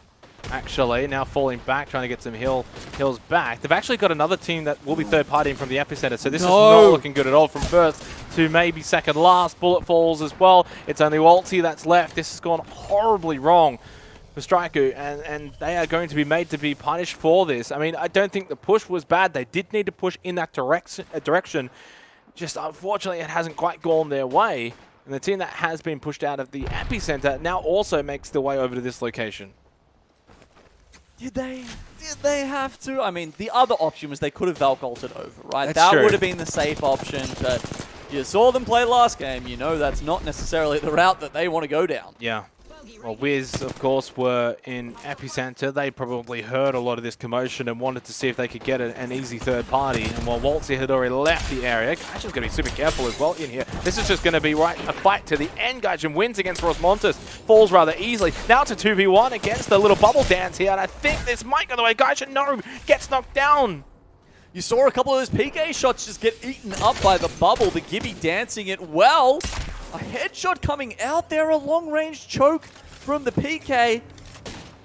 Can Renor clutch this out? Or is SNG going to come out on top? It feels like they've definitely got this in the bag. 2 of them still alive.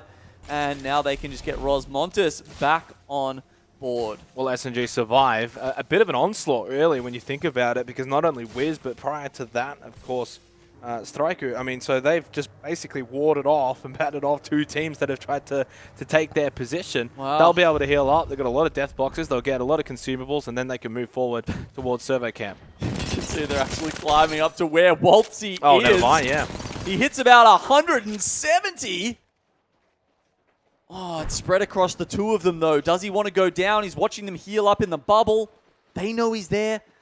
Can he really get out of this spot? No real util, though, for Waltzy, right? Like, he's got the missile swarm, I guess. Well, sorry, I meant more so consumables, I guess, yeah.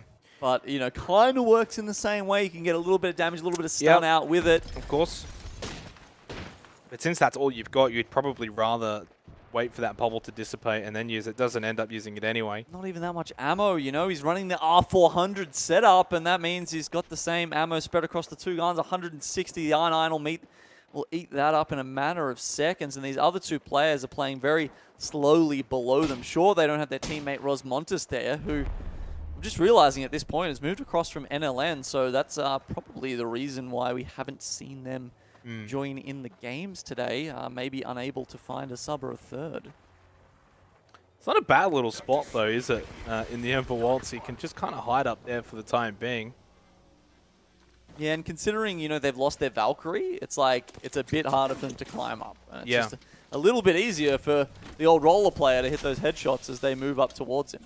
They do have the bubble, though, of course. I feel like it's almost like a bit of a stalemate between the duo and the solo as we kind of peak elsewhere here, getting towards the end of the 4th round.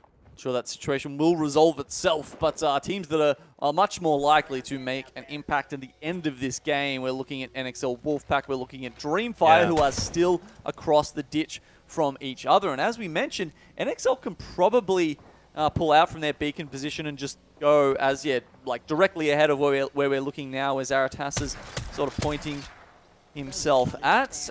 Meanwhile, Dreamfire will just be able to stick pretty much where they've been set up with 174's barrels all around.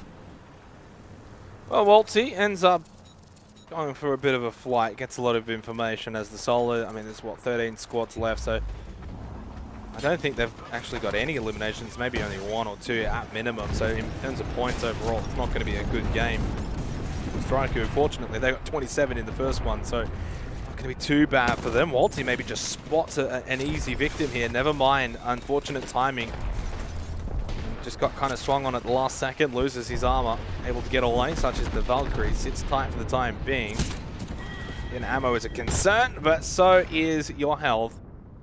And that is going to be the finishing point to that particularly poor game in the end for Striker. And we now move over towards EXO and see what they can achieve in this game. Not only 9 squads remaining now into the 5th round, so from about 13 to 9 very quickly.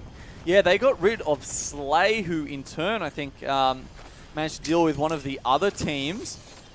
Sinky B have moved up. They're trying to sort of trade places with Dreamfire right now, who have been alternating between just trying to met up and trying to just work this space out because so many teams are sort of pushing into them. There you go, Stinky B taking the L. Meanwhile, NXL Wolfpack moving forward a little bit. They were like, oh, can we get up the 3rd party there? No, we're going to have to play this safe and move it back once again. Dreamfire, dangerous team, not someone you want to come up against unless you absolutely have to. Same goes Killapos with the Kraber here.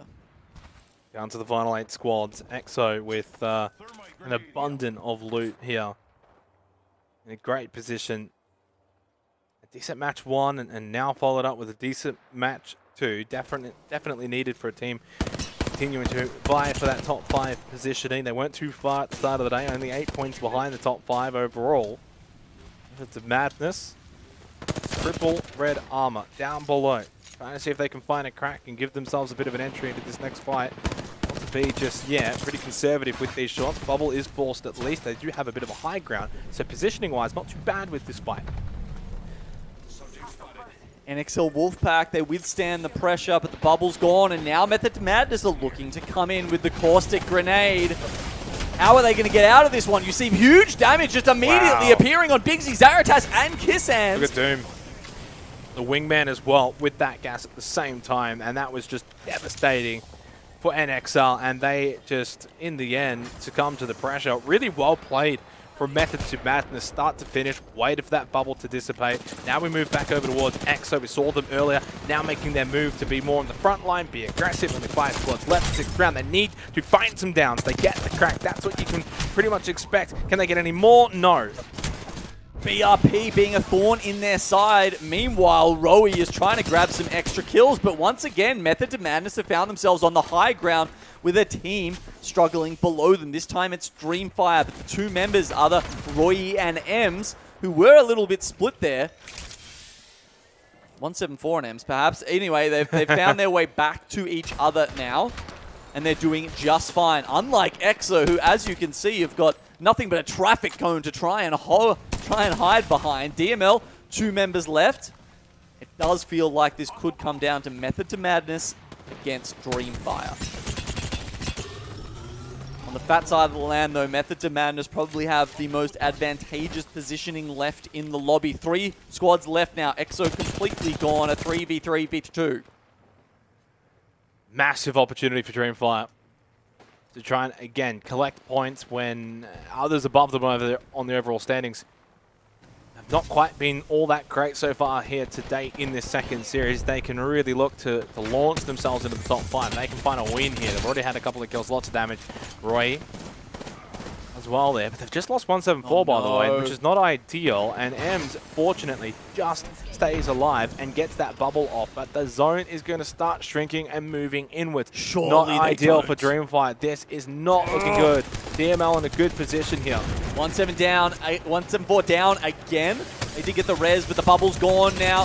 Circle's moving in, their cover is quickly dissipating. Meanwhile, DML on the bottom here are going to move forward with theirs. Bubble goes out. Dodge, can he get anything to land with that? Kraber has 4 more bullets left in the chamber. Toxic gas as well is going to be thrown out. And I said they had an okay position because I thought maybe there would be more fighting on the tracks. He's able to use that holographic and get some damage in as well, but not going to find the down that he was looking for. Just got the crack. The bubble goes out. So it's a 2 versus 3 to close this game out, but a lot of information, well and truly no. But Method to Madness up close. It's easy in the end. But Easy Flash and Method to Madness there get the job done towards the end for a team fighting to get inside of the top 10. That's a big result.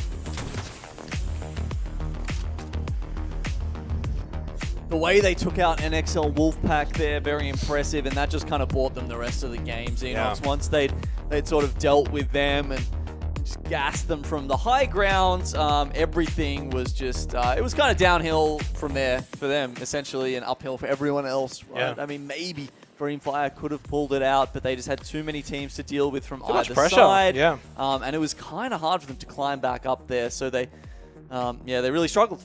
I think that also DML, considering from basically start to finish around their drop location, didn't have to move too much, but honestly held their own against a lot of teams, obviously coming towards their position to at least get to that second place finish. I think it's a pretty decent effort, and they've started well so far in this second series. But speaking of starting well, what about the teams that maybe haven't been starting well in the first 2 games? Where's NXL? Are just not getting points again, 2 games in a row. I mean, we saw them take up a good position, right? And as I mentioned earlier, that respawn beacon is its hot property if we do get a survey camp circle. And they held it. They got a little bit unlucky in terms of where it pulled, and then unfortunately they just didn't cover their flanks well enough and let Method to Madness get the drop on them. Yeah, and I think at the very beginning of the day we spoke about Stinky B winning, obviously, the last 2 days that they've played, 25-25. Don't know how that's going for them so far today. Just a little bit of miss. We haven't really seen too much of them. Of course, it's a pretty long day when it comes to the 6 games because you can't really look too much into the first 2. Things can change so much, even just going over to Storm Point. And if the lobby is maybe not as top heavy as we had in the first series, well, then that also changes things quite a bit as well. But for Dreamfire, I think despite not being able to say walk away with the win, a 3rd place finish, a bunch of kills, and they had a pretty good match 1 as well. Right now, they would be sitting pretty in this series. I don't know where it would be, 2nd or 3rd, but probably somewhere thereabouts. Placement timeline might give us a little bit of a hint here.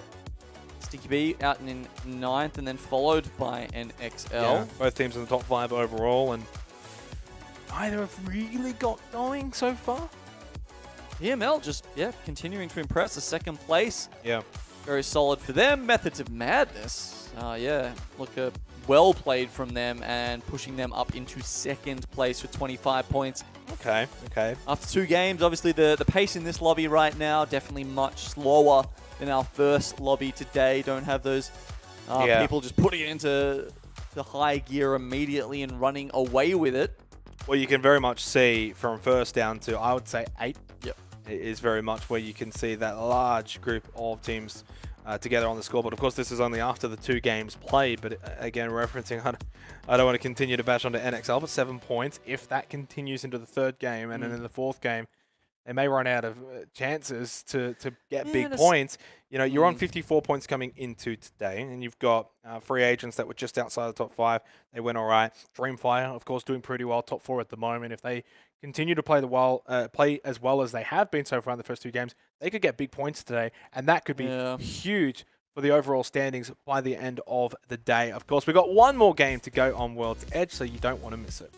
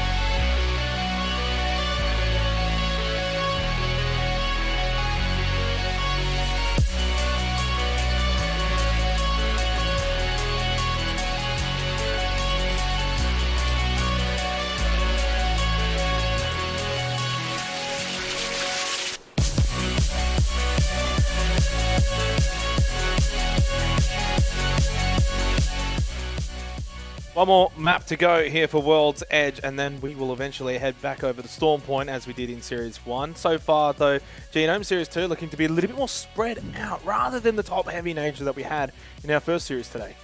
Yeah, not the two teams just showing themselves to be a completely different breed from the rest of the lobby. Yeah. We've got a couple of teams up the top there duking it out. Obviously a rough one in the end for Sudaraku, who obviously had a 27-point game in match 1 and then in match 2 succumbed very, very early on. I don't even know how much they really got from it. So let's go and have a look at the scoreboard and see where they're at. They got 1 point, 28 obviously now in total. And you can see just how close it is from first all the way down to 8. Yeah, from 15 points upwards, it feels like those teams are kind of in the mix. And a lot of them you kind of expect, right? I think the two that... maybe the three that are sticking out to me there are Method to Madness, with that big win coming up in second place there. But then also DML and BWS, a couple of these Aussie teams who, BWS who made it through the Challenger circuit and have had a couple of solid days in a row now. And I just want to talk about their style for a little while, because that's what I like. I think they've been... very much playing Ring, and it's not something that we see a lot of those new teams do. There's been a lot of some of the Asian teams breaking through, and when they get into these top lobbies, like, they just want to frag out, and that kind of DNZ style play style where it works sometimes. You have a massive game and then you kind of drop off. BWS going for something a little more consistent with that Ring play, and I just like how they're reading it, finding their spot within, and then getting these consistent placements. Do you think there's a factor, though, for those teams, the ones that you basically named, that the majority of their points have come from placement points and maybe not so much from the kill points? I think one of them had 4, the other had 7, whereas everyone else around them and the top portion of the standings have double-digit kills. Is that meaning that maybe it might not be a consistent thing over the course of today? Well, I mean... consistent in what sense? They're going to keep getting those placement points, right? And that's putting them in that sort of like, top 5, top 10 contention. That's fantastic. I mean, I don't think BWS is expecting to come in from Challenger Circuit and find their way into the top 5 and go overseas immediately, right? If they just find their way into that top 20, considering they were one of only 8 teams to get moved up into the Pro League, that would be pretty exceptional for them to walk away with some money, frankly. I think what I'm also getting at is generally the top teams at the end of a day, at the end of 6 games played, they have both placement and kills. To a large degree. Obviously, there's going to be that 10-15% minus plus minus either way. But you don't generally see like a team go and get like 35 placements and like 5 kills. Like it's just obviously not something that really does translate. So I think when you see, I think it was BWS about 12 placement points and 4 kill points. Is that sustainable to being able to stay at that top end of the leaderboard? Probably not for the most part, unless they can continue to find some kills. I mean, technically, you've done it for 2 games. You just do it for another 2, then another 2. Yeah, sure, why not? But again, I think history and statistical history kind of says you do need to be doing a little bit of both to maintain, say, a top 3, top 4 kind of finish for the day, for the most part. Most of those top teams you tend to see having sort of parity between placement points and kill points.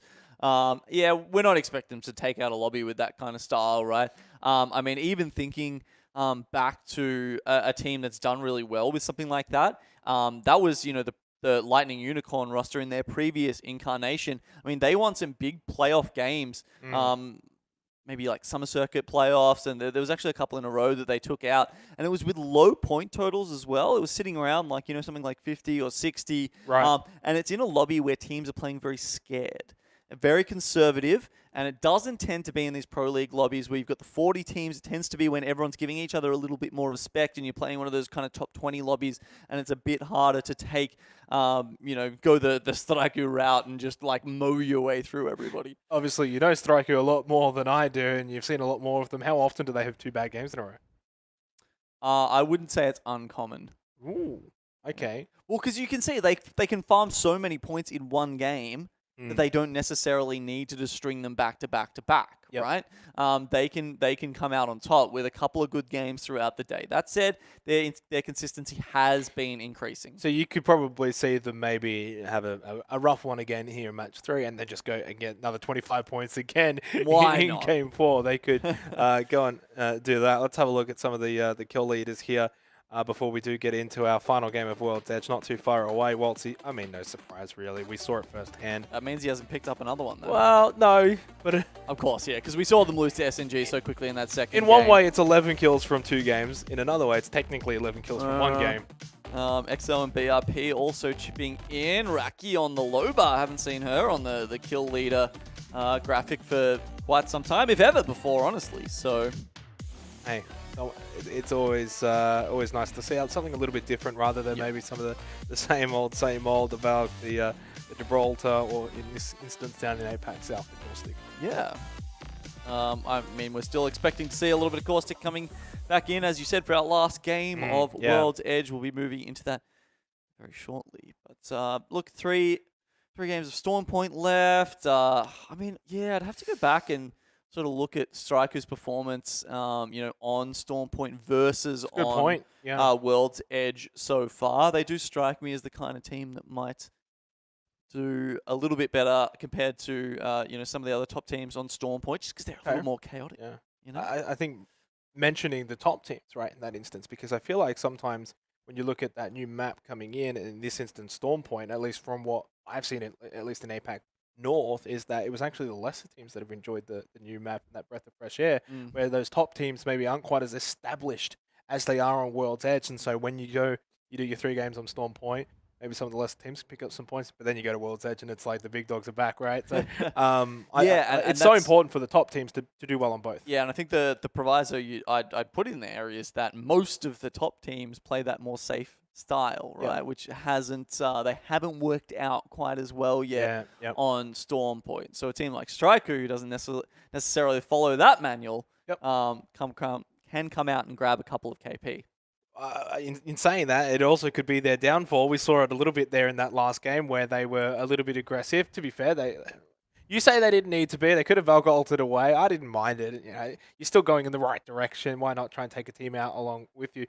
In another world, that could have gone to a point where you wipe out the team. I think it was SMG in the end, and then there was also another team over towards Epicenter as well. Then Wiz was the one that came in and sprung the trap on them. In another world, maybe you get rid of SMG, then maybe you get rid of Wiz. Suddenly you've got 6 kills and you're just sitting there saying how great they are. Yeah. All right, why don't we have a look at another stat coming up here. We've seen who has the most kills. What about the most damage? Well, this is a completely different graphic, of course. Sometimes damage doesn't always translate over to kills, and kills doesn't always translate over to damage, and you can see that firsthand here. A lot of this is basically coming down to the fact that over the first 2 games, DML, Dreamfire both had games where they've been pretty much towards the end of the game. And that does translate into the damage there. Roy, no stranger to that. Dodge, really cool to see him there up on the Caustic in front of everybody else. But yeah, look, Dreamfire, they're plugging away at people, but they need to put them down. That's true. That's probably been only thing holding them back from getting into, say, maybe the top 3 of this lobby, of this series, really. A bit of a comparison here between Dodge and Ems as well to continue on 4 kills to 3. Right, but then look at the damage, of course. So again, that translation's maybe not quite there just yet. Still, getting that damage is good. You are wounding the other teams. You are forcing them to use a lot of their consumables, and that's good in itself. So maybe you're not quite getting the kills, but at least it's still something. And it means you're staying alive for long periods of the game. You can't be getting that kind of damage numbers if you're going out early. No, you need to be alive for long enough to chip away at people for that to happen. Dodge and M, some of our best players in the lobby, at least for today. And look, M's, I mean, where were Dreamfire sitting? Do you remember on the standings there? Got it right here. It's 7th. They weren't that far behind. In today's series. Oh, coming into this match 3, 4th? Okay, yeah, that's pretty solid. I think it was about 4th, yeah. I'm pretty sure it was 4th. I could be wrong. Don't hold me fully accountable. Definitely wasn't top 3. I think your short-term memory is better than mine. I'm trusting you. Yeah, definitely around that position. Not too far. Of course, we saw it before. Very congested, especially that top 5 or so. Very close. Then it's about a couple of points more. I think, though, for Dreamfire, I mean, technically also referencing their overall standings coming into today, they were only 3 points behind third, right? So that's one way to also look at it. If they can, now with, 4 games to go in this particular series, as we're getting into our final game of World's Edge, we'll see if Dreamfire can continue to do well, but this time translate their damage into kills.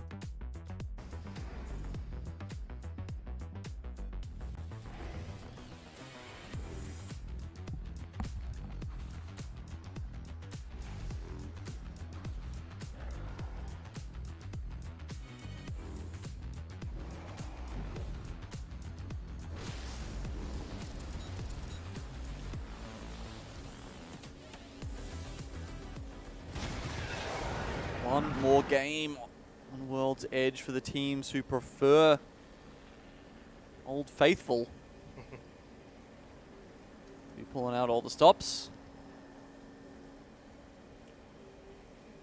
And so far, I don't think we've seen too much difference actually between the two series. This is probably more for me than you. You know, sometimes you can see certain groups that have little differences between each series, and I think it's been pretty much the same.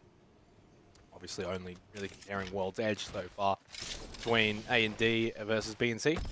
Dreamfire in a fantastic position right now in this game, Xenox. Already, there's so many things going their way. I'm just going to quickly rattle them off. 1, no one's landing in landslide, so Rowie can go straight there. Not only does he loot extra and his teammates can just go around Countdown and grab that up by themselves, but they've got a beacon there. They didn't get the beacon drop at Countdown, so they can get that one in landslide. There also wasn't one in Lava Fissure, and if they wanted to, they could go over and loot that themselves as well, because no one's landing at Lava Fissure right now in this lobby. No Burger.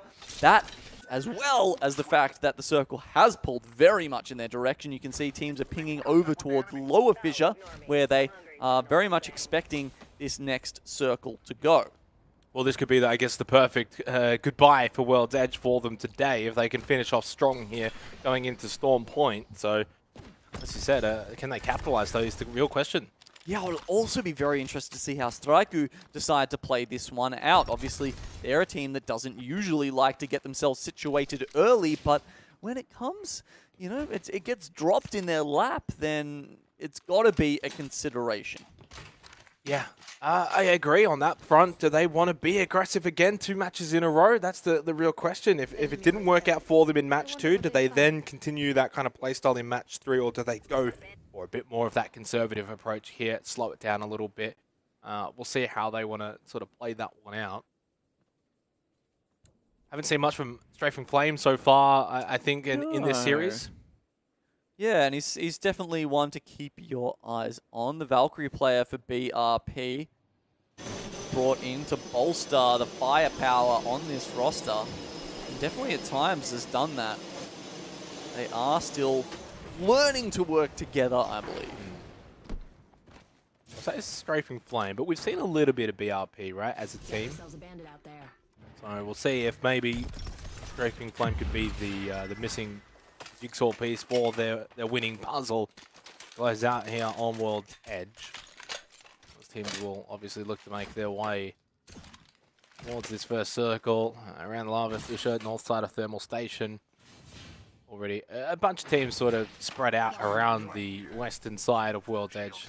Choke point maybe developing with NXL. Now they do need to be careful, because I feel like almost every game so far in this series they've been involved early on, and generally not for the better. Well, they get a little bit of a tickle from Day and Night, but then Day and Night have to turn around themselves because BWS are on their 6. NXL, they're going to pull into Landslide, however. Slay have moved over there to use the beacon, but they used the dome to actually grab that beacon. Now, if NXL see that as a window, they could try and pull in there, but this early on, kind of risky. They're going to go through the Vault Tunnel instead. Well, Slay also going to get on the move as well. They've got a bit of that information with the circle, so they'll take the Valcult and they'll get out of town, despite not really having the most amount of loot anyway. They can get also a lot of information teams around them too. BWS also going for a very early Valkyrie ult rotate. early on in the piece, so 2 quick ones already inside of the first round. Yeah, they're taking a pretty safe route here, actually. This caravan out in the open towards the back entrance of Countdown. Not generally going to be a late game kind of play, but, you know, you can sit there, you can wait there and maybe even pepper some damage out before waiting for that next skyward dive to be available. They actually don't seem content with this. So they're going to make a move, keep going further down in towards lower fissure. Try and find another spot. They see that indication in the distance that Loba's just placed down another black market. Meanwhile, BRP looks like they managed to grab it down onto a Kim. He's being brought back up right now. Their building is being shelled.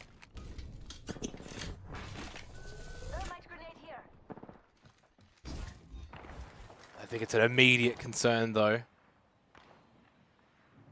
BRP didn't want to finish that one off. Fair enough. Look how close they are to Slay as well. That's I mean, it. they are literally neighbors right now.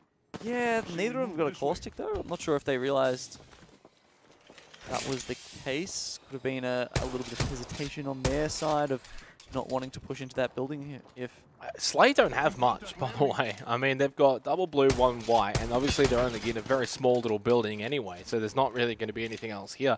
And now you're kind of hemmed in. You've got BRP just literally across the road from you, and it's not a big road. You can see them. We can scan this area.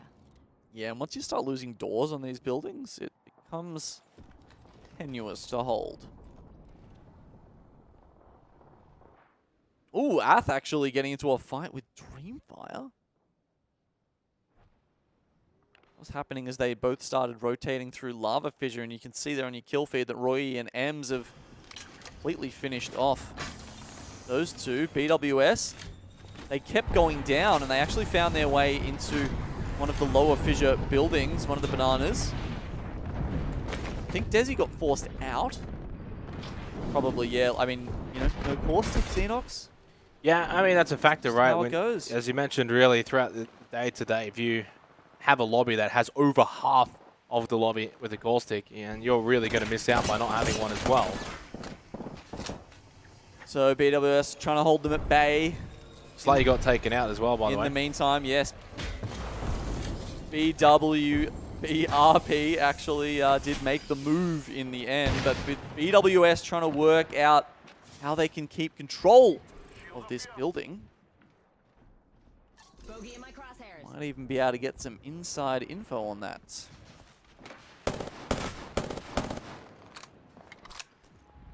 Well, I think they would probably like a little bit more intel, and we'll see what they're thinking here as we'll have a bit of a listen in with BWS.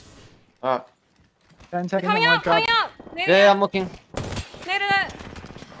I'm bombing here. Give me one! Give me dead! Broke valve! I need to heal! Sure. I'm popping it so. Netting it off. Popping a bomb. I'm burning and ticking. Go. Cracked. Yeah, I'm Go cracked. Another team. You got stuck, Get away from me. Get away from me. Hold the door. There's no door. Oh, wait. Here's the door. There is.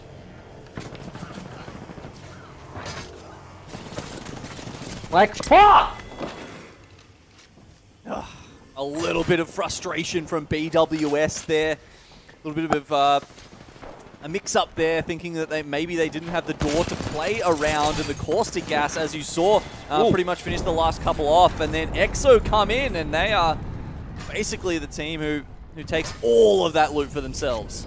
Basically just did to Gizzy there what they did to BWS. It was a great insight in terms of the listen-in, and obviously there's so much pressure when you are in that kind of environment, and it's always very difficult, and it's nice to still at least get that insight. I mean, it sounded like it was clean, clear comms there. They just, unfortunately, a little bit of a misplay.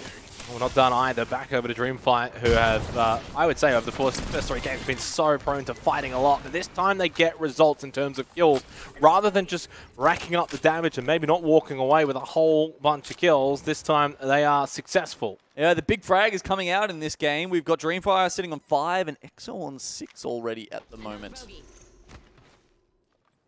Massive for both teams and their their prospects really for top 5 overall. Both are going to need big days, and so far both having good days.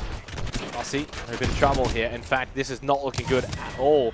The Striker, I think they're out here, and they are. They just get hemmed in, and it's NXL Wolfpack who get a bit of revenge, who have been struggling in the first 2 games, but that's a big one for them. And that opens up the door in terms of that #1 spot for today's standings for this series. So Soraka gone, and NXL making a bit of a comeback now with this game. Can they continue on? Yeah, look, only 2 kills so far, but they have cleared out that side of it for themselves. I mean, I feel a bit bad for BWS now as well, seeing this next circle, because Lower Fissure wasn't even in it. You know, struggling over a building that wasn't actually going to help them out late game. You know, not that you can blame them for making that read. It seems pretty reasonable to me, actually. But we are pulling a little bit more towards Landslide, and even just sort of in the middle there above, north of staging, where Method to Madness are kind of holding down the Excavator. Dreamflyer and DML going toe-to-toe as well. M's getting a nice crack. It's the defensive bombardment around him, though. See anything there. Loses his armor. Yeah, pretty much like almost through the smoke and the flames. Able to find that one. Up close, though. Roy pulls out the flat line. Oh, the timing. Could have maybe found a knock there, but I think 174 should just be able to do that. Does fall, though, for his work. Roy able to still stay alive and gets back to full armor, gets rid of them all, and that's a nice clean wipe for Dreamfire against DML. I mean, the tracking on Dreamfire, it's like, you just can't compete with those guys on not that done, though. level. They're not done. They've got to be careful. A couple of teams still roaming around that area of Lava Fissure. SNG sniffing around. We've got Draugr, the Wraith player. He could potentially lay a portal back to Shady and Rosmontis, who was sitting over at Countdown. EXO also heard the battle and moved up into the train car, as you can see. Even amped up the Sentinel ready to go, but I think once they realized the battle was very much inside, there's probably caustic gas in play, they're going to go back towards the circle. Circle so far has been shifting over towards Landside. We'll see if that is going to continue or not. If it does, then NXL will be very happy with the way that this has sort of continued to play out for them. Yeah, it's a team we haven't talked too much about I was going to today, say, a bit right? quiet. Maybe this could be the game for them on World to Edge finale here, our 3rd game. Mosu going to go in, will eliminate this bubble, and opens the door for Saiyajin God to put Rosmontis on the ground. Can't actually get up before they come in. And Dreamfire pushing in as well behind, so losing Rosmontis, not ideal. And then you've got Dreamfire. There's another team that's actually FW that's coming in behind Dreamfire as well. So you've got almost third party on third party that could be established within the next 30 seconds or so. FW only seem to have a single play in their book, and Crack that's coming down in from the zone. Mosu goes down. Roy continues to just frag out this game. There's another one as well. Quick double for Dreamfire as they get rid of both Mosu. And there goes all of Az. But that's from Shady almost in a solo effort. Suddenly 10 squads left. Dreamfire still need to be careful behind them. FW pushing in. Yeah, they need to get a bat off here, so they do use the dome. Somehow SNG have managed to reset within that caravan, but FW Esports might have left this a little bit too long. If Dreamfire can reset, they're actually going to try and get out. I would have bet that they would have gone backwards to try and finish off FW Esports, a team that I wouldn't expect them to be really all that scared of, but they're going to play the safe game for once, considering they've already got 9 kills. Wow. And there's still 10 squads left. They want to add some placement points into the mix. Yeah, I agree. You've already got kill points. There's the good potential that you can also get some placement points from this game too. Smart play. Just sort of pick and choose your battles, really. And that's what the best teams are going to be able to do, rather than try and force it, and try and force the issue. Yeah, you're having a bit of a barn burner. You're getting some kills, you know, 9 or so kills now. Don't have to go for broke. Don't have to be like, oh, there's another squad behind us. Let's go wipe them out. They play the safe option, and that means that they can sort of just reconvene, get back to full armor, get some extra ammo, and then they can pick their battle next, moving forward into the next couple of circles. BRP taking some shots. Rakino was pricey yesterday, I think, actually, who was just the leading flyers out, and yeah, right on top of M2. Yeah, as we talked about, M2 in the middle there are going to reap the rewards of this next shift. Whiz down over towards staging, NXL over towards landslide. I mean, basically most teams are on the very edge, not really many towards the more centered position. Method to Madness and EXO, the only real two around that position. And this is going to be then for probably round 4 and then round 5 very difficult for those edge teams because they're all going to be coming in so late and into that open kind of area. It also does mean for Method to Madness that there's that potential for teams looking to try and crash the train tracks and these carts. So see how that plays out. Over towards the crane now. Yeah, the Excavator's like just slightly easier to hold than a normal caravan with the big tracks. It's not quite so easy for people to jump and just pop a Mastiff shot into you.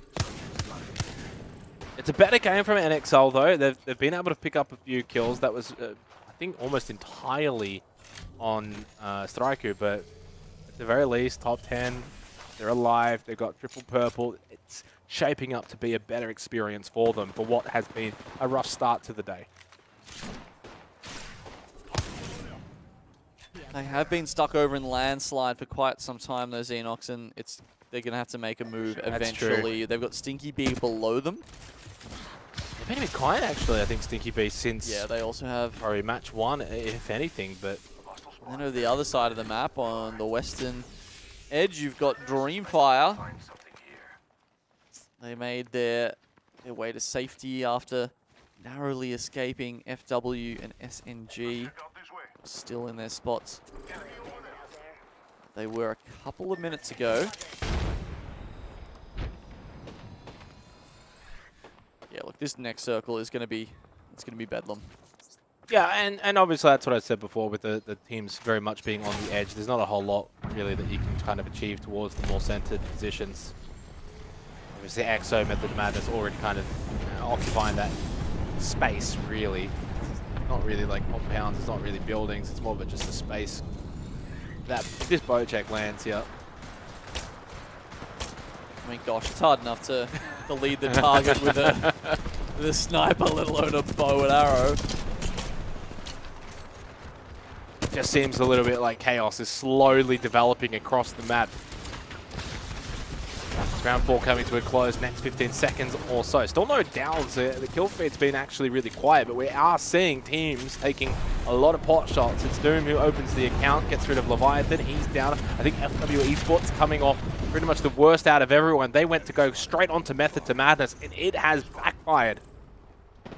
EXO, they're deciding to play the bottom of the bridge. They've got MBT Naga on top of them right now. If anyone comes down there, they're going to have a hell of a time getting through all of those caustic barrels that we've got Killapos setting up.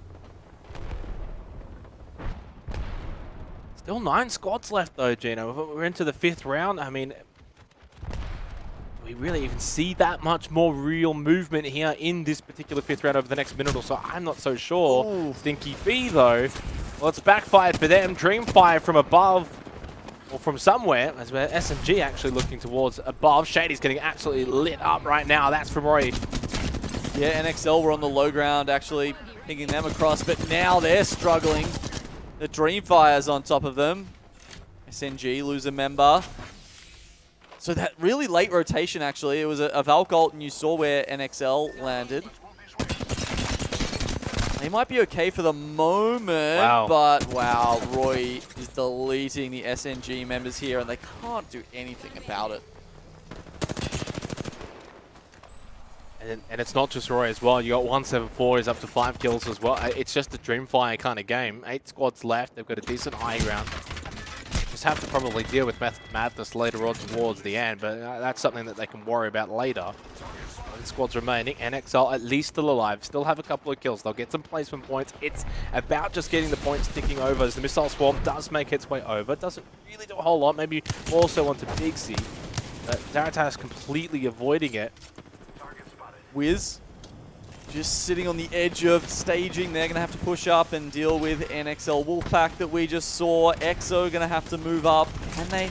Does the edge of the bridge, will that actually keep them in the zone? Or are they going to have to go up and try and deal with, say, BRP or MBT Naga? Looks like people are taking the fight to them. Yeah, Raki comes out on top. EXO falling apart here on the bridge. They do not get to move too far forward. BRP doing a decent job. A player or at least a team coming in behind them, but not really to much avail in the end. Look at Roy, by the way, all the way on the top end. This is just Dreamfire's lobby, and they're just making it look easy right now. They should be able to also clean up behind. Method to Madness, I think, are going to get caught here. Easy Flash gets taken down by Roy, who's just honestly doing an amazing job right now at leading that front line for Dreamfire, getting a lot of that damaging, and then you kind of having like 174, then push in and do also a bit of that cleanup time as well. M's holding a little bit further to the back. Dreamfire just playing this perfectly. Yeah, well, there's not much room left in this brawler Roy here. goes down. Dreamfire move in, they make this playable space too. even less with that gas, but other people are coming in at them. They need to get a shield swap. They don't have time for those revives. It's only 174 that's left standing and doesn't even have any armor. In fact, popping a shield cell at this point, not going to maybe achieve all that much. This is not good at all. Raki is easily able to just clean most of this up with 174. Oh, hello. Jump up above was just trying to hide away, but he cannot. Bigsy is the one that finds that kill. NXL, they go for the strike at the last second of this game. They've got the numbers as well. 3 versus 2. Bye-bye Strafing Flame. He's gone as well. Now it's a 2 versus 1. Player K almost got the res off there. The gold bag has to cancel it because the NXL Wolfpack players are right on him. And they actually come out with a victory there from the northern side of the circle. Wow. I'm not sure they're going to get the most points out of this game, though, Xenox. They're going to get a lot, though. With the amount of kills we had, 174, we saw him alive at the end. I didn't actually get to check.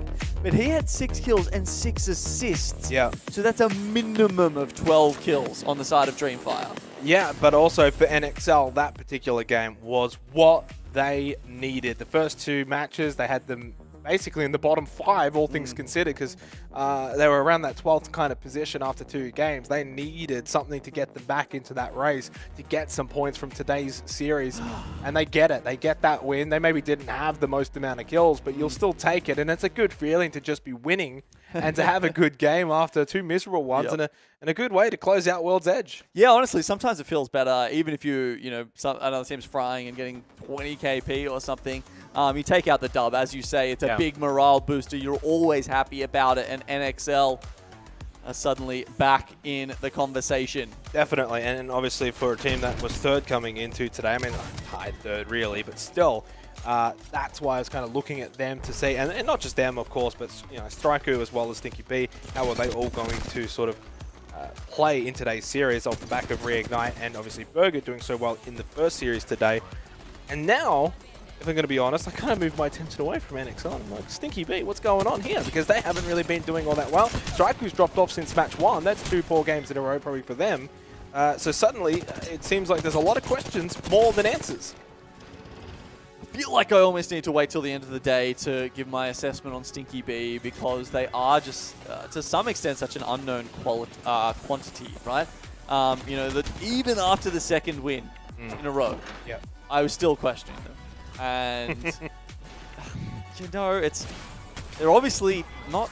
They're obviously a team with a lot of potential, but I'm still not convinced. Well, when I walked into the studio today, it was the first thing I asked you was, which one is more indicative of Stinky B, the 4 points in round 1 or the 225 points? And you kind of were a little bit in the middle. Maybe not so much 4, but definitely not 2 back-to-back wins. So maybe today is a little bit more regress to the mean, I think, for Stinky B, as we have a look at the placement timeline. Of course, NXL Wolfpack taking out match number 3, our final game of World's Edge, actually for the day. 9th place for Stinky B, I believe.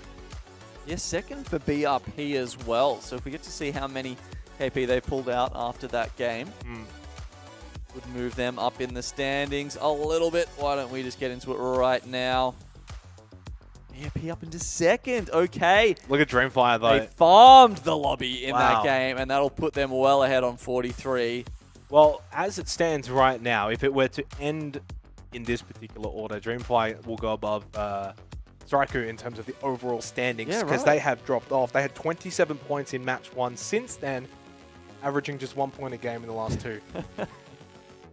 How good's numbers? I love numbers. You can do so much with them. I'm not sure you even need to average that, really. Is it wrong? You're not wrong. You're not wrong. I think we probably would both expect them to bounce back, though, on Storm Point. That's kind of where we assume that. Doesn't mean it'll happen, though. You've still got to put the work in. There's a lot of work left to do, and they're going to have to find a way to do it on Storm Point with 3 games left, Xenox. Yeah, if they don't, I think that, yeah, as I said, Dreamfire maybe could either leapfrog over them or get closer to tying them. It all depends on obviously where it does end up towards the end of the day. 3 more games to go. Of course, don't go too far away. When we come back from the break, it's Storm Point.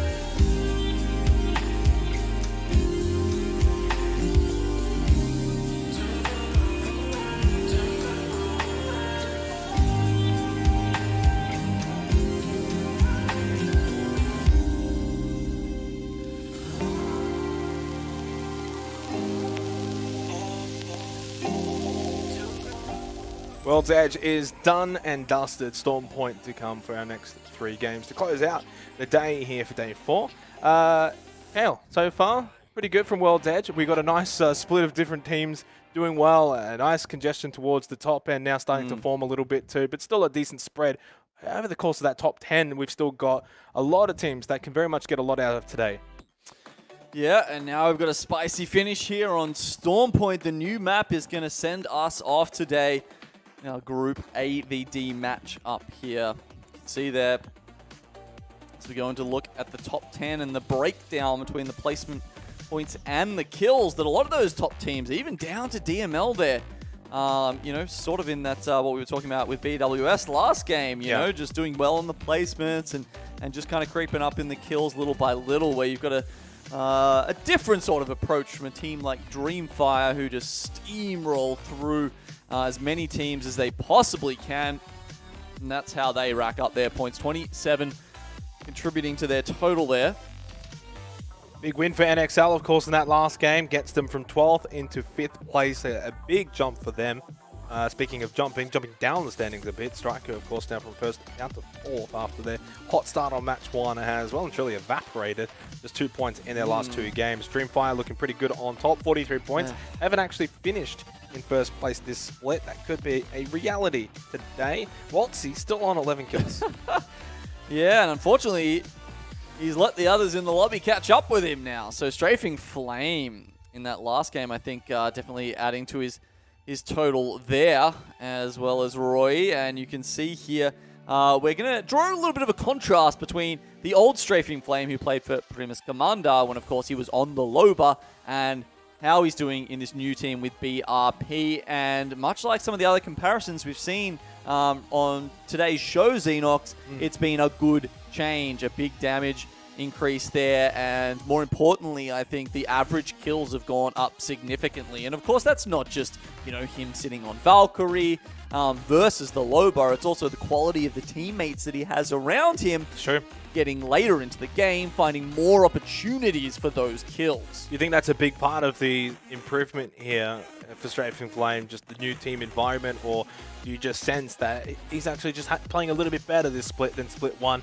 Is that all there is to it? Just joining a new team, good feels all around? Yeah, look, I genuinely think it is. You know, we saw some star quality stuff from him last time, right? There were games where there was only 2 of them, Xenox, and they still rebuffed team after team in Lava Fissure with the Turbo Devotion. That's the kind of stuff he's made of. But yeah, I think in BRP, he's finding a lot more consistency and a lot more opportunities to put those fragging skills to good use. Yeah, I think a little slow going maybe in the first 2 matches, but did pick it up a bit more in that third one. For Strafing Flame and for BRP, who, you know, so far have been thereabouts. That's all you can really ask for after 3 games. You've still got another 3 more. All they've really got to do is just maybe have that one really, really good game on Storm Point. Suddenly could be in contention for a lot of points today. Moving ahead, of course, we are going to be heading into Storm Point now for our final 3 games, not only for the day, but for this series. I guess now that we draw our attention to Striker, because we spoke about them after match 1, and we mentioned maybe the potential to get points on Storm Point. Now they have to get points on Storm Point. Yeah, it's a necessity at this point, isn't it? 29 points, not that great really at the halfway mark. And a big fall off after that first game means these 3 games at Storm Point are crucial for Striker. Yeah, absolutely crucial. Let's get into game, shall we? For our first match of Storm Point, for our second series.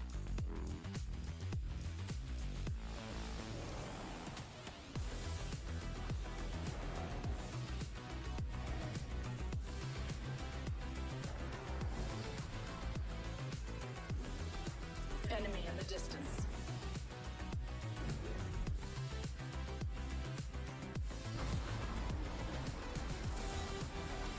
Target acquired. It's been a little while since we actually got to look at the beacon for this group on Storm Point. I'm trying to remember if there were any contests that we were expecting. I don't think we had any. Of course, we've seen this group before, and you look, Ath versus Methods to Madness in Barometer. They're really sharing it. It's not much of a contest. We saw these guys play around Barometer previously, and they didn't really get into any early fights. Maybe the odd shot thrown out. There we go. Beautiful. Yeah. And obviously, you know, there's a few extra spots here. We've got, you know, Powerless. They don't seem to be playing today either. So Checkpoint is being taken up by FW Esports. And that means Gale Station, you've got, you know, Shipfall doesn't need to be taken either. That said, ooh, maybe Slay were taking a very long time to get up to Lightning Rod, and Dream Esports from India, or Desi as we like to call them, actually going over to Thunderwatch. So I thought for a second, oh, maybe there is a contest, but I think it was just a rough drop shift where again, oh, they kind of got to hold hands and skip all the way up to that northeastern side of the map. Well, as we do head into match 4 now, at the conclusion of this match, you'll only have 2 more games. So for those that maybe have been struggling a little bit, maybe those that are not inside of the top 10 for the standings of this series, it's not necessarily do or die, but it's going to get to that point if you don't have a good one here. We are going to be heading down, potentially, not necessarily, but Gal Station, Fish Farms, Antenna still inside of this circle as well. The southeast portion of Storm Point, which I don't think we've visited today at all. Yeah, not today, but we did see quite a bit of it yesterday, Xenox, and there's some fun stuff down there. Certainly, you've got teams getting farmed, like whatever your favorite fish might be. I mean, I went for salmon. Or tuna. Okay, yeah. Is that even a fish, though? It's the chicken of the sea.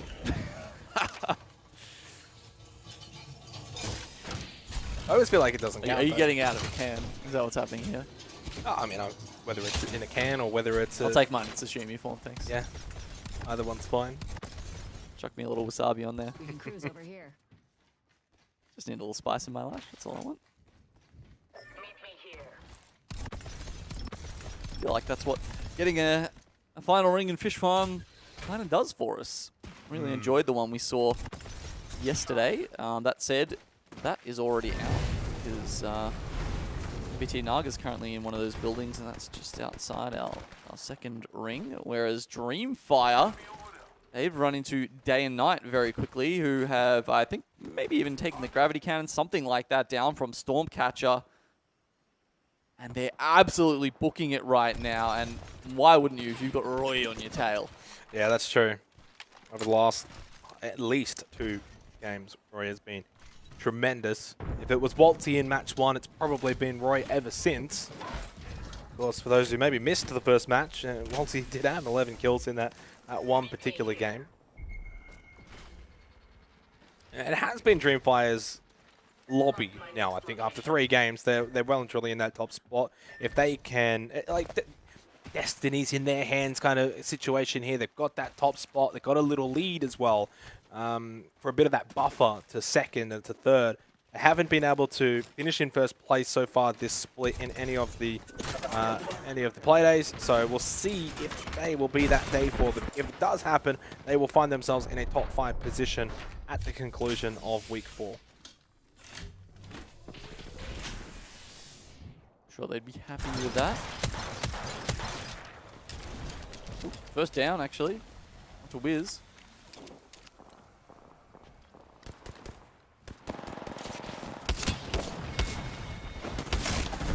All of a sudden, forward as well. Contact with target. The Commanders, of course, were a team that had a lot of work on their play towards the back end of the last game. Now it's a start of this particular match. Margin goes down far too easily. Pretty comfortable in the end for M2. Yeah, as per usual, the Wraith, the one to get away. Maybe sometimes matched by the Valkyrie these days. So Renor still up for Wiz, but that's the only member left alive. And many teams rotating in through this choke, which means teams like Stinky B are probably going to stop those death boxes getting picked up, as we see there. They are actually stumbling across them where that gravity cannon is.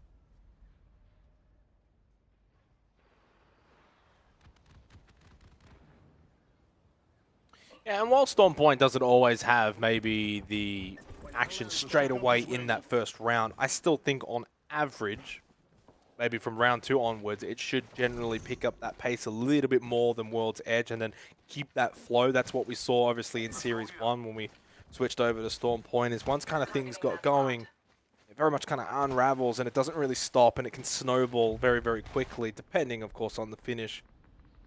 And I think this particular position on the map could very well play out that way. Already large congestion. Okay, teams are here, still some teams to come.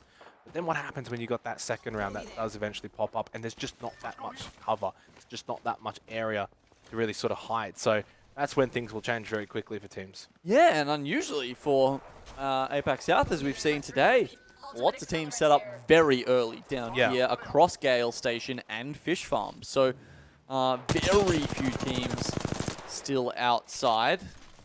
I mean, we're not anywhere even close to surprised that FW Esports is one of them. I mean, frankly, I'm more surprised that they're inside the ring right now. But then you've also got teams like SNG hitting some of the crafters. DML was one of the surprise packages this season. Gotta love a bubble car. Quite central. And then on the eastern edge, Slay, that's who we just saw made that rotation in the Trident. They haven't quite been able to get going. Slay, they went out rather early in the last game. Pretty comfortably as well. Not the worst position in the sense of maybe being able to have an impact early on here, but if they've got a track record of going out early, maybe early fights wouldn't be the forte that they want to have here. Good information, though, in terms of this spot. They can very much get a bit of that overview of Fish Farms and see how it is all sort of panning out. But it is intriguing that pretty much, I don't want to say everyone, you know, but almost everyone is on the more southern side, like over towards Fish Farm side, rather than maybe like to the west of Launchpad and playing the more north side of this first green circle. Like, everyone's pretty committed towards the south side of it. Yeah, no, they know where it's going to end, as we sort of talked about earlier on, right? Yeah. Like, these circles just continue in one direction, essentially. So the fact that we've already seen a couple pull in that southeastern pattern means it's extremely likely they will continue to do that. And Strafing Flame, I think, is actually going to hit the beacon. Gets the bubble thrown for him. And we'll see if that is the case. It is. Look at that. Yeah. Almost in a perfect line. Well, perfect line, but maybe not the perfect circle for those teams over towards Gale Station, right? Because where do they actually go? I mean, there's terrain, there's land for them, but in terms of cover, in terms of a position to hold and finish in, not much. As Desi here moving in for a bit of an early engagement, or at least early for round 2. Yeah, look, they got that knock onto Slay, right, who had moved up from the building a little more southerly, but Dexter helps them out. Well, I think that's Slay. Yeah, Slay are eliminated. Again, as I sort of touched on, maybe fighting early, not their forte, at least today. Just hasn't quite clicked for them. A couple of games in a row now, where just not really being able to find success in the early portion of games and going out early, not being able to maybe just keep themselves in the game and build a bit of a platform to build off. I think that's a different BR you're thinking of.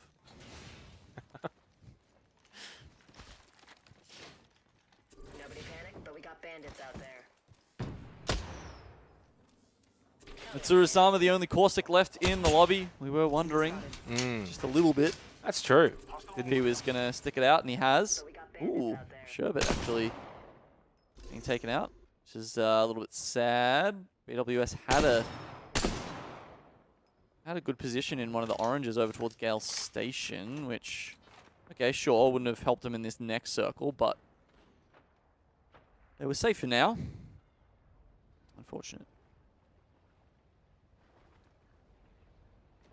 Yeah, and while it all just kind of, it feels like it's bubbling up to something about to really explode, especially more so I'm sensing to Gale Station. I think Fish Farms can very much continue the way it is for the rest of the second round.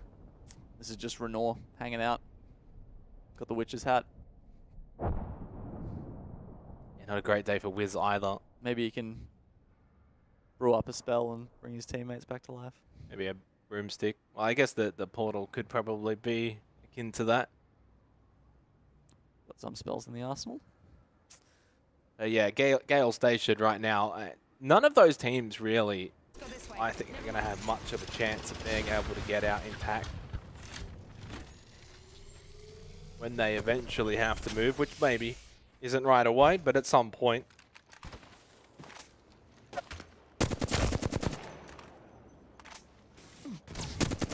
Just like Rosmontes has really been in the thick of the action today for SNG, and generally, first one that I feel like always goes down, but that's not always a bad thing. It means you're obviously trying to accomplish something. You're trying to be that front line and find that engagement, get that damage, pepper other teams.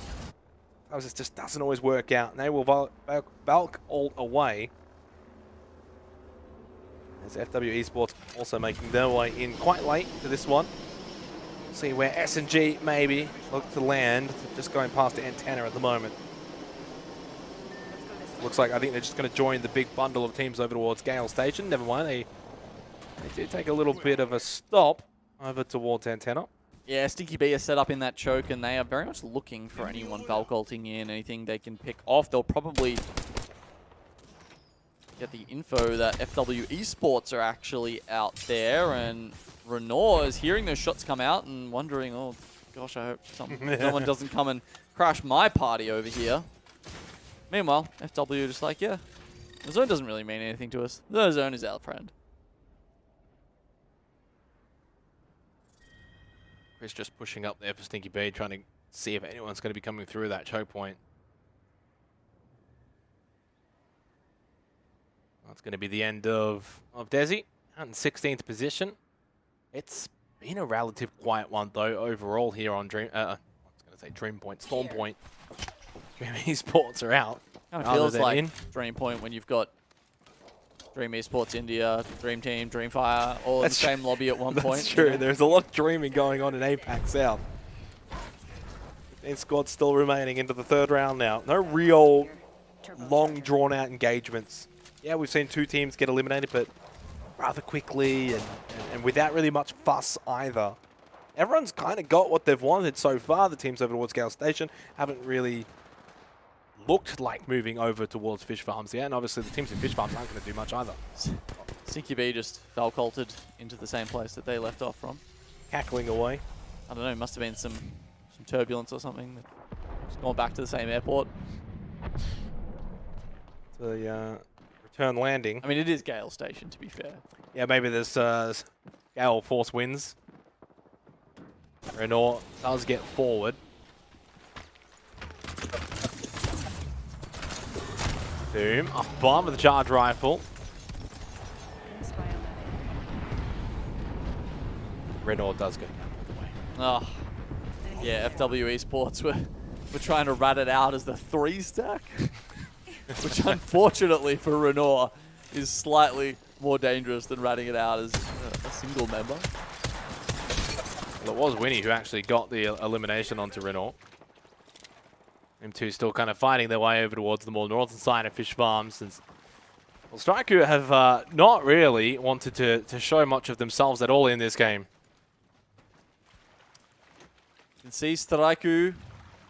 They're down here in the Fish Farms, and look, the round's about to start closing in on them, but they don't really have anywhere to go. Why don't we see what they're thinking about how the rest of this game is going to pan out for them? A house then. We'll see what happens. Definitely don't have to force anything. I'm kidding, it's a joke. We might have to int, bro. I think no. It can't be that pool. The last time it was that pool, this was in... I mean, I reckon it's ending on this building. It's going to go central. Do you know what I'm talking about? Yeah, I know exactly what you're talking about. Back up. Yeah. 330.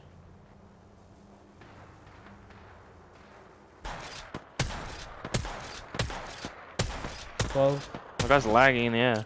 Yeah, I was going to say, is he lagging? Someone should int the team next to us. Huh? Another Valcott? Yeah. Just landed in the fucking open. Oh, no, just fucking, yeah, land in the open. Mate, we'll go here. Up on the rock. I've only got white. I mean, that's you guys, just be careful. Yeah, I am. Just so hard to peek that. Yeah, they got rolled by those No, no, they're trading. Holy shit.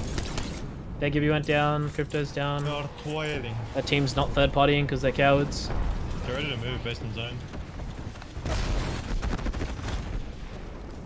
Oh, very good. We might need to just like play hard together, Bullet. Stack yours, yeah.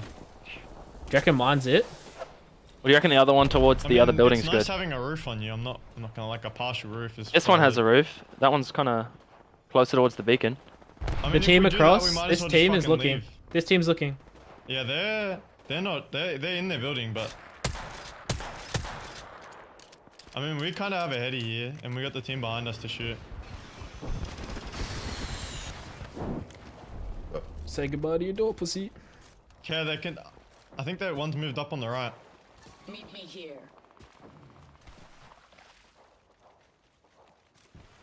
I'm thinking maybe we just play back on him. On me. DF dead. That's good. Let's win this fucking game. ATH dead. Yeah, Another they're team fucking that irrelevant. We want gone. That team in that house has kind of got God spot, to be honest. What's this team on our south, or like our northeast doing? Is it safe, do you reckon, for me to play here yet, or no? No, They're looking out here. What I'm thinking, Waltzy, is we can potentially even go back here where the beacon is, because you know how there's all the rocks and shit? I don't think it's that good early though. Yeah, I mean, after we can look for it. We just need to watch our northwest team. Honestly, thoughts about moving to this one that we started in, because it's like close to the beacon. No. No, I just want to like show presence here. Your one's like the fallback one. Basically. Alright. I'm just looking for Valcots. There should be a few. We can almost take whatever we want, to be honest, because like we got first dibs. We can just scoot to the one that's closest to zone. You know what I mean? Exactly. Someone just a That team's still Valcot. fighting. Valcot. Two Double Valcots. Valcot. Get ready to stack. Do we Fussy group as well. up on Fussy? Get ready. No, don't do it until like we get landed on bed. Where are they going? They've seen that way for. Oh, that team. 42 on one. 80 on On one. Fussy. Cracked. They're landing on the team. Flash, in front of flash, us. flash. They landed in this one. That's fine. That's actually good for us. Leave them there. Now the other team won't be able to just fucking straight get to us. Landing out here. In the open. Oh, the other team's on my right. I can hear them. Cracked out here. 3 kills, but like it's hard. Be careful of the peaks. I can't peek with that fucking team in the building. Are they inting? We got zone. Nice, I'm coming back. Okay, watch out for like Valcots onto us, inting and all Was that. my other spot in too? Maybe just. Yeah, it's just in. It's just in, Bullet. It is. Those other two teams, we just need to make sure they don't walk up on us. Careful. They're bubble. They're fucking. They're holding each other. Yeah. Just I could give let it them fight, if this guy goes through.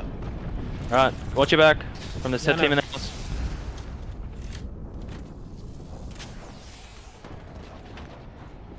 Okay, the house team, Fussy. Yeah, I am. The gib. That's what I was shooting at. I got red. Nice.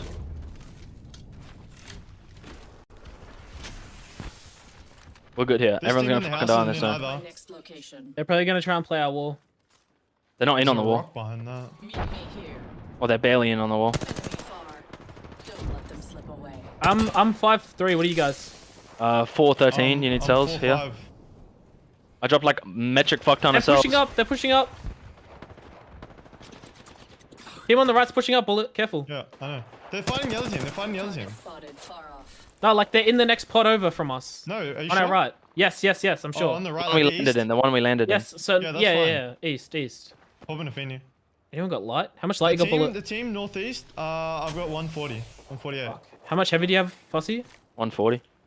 Can I have 20? Because it's a repeater, right? You're gonna have to ult us, Fussy, I think. Yeah.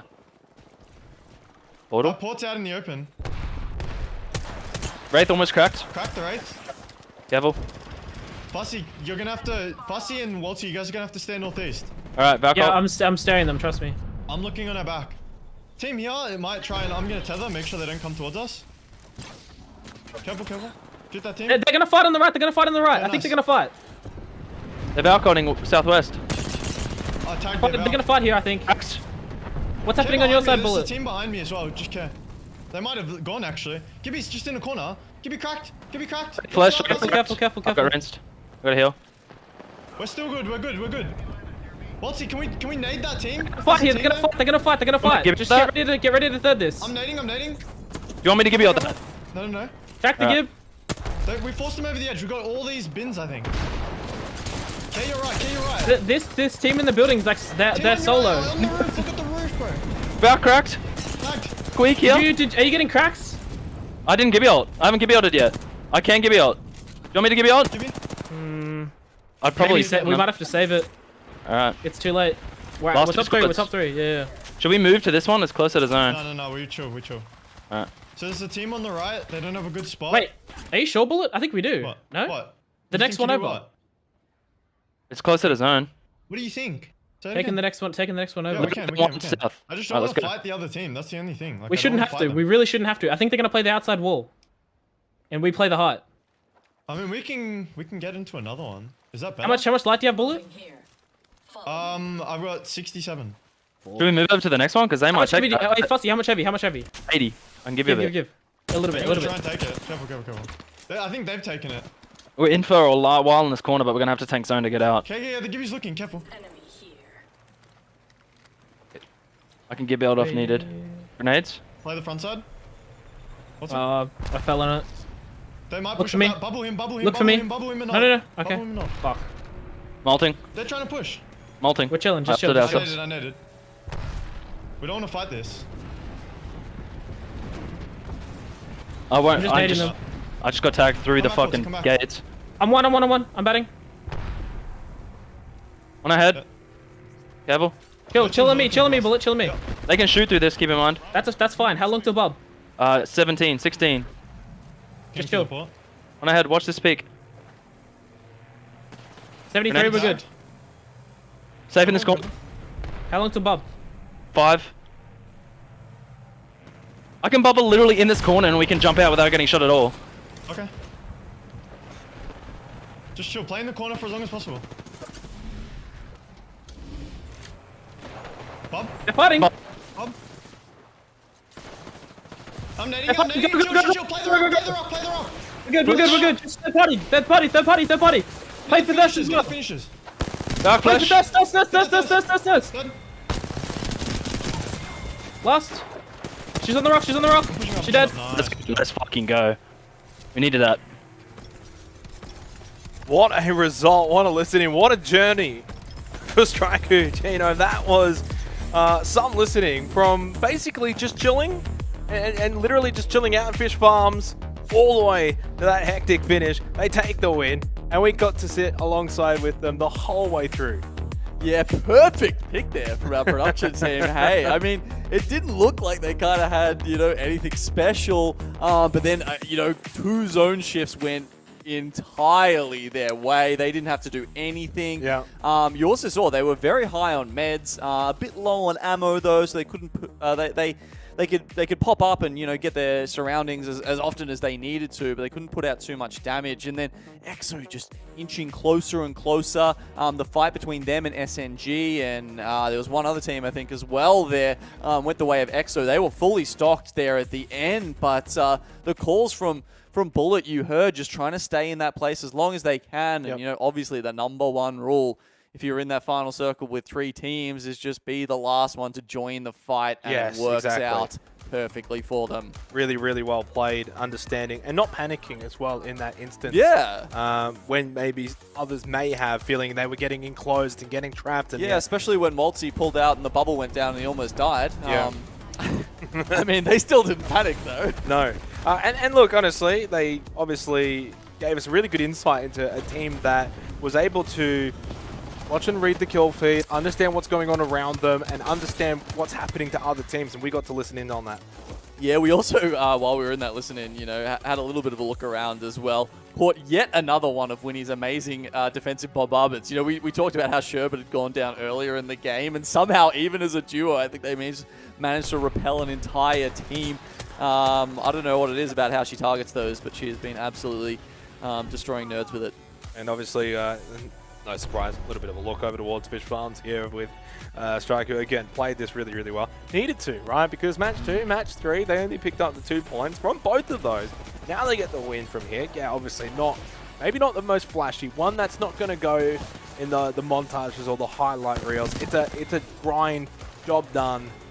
Maybe even a bit fortunate, some would say, with the way the circle shaped up. But I think because of the way it actually ended and the pressure that was on them at at that one point there towards the end, a well-earned victory and one that was needed because they were kind of just drifting a little bit away from where they were at in match 1. Big one that I noticed early on was Dreamfire going out in 12th. Of course, they were leading the way coming into Storm Point.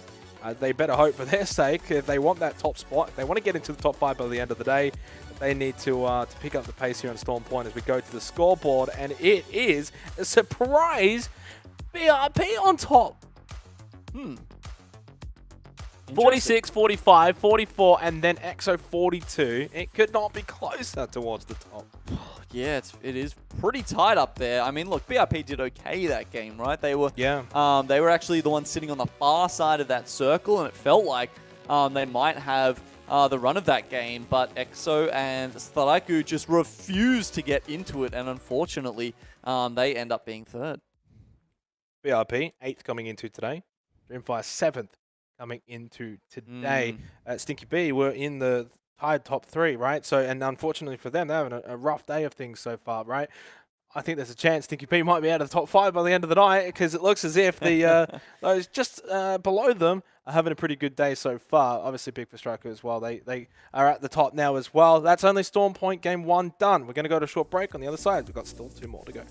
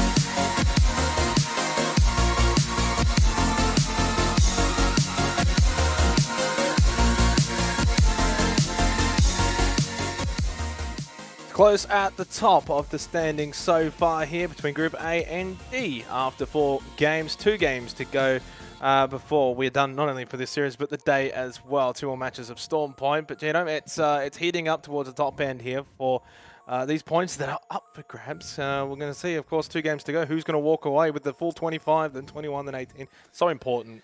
Yeah. Look, Straiku, they've managed to have 2 big games so far. They've had 1 on Storm Point and now 1 on World's Edge and now 1 on Storm Point as well. And, you know, we mentioned that a little bit earlier, that it was like they have these, you know, this can be a regular day, just a day in the life of Straiku, right? They have, you know, a couple of big games where they absolutely just rack in the kills. That said, they only got them up into 2nd place. They're, you know, still got some work to do, and everyone is still in the game. Yeah, for sure. When we look at BRP in that #1 spot, it's not like it's a big overarching lead the way that Reignite had, obviously, in our first series. It's only 1 point to Straiku, then 2 points to Dreamfire, and 4 points to ExoClan. So it is very, very close in that top 4. And I mean, Method to Madness and XL, they're not too far away. They're still in contention. I would probably group it as a top 6 right now with 2 games to go. Yeah, 12-point gap then. You know, look, imagine if we had, say, you know, NXL Wolfpack and Method to Madness do really well in this next game, and then the final game could have, you know, just a couple of points between like 6 teams. At the moment, it's only 10 points, and that's honestly a very achievable sum. So we have a look at the legend picks. Of course, this is for Storm Point, as you can evidently tell by the lack of Caustic. Everything else is basically the same. I think the most obvious way to sort of look at it is the Caustic gets replaced by the Wraith. Really, if the LDR. Are you basically saying that Natsuru-sama just you know, shouldn't be on his signature pick? Is that what you're kind of getting at there? I'm not getting at it. Everyone else is getting at it because that's what they're picking. So also some of the damage leaders, Strafing Flame, still just top of the way there. Play Cave from BRP. So I guess they're getting a lot of damage. They're obviously playing very well. It's the reason why they're top of the standings currently through 4 games. 2 to go though. We'll see if they can continue. And Method to Madness, which as a team, and obviously with Doom, have obviously been towards the back end of games for the majority of this series. Waltz is still on 11. Not sure about that one. Did he? No, surely he picked up a kill in that last game. Well, you got to remember they were sitting in fish farms for the majority of the game. Yeah, so I think this one might need a little prod from, you know, the stats sheet to add a couple onto the tally there. I think Waltzy might have actually moved up to the end. We've given it a prod. It's given us the same answer. Well, maybe next time. Oh, boy. Well, it's just getting to that point of the day, isn't it? Of course, 10 matches technically played now, 2 to go over the course of both of our series. And there you go. Okay, 13. It's given us Strafing Flame also on 13 and Roy still on 11. So that's a little bit more like it. Of course, Dreamfire went out very early in that last game. So that may be a concern for them. Have they done their best work on World's Edge? Are they going to be capable on Storm Point, as we have a look at a Strafing Flame versus Flame Shot comparison? Battle of the Flames. Maybe we'll get, you know, Dreamfire versus Dream Esports next. Yeah, which Flame's going to flicker brighter. Going to our final 2 games, let's head into it. Of course, match number 5 here for Group A versus D. Back over to Storm Point, and we'll see if Straiku can find a 3rd victory. So far, they took out match number 1, and they've taken out match number 4.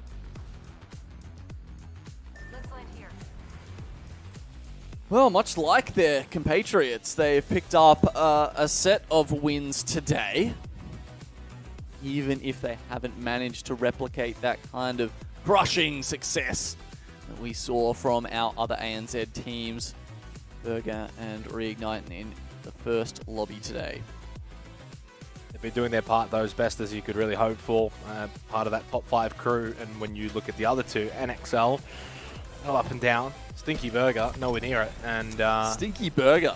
Sorry, Stinky Burger. Stinky B. Stinky B. I mean, it looks like quite a delicious burger. I don't know if you've seen their logo, but I'd take a bite out of that right now, Xenox. Well, they were tied on the standings, hence why I got that one confused. Obviously, Stinky B. 10th at the moment through 4 games. Not ideal. And at this point, it's unless they pull a rabbit out of the hat, it's looking like they're going to have to give up that top 5 spot at the end of the day. it'll either be most likely Dreamfire or BRP right now. Of course, who's leading the way. Man, I just had a pang of sympathy as you said that. Like, giving up that top 5 spot. Like, can you imagine how gutted? Like, someone's going to end up in that spot, right? Where they're just going to fall out as we get to that final day and see those final scores and, you know, who makes it through. It's going to be heartbreaking for someone. Elation for others, I'm sure. And yeah, of course. Who's going to be elated about this circle? Probably EXO, right? They're sitting down there in Launchpad. And, I mean, this one doesn't go as far as Fish Farms, right? So you know how you were talking about the other game? You're like, man, I wonder why people aren't sitting up in Launchpad quite as much. This one, I think, actually has the possibility of going a little bit north. And I wouldn't be surprised if teams, you know, pulled up to Launchpad and maybe tried to play a few more of those positions. That said, you know, if we're following that sort of direction motto, it still could end up, say, at the front end of Fish Farms. Yeah, which would be back-to-back Fish Farms if that does eventuate. So we'll see if it does. And know what I'm cooking up when I get home today?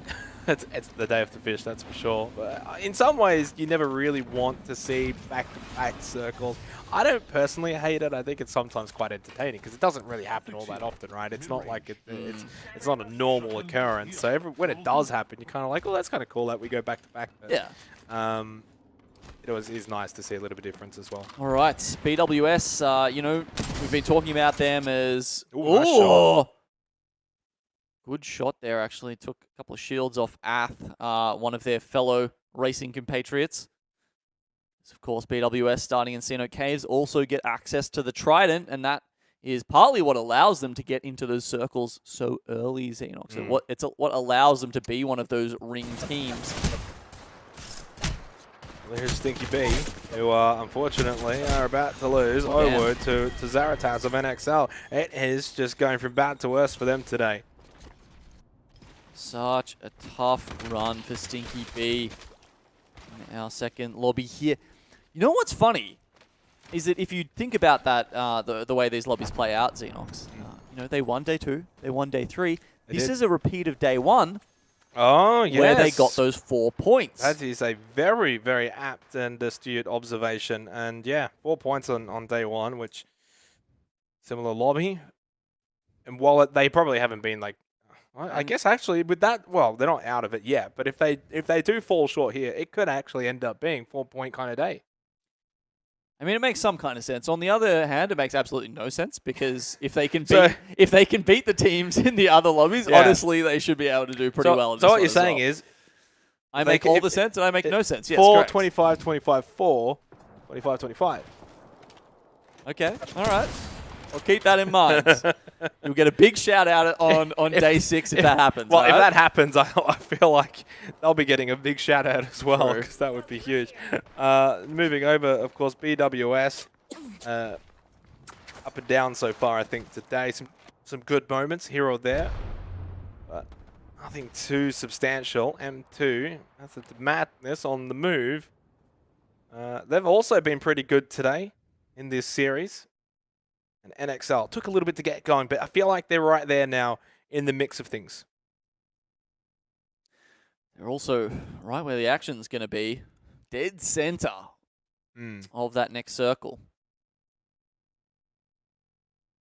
Looking over the river, that's EXO, who don't have quite as much cover as them, and they're actually taking some shots from them right now. Bubble goes down. Fortunately, they've only got the gravity cannon to play around. I mean, they've got the longbow there, but they don't decide to return fire. Early use of the Phoenix kit as well. Forced to use that one. Yeah, they're actually looking down at Dreamfire, who, interestingly, have made their move very quickly this time. So, you know, they love to play that sort of epicenter, cut-off rotation kind of style on World's Edge. But here, we're seeing them move down into Fish Farms extremely early. Ziki just lost all of their armor instantly. They lost it? Where'd it go? I don't know. Must have left it behind as they... Maybe a Loba nabbed it. Could you imagine if that was like... Dude, it happens. It's a thing.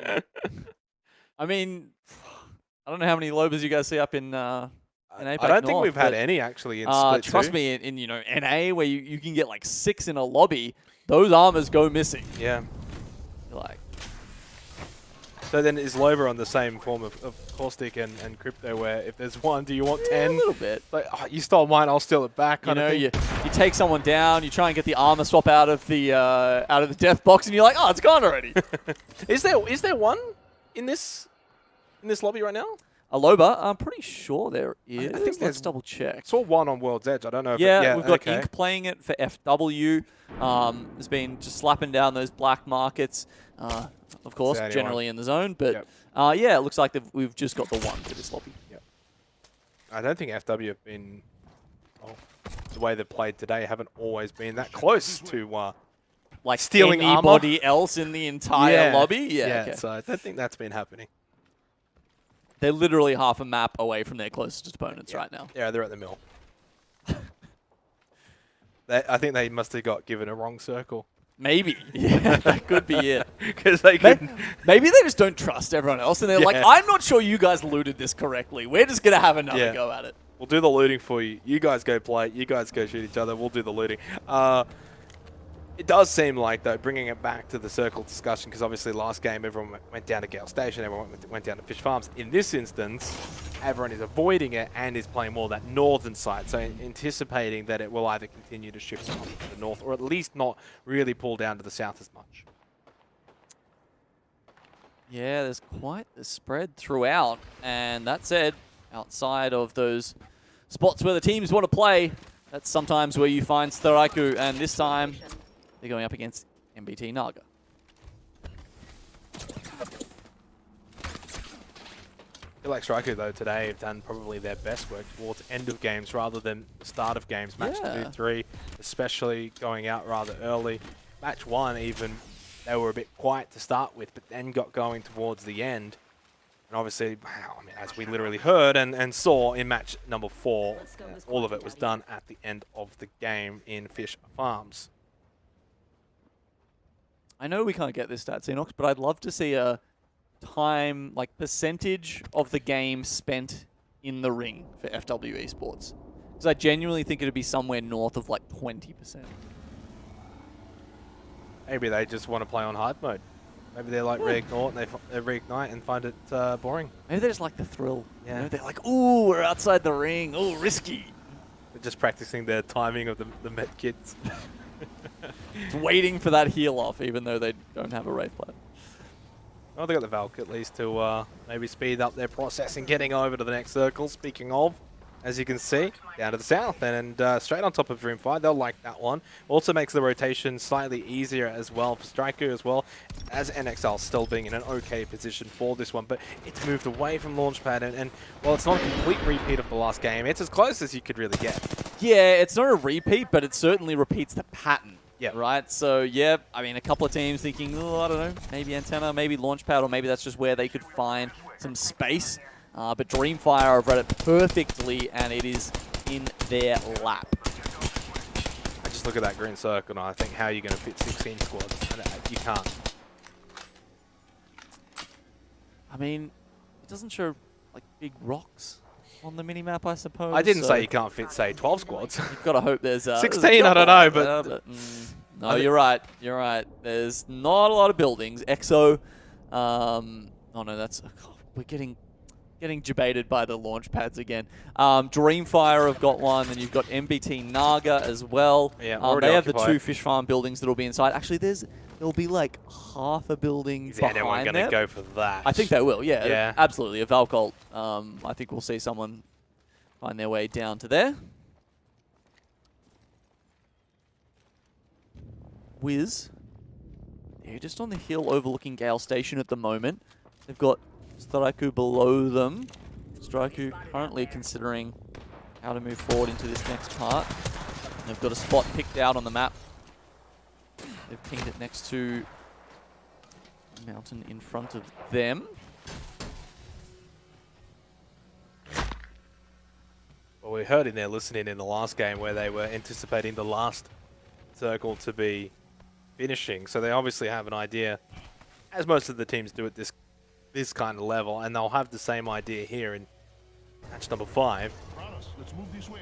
Round 2 is, though, coming to a close. And while we haven't seen a whole lot of action once again, I think that it has something to do with this southern portion. DML, they're in a little bit of trouble here, Xenox, because they're trying to just play it on the edge of the ring here, but EXO are looking at them. Luckily, oh man, the timing just works out beautifully here for DML, because Day and Night actually Valk ult in, and Dexter, who was just trying to play that forward Wraith position, has to pull back because he realizes there's an entire team falling on his head. Free damage for Trent, but yeah, and this kind of goes back to what you were saying before as well. And sometimes when you look at the map and you think, oh, there's not much space, but there's all these big rock formations and little dips and crevices that you can kind of hide in. So EXO, though, pushing up. In fact, well, they're not even too worried about DML. They're just going to go for the team that's actually looking towards them. Leaf actually getting the knockdown here. This might backfire onto EXO if they're not careful.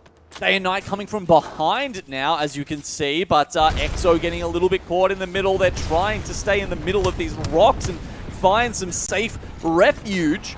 Dreamfire, some of them have moved forward, some of them still inside the building. 174 actually manages.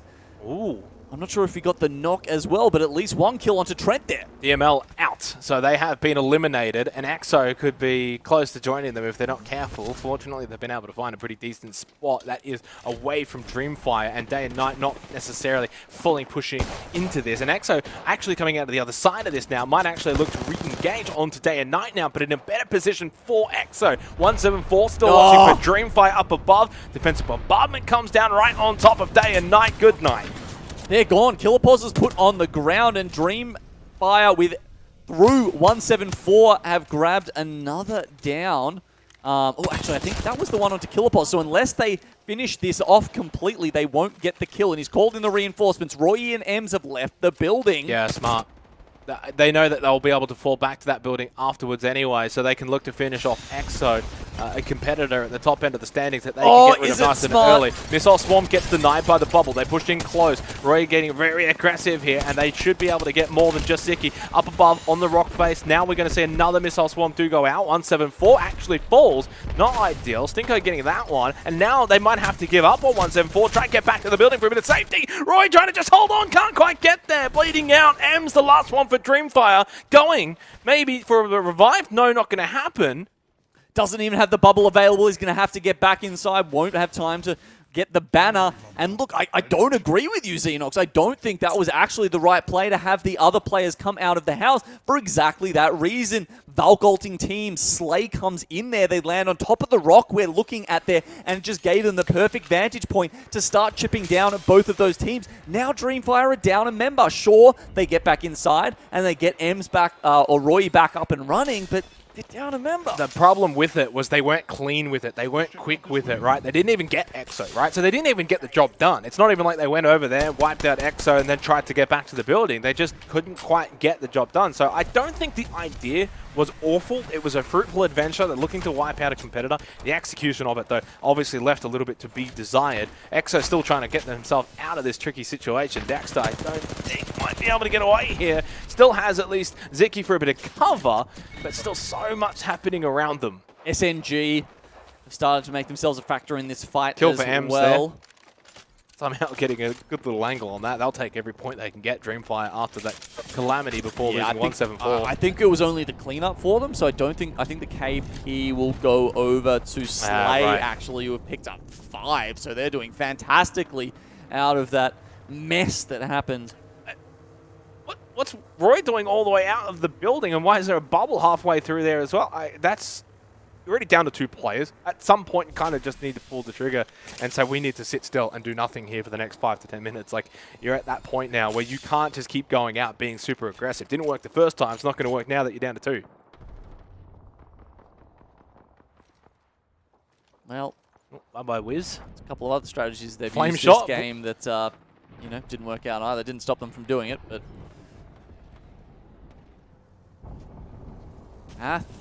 Okay, they're in one of the buildings up north, surrounded by FW Esports. We've got the black market up ready to go.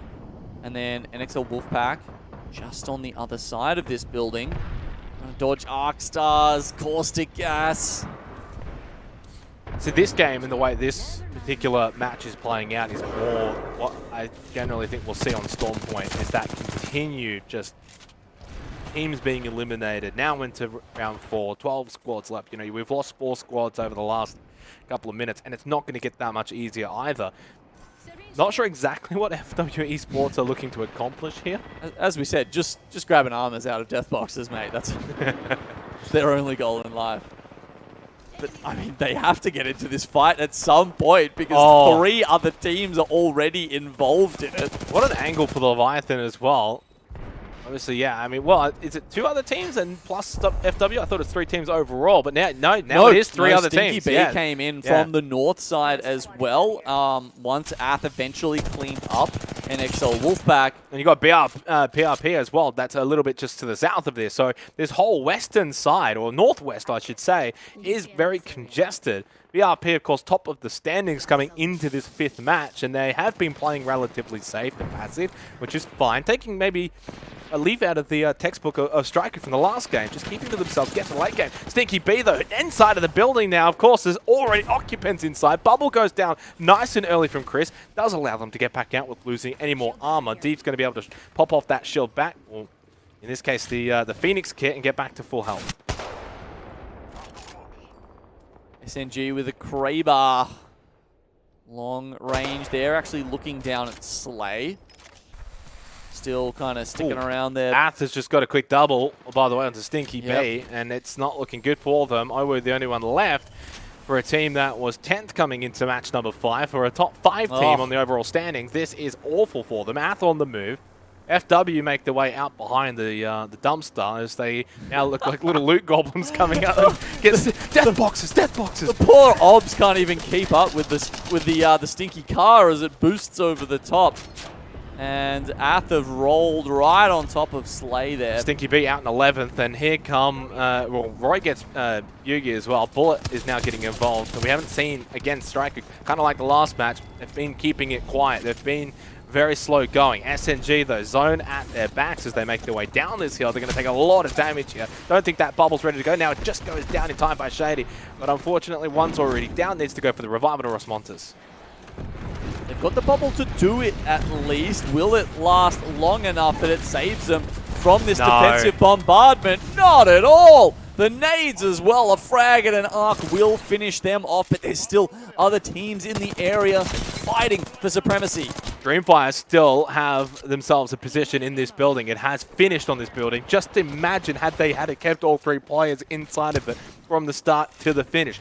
Slay having their best game for the day. They'll be able to get their health and armor back up to full triple red moving forward. They've got only 7 or 6 squads left to get through. Can they achieve it on the northern side? Some of those squads are a bit of a threat, though, Xenox. We've got Staraiku, who aren't aware that Dexter is directly below them, actually. They think they've got this side of the field all to themselves, but he's just nicely tucked away in the corner there. And then you've got Method to Madness on the southern side of this as well, as a full trio, who I think are also looking pretty deadly. But in 20 seconds, I dare say Ath and Slay are probably going to get into it. One of the good things for Dreamfire is the fact that it's Roy that is also still alive, right? That's your fragger. That's someone that could probably pinch a few kills throughout what's going to be some crazy times. M's obviously still there as well, so you've got that bubble. So they can fight here towards the end, even as a duo for Dreamfire. A lot of our top teams today, all pretty much towards the end of this game here for match 5. BRP, Dreamfire, we've got obviously Striker as well, and is still alive. And technically Exo, but only the solo for Dexter. You can see Dexter creeping in behind them. Luckily, we do see Straiku taking the phase breach, so now he's actually got some time to work with. Rory finds a down onto Zyage there of Ath. Dexter keeps making, oh, never mind, gets caught a little bit and gets spotted. Slay on top of the building. Dexter's armor has been evaporated. Finds a little death box as we see the kill feed start to light up. Although behind just gets caught. Bullet going to try and get this med kit off, and yeah, suddenly it's just carnage and chaos all around this building. Outside of it, inside of it, and on top of it. He loses the 1v1 there, and Method to Madness still quite spread out, but in a good position. Who won that fight on the top of the building. It looks like it was Straiku. They're still up and running, so a BRP. Meanwhile, the duo for Dreamfire have held on inside. Method to Madness just holding the outside portion. Striker up above, and then everyone else, your own little positions to fight inside of this building. I would imagine at this point there has to be another team somewhere inside of it as well. Yep. I think Method to Madness, this is a very good position. When you look at the minimap, they're going to have that real central position towards the end. As teams will eventually get forced out of the building, they won't have that same influence of the zone. The RP, all three players alive as well, in and out of the building. So this is a good position. This is a great game for them to maintain this top position. Yeah, and Method to Madness, they're creating their own little bubble to play on the other side. They've got there's a single crate, which honestly by itself is not enough, but they've also, they've got the Trident there, ready to try and fall back behind that should they need it. BRP, they moved into the building, and at some point, you imagine, will take out Dreamfire. Actually, it's Ath that made that move. Yeah, 5th place for Dreamfire, all things considered. Could have been a lot worse for them, so I think considering losing player early on, you would take a top 5 with a couple of kills. Ath having a decent game, haven't quite been there amongst it over the previous 4 before this. Method to Madness still just continue to push up, and as you pointed out, they've got a little bit of that cover as well behind them, if need be, to fall back to.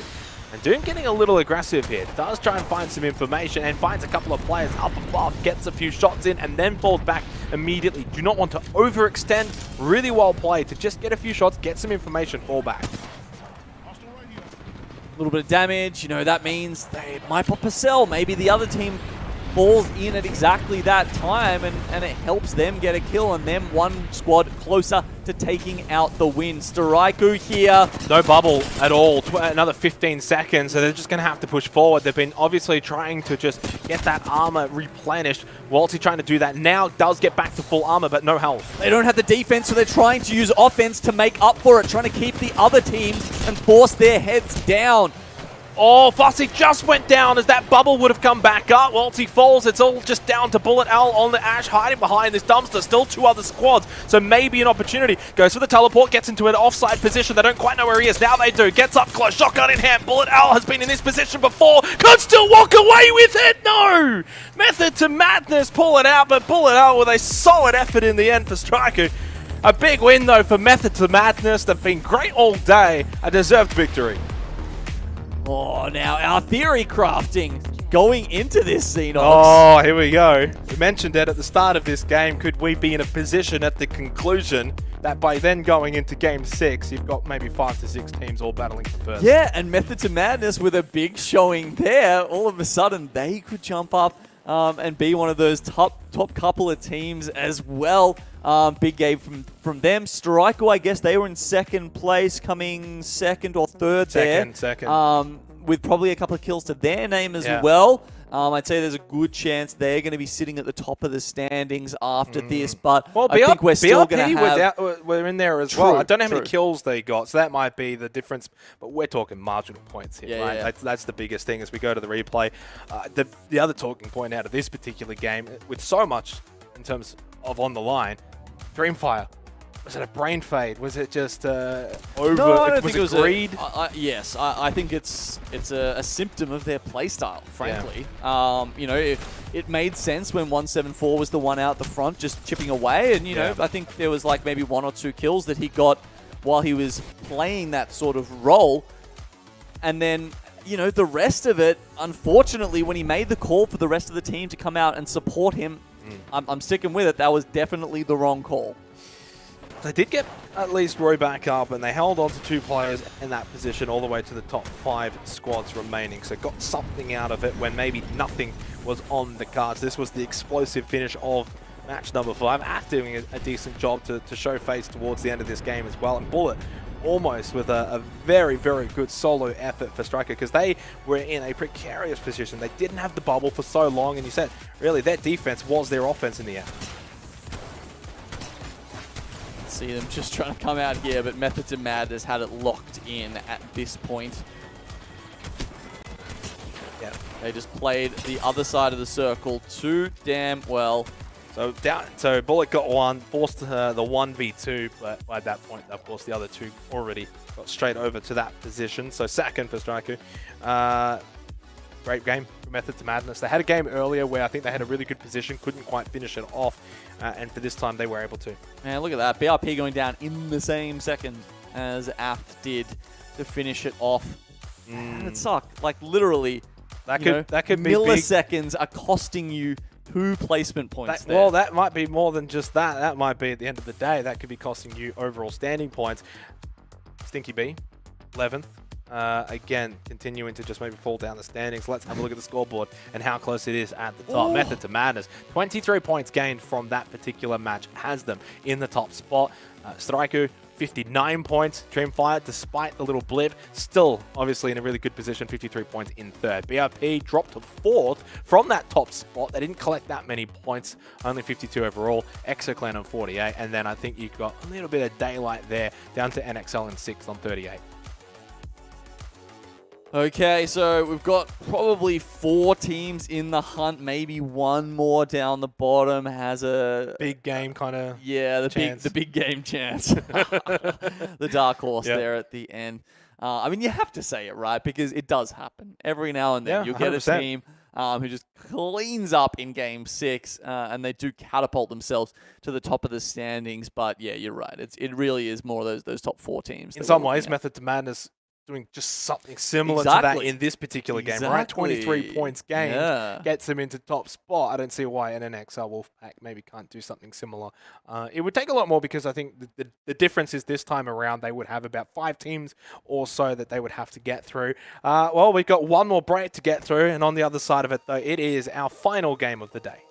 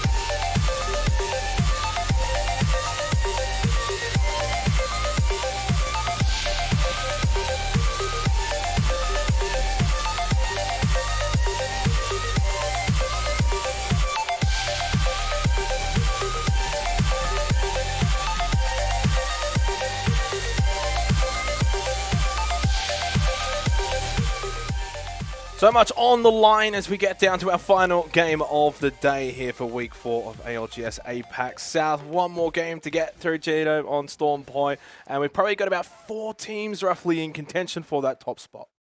Yep. A couple of teams up the top have broken away. It was Method to Madness with a breakaway game there in Game 5, pushing them all the way up to 61 points. Straiku, largely off the back of 2 strong performances, have made it over to 59, and then Dreamfire, look, they've been more of a plugging away at it throughout the day for 53, and I feel like BRP and EXO below them there on 52 and 48. Kind of the same. Anyone's game, realistically, when you look at those standings. For Method to Madness, I'm trying to see on the overall standings coming into today, they had the 37 points. I mean, actually, something that really just threw me off right now is looking at Straiku's points breakdown there and realizing that they have by far the most placement points. Well, not too surprising when we actually had that listening game on match 4 over at Fish Farms. They basically just sat there for a good 15 to 20 minutes, didn't do a whole lot, didn't get a lot of kills, but got the placement points for it. That's why you can see only the 24 kills to their name there. I think that's a little bit why. It's hard for them to find those spots, right? Because they're not one of the ones looking for them early. I mean, they got there very late. Well, yeah, I mean, I don't know how late is very late. I guess everyone can have different opinions as to that. I thought they were there for quite a long time, and therefore maybe that's not yeah, too they late. were, but they generally are, looting either a couple of POIs or getting to a couple of replicators first. And as far as the whole lobby goes overall, that makes it kind of late generally. I'll go with that one. I can't really disagree with Genome. Let's have a look at a very interesting graphic, though, coming up here. It's apparently a 4-player comparison to Valkyrie. We've got the first 2, Strafing Flame and Waltzy. BRP and Straiku. Basically, the kills identical. The damage, though, in favor of Strafing Flame. Yep, he's been solid, pumping it out. 14 and 13, still solid totals for these guys. And then the other 2 we're looking at, Roy and Doom MVP. Even higher, damage up at 7k, but slightly lower in the damage stakes. And you can see, as a result, contributing less overall to their team totals. So, yeah, look, interesting stats there. I mean, yeah, look, damage doesn't always equal kills. Yes, that's true. I think we've seen that on a couple of different graphics today, haven't we? And I think we can all probably say that that's sometimes been the case in a lot of different days, hasn't it, Genome? So one game to go. If you had to have a prediction as to who gets that top spot at the conclusion of this match, not too far away from starting, who gets it? So the current standings was Method to Madness, Straiku, and then we had Dreamfire, BRP, and EXO. Oh, did you have one in mind? I'm going to go left of field and say Dreamfire. I think they're going to have a big game to finish. I don't even think that's left of field, honestly. Well, it's not left of... Maybe after the last game, it might be a little bit.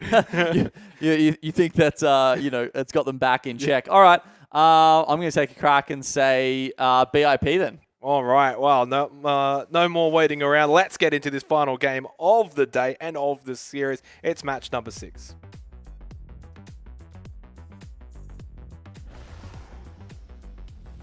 Let's land here.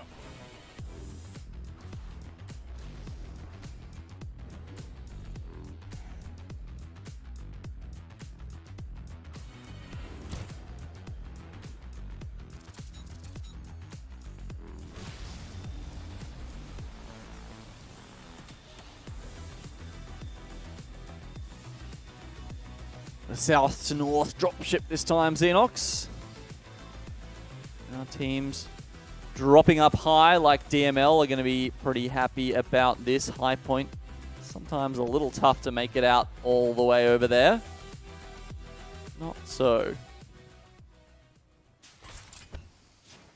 We get a 3rd Fish Farms in a row. Is that on the cards here? It would be definitely one for the history books if it were to happen already. We've had Barometer, we've had Fish Farms today. We've had, I think, a Northeastern one at one point as well. Actually, no, we didn't. That was on World's Edge, I think. It looks like, though, our final point might indeed be checkpoint. Yeah, it's either that. I mean, it could stretch as far as North Pad. If we're going by our same, you know, ye olde Storm Point logic about it just kind of being like an arrow that just keeps firing in the direction of that circle. So you can see there's a ping up towards where Rosmontis is there on the North Pad. And potentially could go as far as that. I will say one thing. FW surely cannot find a way to get into the zone this game. I don't think it's possible for it to happen, right? Smack bang on checkpoint. They're in the circle. Mate. Do you reckon they Valk all away into the zone? There's a way. They'll have plenty of time to loot out. Now, this is not ideal for Slay, by the way, because oh, no. The finisher.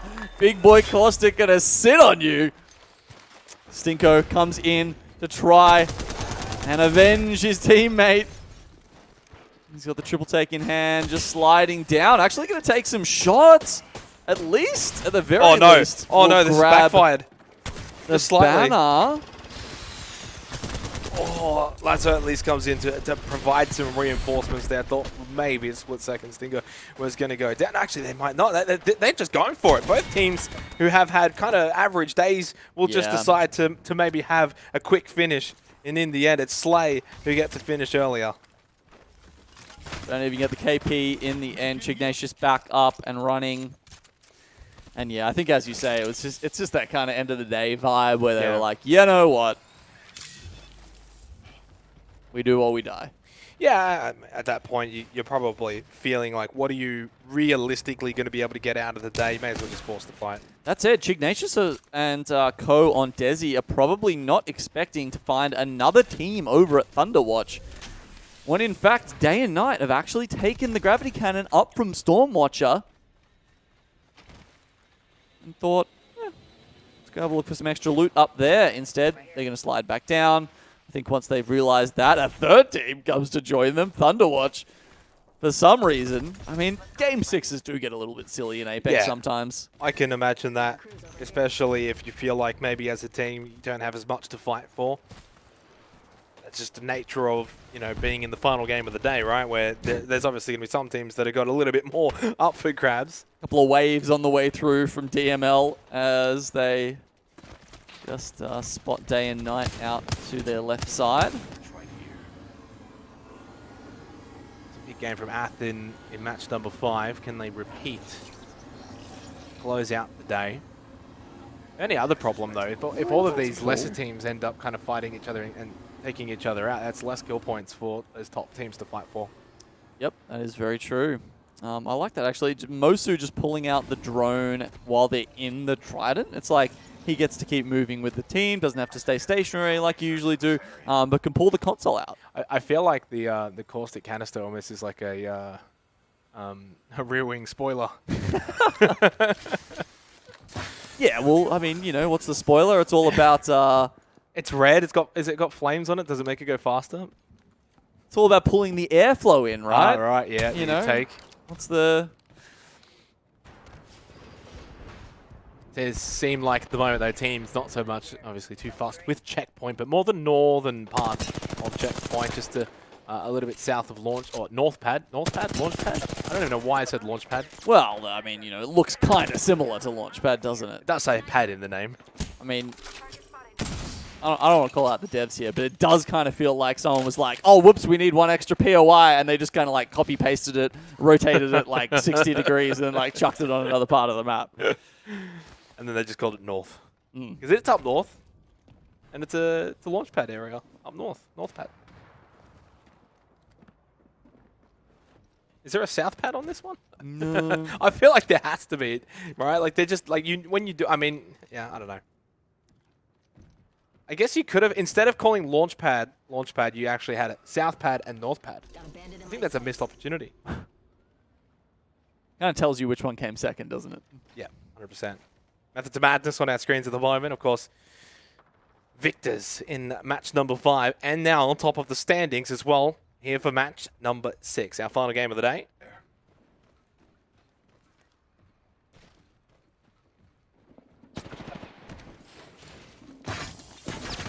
So Desi still sticking around in Thunderwatch, but Once again, someone else. It's a completely different team this time. EXO have found themselves over there, but finally I think we're going to get some blood spilt. First it's Killer Pause, but then Chignatius, they get one back and it's 2v2. Is he? I just falls down way too quickly there, way too easily. Dream Esports. Oh. EXO. I thought maybe something could happen there with Killer Balls going down so early for EXO, but Leagues ahead. there wasn't really much more that we were probably going to be expecting from Dream Esports. EXO get rid of another team. That's 2 squads already eliminated inside of the first round, so there will be a lot of space considering there's only 15 squads left overall for this particular first round circle. It is coming to a close soon. Yeah, look, India was a slightly later addition to the APAC South region, and it's been good to see some of their teams pop in since we had that, but by the looks of it, still got a little bit to go, a little bit of catching up before they kind of get onto that level that, you know, the top levels, the top teams, the ones like EXO that have been dominating this region for the longest time have made it to. SNG feel like they've been kind of up and down actually so far today. They've had some okay moments, some good moments, and some maybe bad moments. And how do they finish the day off? Well and truly outside of the contention of picking up big points today, but they finish strong, and you know that bottom half of the top 10 is very much still manageable around that 6, 7, 8 position. BWS drop the rifts. They're going to try and come underneath North Pad. They were a little bit too far outside. That's these tunnels. I mean, I call them the sewers in Launch Pad, but they've got like seawater in them, so I don't know. Are they really sewers on North Pad, or are they kind of like a canal situation? I got no idea. Probably not sewers though. Water's too clean. We do see a lot of players swimming in it, so it must be. You would hope so as we head into the second round. I mean, this is like several hundred years in the future. Surely they've worked out those kind of environmental concerns by then. They're not still like, you know, dumping tankers of oil into the into the water. I'm sure it's pristine. Instead of dumping sewage into the ocean, they've got ocean into the sewage. So I guess that's one way to fix it. Is that better? Is it just a different problem? Who knows? Yeah. Well, that's still hanging around here, but it looks as if they're not going to be hanging around for too much longer. It seems as if we are maybe heading a little bit more to the western portion of this first circle. Even with that dome, still a lot of bullets just clipping the bottom of it. Oh, Chargy coming through there. I think that's Method to Madness, actually. It's not a bad spot that they've yeah, actually gotten we've got into, Doom though. MVP up on a big rock having a look down at Ath. The rock's so big we can only see half it on the side of the screen there, but just trust him. He's looking in that direction. Bullet just making his way over as well. Striker. I think the Observer must have had a bit of stick drift there. They were going left instead of right. Ah, right.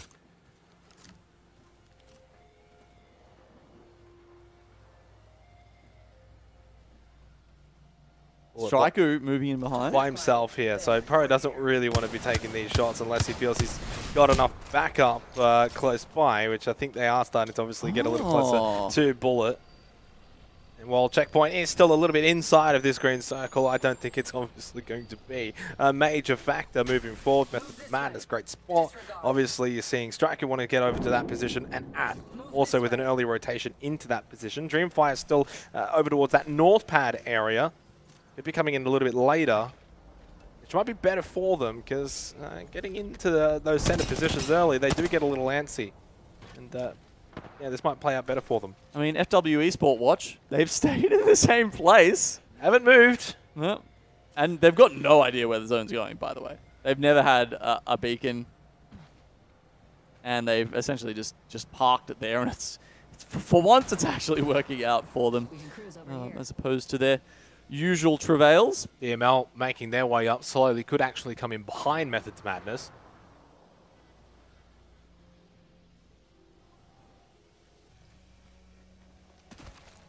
Triple purple for EXO. Right on the edge of the zone. Yeah, it's following them in.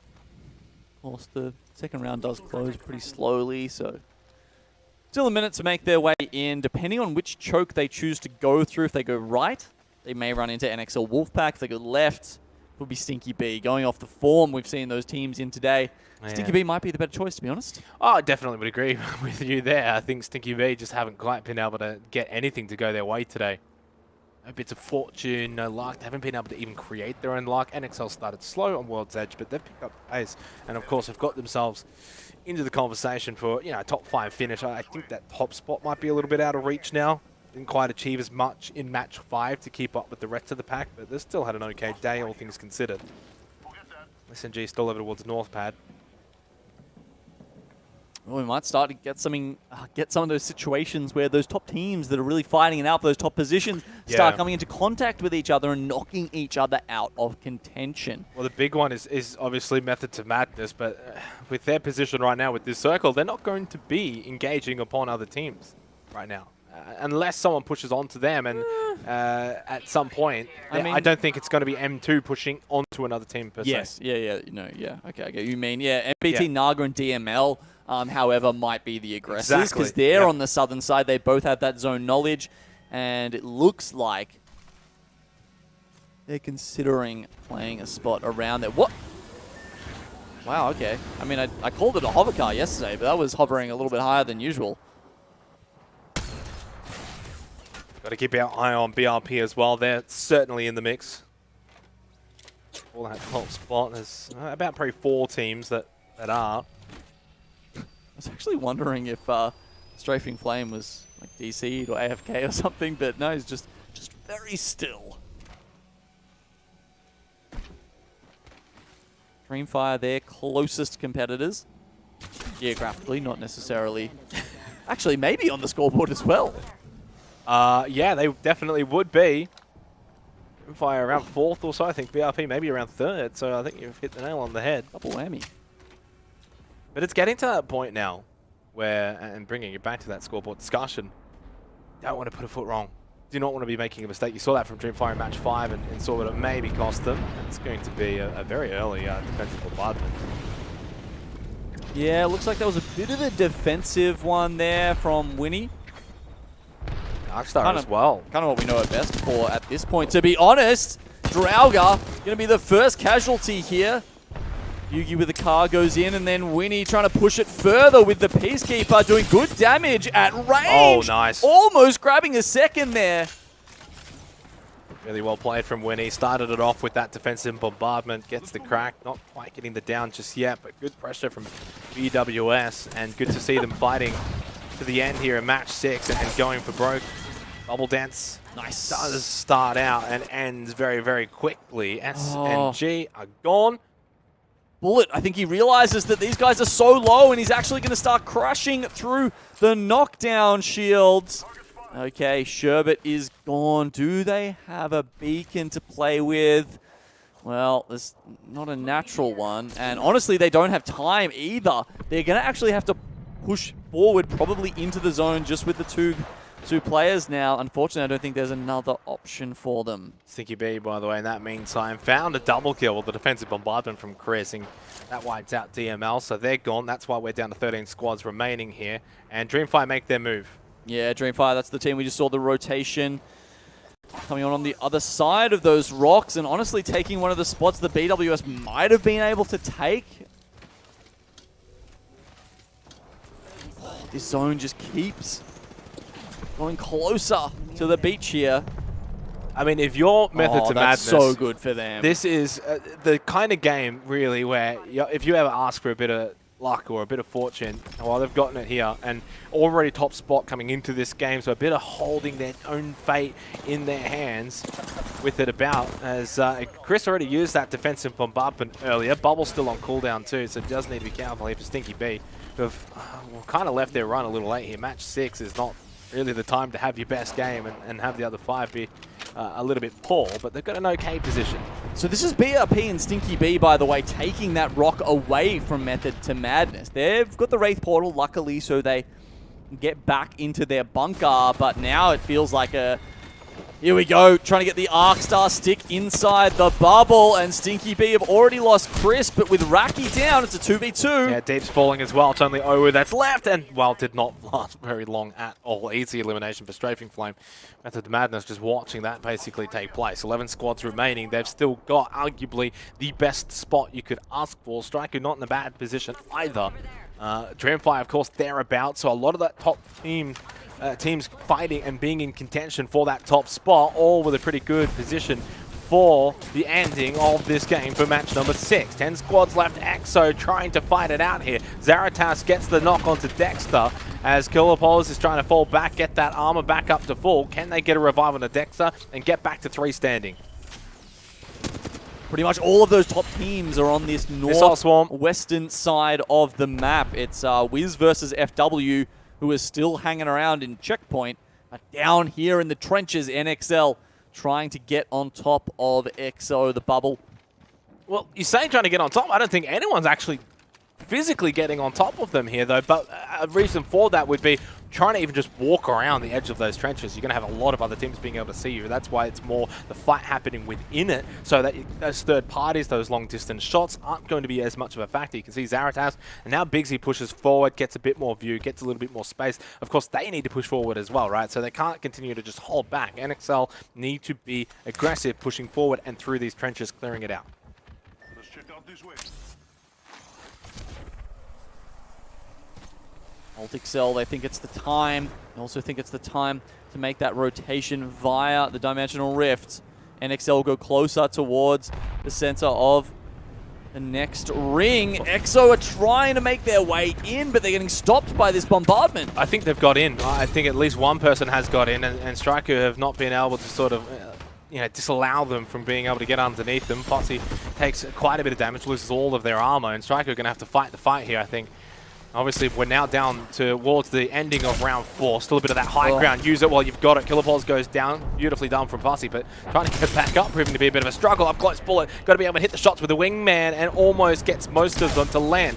Fussy elsewhere, still getting that armor up. Bullet with a quick little flick shot onto Ziki. And that's going to be the end of EXO. Beautifully well executed in the end from Striker. Executed is the right word. Headshots and Peacekeeper flicks coming out from Bullet there. Oh, Zaratas. Well, Hollow FW, don't usually see them towards the end of a game. Generally loitering around inside of the zone. This time they're loitering in the trenches with NXL, who I think will be more than happy to just clean up here. Zaratas feeling super aggressive. Pushes onto Zerk and just slides forward. Gets rid of FW Esports. We are down to the final 6 squads remaining for match number 6. Our final game of the day. And we are down to basically those top teams vying for that top spot. It's most of them. I mean, we've got BRP. They've got a great position. Dreamfire. Well out. Compared to a lot of the other teams, Method to Man is kind of central, but adjacent to the ring. Dreamfire, they're the ones our top 4, with position inside the ring. I think you're right, exactly. And then you've got Staraiku on the outside trying to hold down, but they're going to have to punch through tunnels or go over the top where they've got machine guns, I'm sure, laying down suppressive fire on them if they take that option. The one downside to this, though, is that Method to Madness is still alive, and they're collecting placement points along the way. Yeah, maybe they haven't quite been so impactful in terms of kills, and that might be the difference maker as to whether they hold on to that top spot. But with them still being alive, they are making it so much harder. They're effectively gatekeeping that #1 position to the likes of Striker, for example. Yeah, it means the other teams need to, get a brace of kills, essentially, to start putting that distance between them or indeed closing the gap. 6 squads left alive, most of them in the running for the win here on day 4. Flash just seeing a countless amount of bodies in front of him. As that's Kisnas now going down, same with Zaratas and NXL. Not really part of that top 4 crew, but still a team that's, trying to vie for a top 5 position at the end of today. And I don't sense that they're going to be able to stay alive for all that much longer. Nice spray from Doom MVPs. That's NXL Wolfpack eliminated. We're down to our final 5 squads remaining. Method to Madness holding on, but at some point someone's going to get close to them, and it might just be Ath, and it might be Striker as well at the same time. 5 squads left to go. Nowhere to run, nowhere to hide, or at least there won't be soon. And you can see teams trying to flush them out from those hiding spots with missile swarms, bombardments, gas. 174 trying to push in here and grab some KP. Dreamfire have actually been quite reticent in that sense in this game, and it hasn't really worked out for them now with 2 people down. It's all up to Roy. Strafing Flame with a big double onto Ems and 174. Roy makes his way over and is able to at least get the first revive onto Ems. I don't know about 174. 5 squads left. Bullet Owl just takes a big chunk of damage, avoids that consumable, but is unable to get away from Bastion. M2 have been the ones that have done so much damage over the larger portion of this ending. They still have double ret. They've still got the gold armor onto Easy Flash as well. No one's necessarily that close to them unless Ath pop up at the last second behind them. Roy actually got that double revive. He did. They let him get it up. Essentially, BRP traded a little bit of, they traded a res back, and now they're going to go at it once again. This time, Dreamfire come out with the full win. Low armor, well, basically no armor for Roy. Low armor for 174. M's just popping whatever they've got basically now. Shield cells going out. Defensive bombardments basically thrown out at this point. 4 squads remaining. Waltzy still just trying to hang on and stay alive. It was Roy that goes down to the defensive bombardment that was dissipating from Easy Flash. Waltzy still alive for Striker, but being able to find the win from here is going to be oh so difficult. Low on armor, still has a lot of cells, but not much time to use them all. In fact, no time. That zone pushing him forward. Nutsarother, he's going to get the knock onto Doom MVP, and Easy Flash goes down too as well. Method to Madness might just go down, not in first after all. Well, they might be down, but they had quite a few kills to their name as these last 2 teams try and fight it out. Trying to play spoiler here. 3 members left alive, and they're probably going to run over the top of Dreamfire unless we see some magic from 174 and Ems. They don't have Roy available. It's no longer up to the Starman. It's up to the other 2 to get the job done here. Sama gets their armor cracked. The other 2 still with purple, the high ground as well, and they use it to perfection. Spoiler indeed for Ath here for match 6 to close out the final day. They get the victory, and they make sure that those teams in the top 4 are going to be sweating the final results here.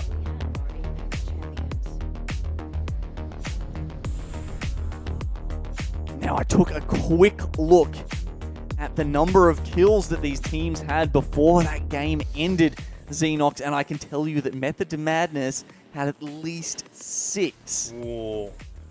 That's going to make them so hard to catch. And it's not like the others really were banking a lot of kills. No, really, they weren't farming. The team who got the most, I think, was EXO. They had 8 kills.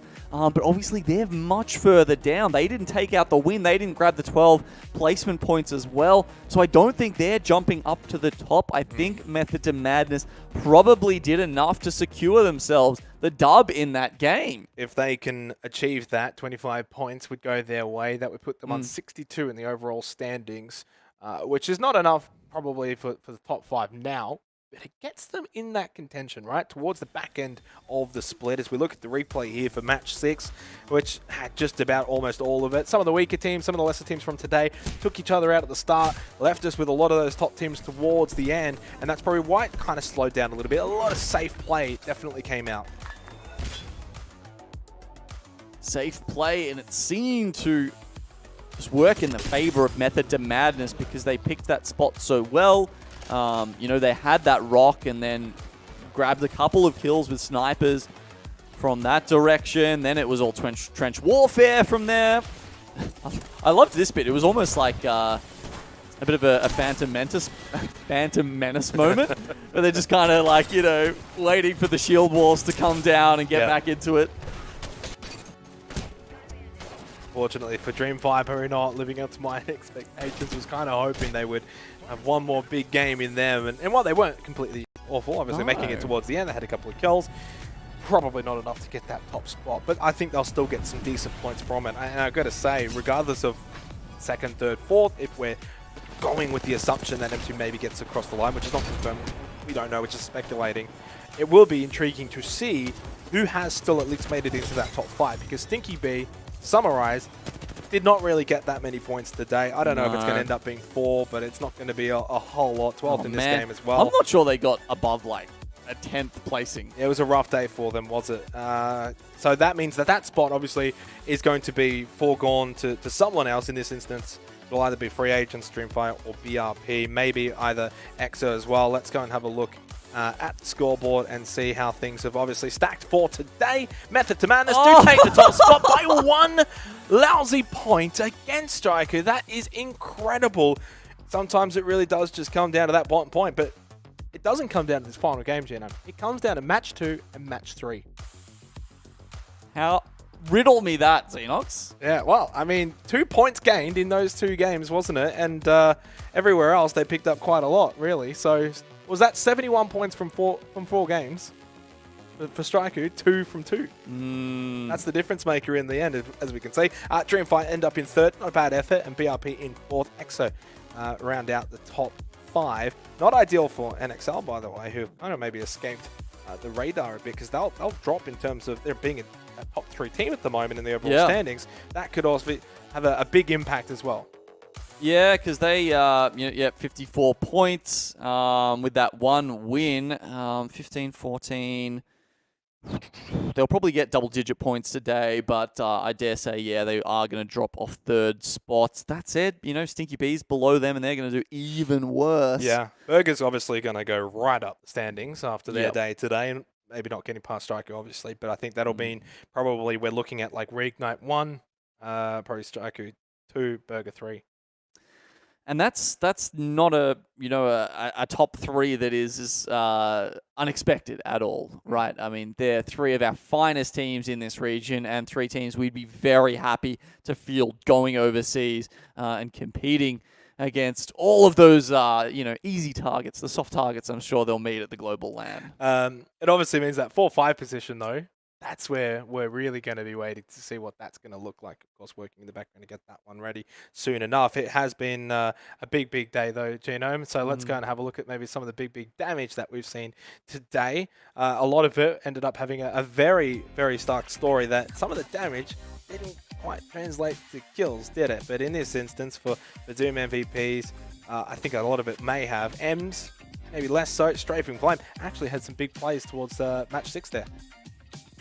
And a big double on Dreamfire. Yeah, I mean, I think Strafing Flame was sort of like towards the top of the damage for a couple of times when we had a look at that throughout the day. Today, Doom with 9k, that's pretty solid. And then, Ems on Dreamfire as well was putting out numbers today, especially when we can, we were hyping up Roy a lot. Yeah. But I was flicking through Dreamfire whenever I was kind of checking them out on my PC, and it was Ems who generally was doing the bulk of the damage on Dreamfire. So, right, there you go. It was a good day for him today, and nice that Dreamfire has that redundancy in terms of who can actually show up and put out almost 9k a day.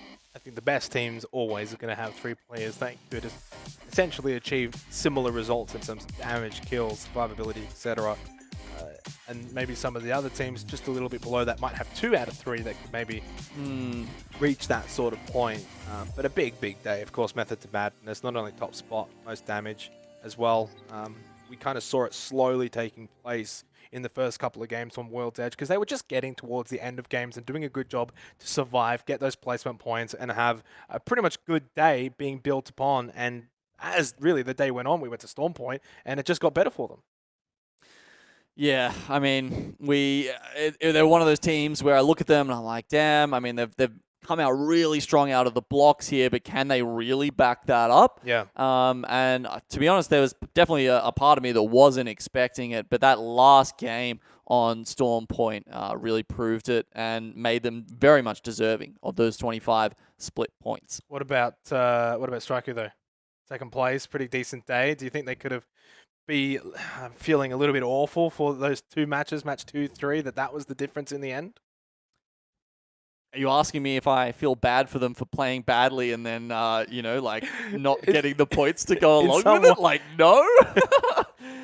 No, I mean, honestly, that's something that they've done on a number of occasions. But look, I think we should have a look at the kind of the overall split standings and see where everyone's sitting We'll start off with the bottom 20 here and look at how APAC South is playing out overall. A couple of teams not really contributing anymore, and then moving up from there. Well, just quickly on this, though, there are a couple of teams I think that stood out for me on the lower end of the standings. Dynamite had some okay moments today. I think Anti-AA also in the first series had some okay moments. I'm a little bit surprised they're that low down, to be honest. DML also in 22nd there with 33 points. They've shown us some stuff. Yeah. And no, they weren't in the top 20 coming into today, but they'd almost cracked into it with a big effort. Yeah. I think it was either yesterday or on day 2. And then moving into the heavy hitters over here. We've got 40 points and up. Now, remember, 4 days of play so far, Xenox, right? So this is essentially a score out of 100. And Reignite are getting an A+. Well, look, I mean, you can focus on Reignite all you want. I'm sorry. I can't take my eyes off the gap between 4th and 10th. You know, that is staggering moving forward. You know, we look at what that gap was today, which I think coming into today was about 13 points. It's now only 8. And it also is different teams in different positions, right? Stinky B have now dropped from that tied 3rd position all the way down into 8th position. So, again, that's one of the teams that have dropped out of it. Then NXL as well have dropped out of that top 5. So it's Dreamfire that pushed up, and it's Free Agents from Series 1 that also pushed up. Because, well, we think back to that first series, and like, Free Agents were not bad, but they honestly weren't amazing either, right? They didn't really set that lobby alight. So they still at least get into that top 5. They're still around the others. BRP, of course, they're still hanging around there in 7th. They were 8th before. And Method to Madness is the big one for me. They were 14th on 37 points, now up into 9th on 62 points, only 7 points away from the top 4. Yeah, and it looks like that whole 10th has easily that option of making it over the line, over that 6th to 5th place line, and coming overseas. Stinky B, honestly, still with 64 points. I mean, that's pretty incredible considering they've had 2 absolute shockers of days. 2 stinky days? Very much. And then 2 B days. I don't know. No, I don't think you got anything for that one. 2 A days with the 25-25. 2 beautiful days. Yes, that's a good one. Do you think there's going to be any translation going into those lobbies? Because you mentioned it before, both those performances, the match 1 and week 1 and week 4. I can't like that. Do you reckon? I mean, I know I said it and it sounded great and I convinced you, which means I probably convinced you. It's not so much convincing me. It's the fact that it's almost like a conspiracy theory that we haven't got the answer for yet, but we may get that answer next week. Yeah. It's probably unlikely. Yeah, the conspiracy theory. Okay, so Stinky B's our... I don't know. Are they real? Earthers, are they real or not real? We don't know. Do they exist? Look, honestly, it's all good fun. You know, every time you take the high ground on them, they're like, "We can't see you. You don't exist." It is exciting though for APAC South to have such a close contest. I know maybe the top 3. Top 3 might run away with things over the last few weeks. And that's okay. Well, I think we're going to get a better contest than what we would have in Split 1, right? Because it did really feel like the top 4 had it kind of locked in. And even if this time we have 2 or 3 members that have it locked in, if we've got it up down to 10, that's even better, honestly. And that means we'll have a really fun and exciting final weekend for everyone to watch. Yeah, it's going to be a big one. Well, Gino, any final thoughts from you for today before we say goodbye to everyone? Look, yeah, I think that's it. Really, is next week is just going to be more of the same, except with the stakes even higher, and we will get to send a couple of people on those planes and get them overseas. And I mean, you need to be watching these storylines so that when we get to land, you know exactly where these guys have come from, and how cool it will be to see them perform on that world stage. Definitely. Well, it was an absolute pleasure to join the APAC South broadcast and to join the family today. Of course, for everyone watching, if you want to keep up with all of the information, at GG Longshot on Twitter to stay up to date with that. Make sure you hit the follow button as well on the channel, of course. The stream will be back next week. I won't be. Elfman will be back on the couch to join Genome, but that'll be it from us for today. We'll see you next week. have been sort of just keeping, you know, watch finish the fight for them. Yeah, Burger's kind of just been keeping to themselves, and it may just work off as well for them. Sharky down, Zero the last one alive, goes down, Lala bang, the duo really fighting hard for Lightning Unicorn, but this is where Team Burger can just clean up surely, and they do just that. Taking match number 1, Team Burger. Maybe a bit of a quiet one, didn't see too much. Sharky just lost all of his armor instantly as well, so it's not over just yet. Another Kramer shot. Never mind, this is surely Reignite's game. They can't lose it from here. High ground and all of his armor instantly as well, so it's not over just yet. Another Kramer shot. Never mind, this is surely Reignite's game. They can't lose it from here. High ground advantage as well. So drops down, loses the armor. Not exactly landing all of these massive shots, even runs out of ammo and may fall for this as well. Doesn't matter though, Reignite, they have the positioning. They have the firepower. Wait, 64? I'm finishing. Empty? One shot, bro! You know? Ultimately, right? Bubbled. I've hit Starting! right flash. I can't climb this rock. Yeah, they're fighting I'm on rock. I'm picking Sharky side. Low. Empty! Crack valve. Empty's one! I mean, Pricey! I'm pushing. Empty down, last one, Pricey. Dead. Let's go. Boring. Burger might just almost win by default at this point. They've been able to heal up. Now they push on. Work as well. Jared gets involved. Pricey already got Bam, Bim, Bum. And I believe there should only be Yanleys that is left elsewhere. Team Burger on the edge of winning here on Storm Point. So Kai and Sunny went for the no-scope with the Kraber. Successfully played spoiler before, but 2v1. not quite as good when Team Burger were in the equation. That last rat there, Yan Only had Reignite. Have we got someone else? seems almost certain here. Jen Out of it. Bubble goes out. MPY in a good position for it. SAPP both get their armor back up. PNC can actually fight here towards the end as well. Balkan goes down to show kill as well for MDY. Now up close with the Mastiff. Joker. This might be DNZ. They've had to fight basically the entire game from almost start to finish, and they cross the finish line in burst. What a match! But time they've got 3 kills to their name. They've also got navigated their way very well through this, and it could be someone else like inside the ring to come out on top. I was thinking maybe a bit of trigger discipline here down to the final 3 squads, but unfortunately Team Burger, they take the shots there, and it seems as if Emmanuel might not win this one after all. Tough shots to hit. It's inside the ring that take the final game here for this series. They've been doing a fantastic job, and Yugi really sucks the circle either. They can get back on the front foot too. The aggressors here in a 3 versus 3 to close out match 1 of this second series. It's Walty again, of course. Why wouldn't it be at this point? Already on the double-digit kills. We're going to finish it all off, get through to Winnie. Bullet gets to knock it as well onto Buga. It's all over. It's all too easy in the end.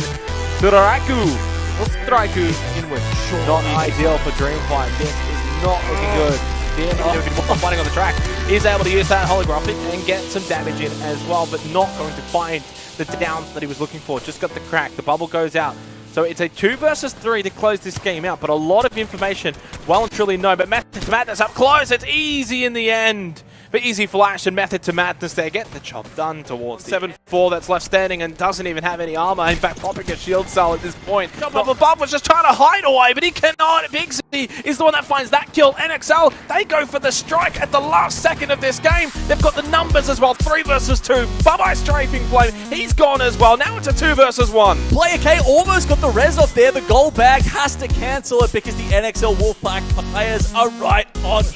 Molting. We're chilling. Just chilling. I need it. We don't want to fight this.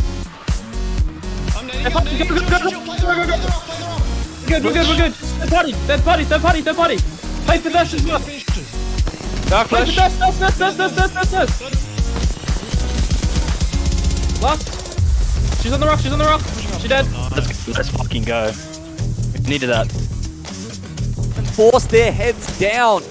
Oh, Fossey just went down as that bubble would have come back up. Walty falls. It's all just down to Bullet Owl on the Ash, hiding behind this dumpster. Still 2 other squads, so maybe an opportunity. Goes for the teleport, gets into an offside position. They don't quite know where he is. Now they do. Gets up close, shotgun in hand. Bullet Owl has been in this position before. Could still walk away with it. No!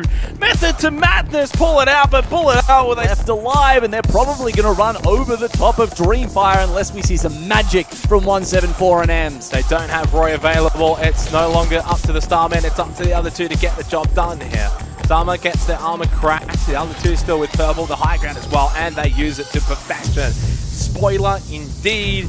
Theft alive, and they're probably going to run over the top of Dreamfire unless we see some magic still in this burger.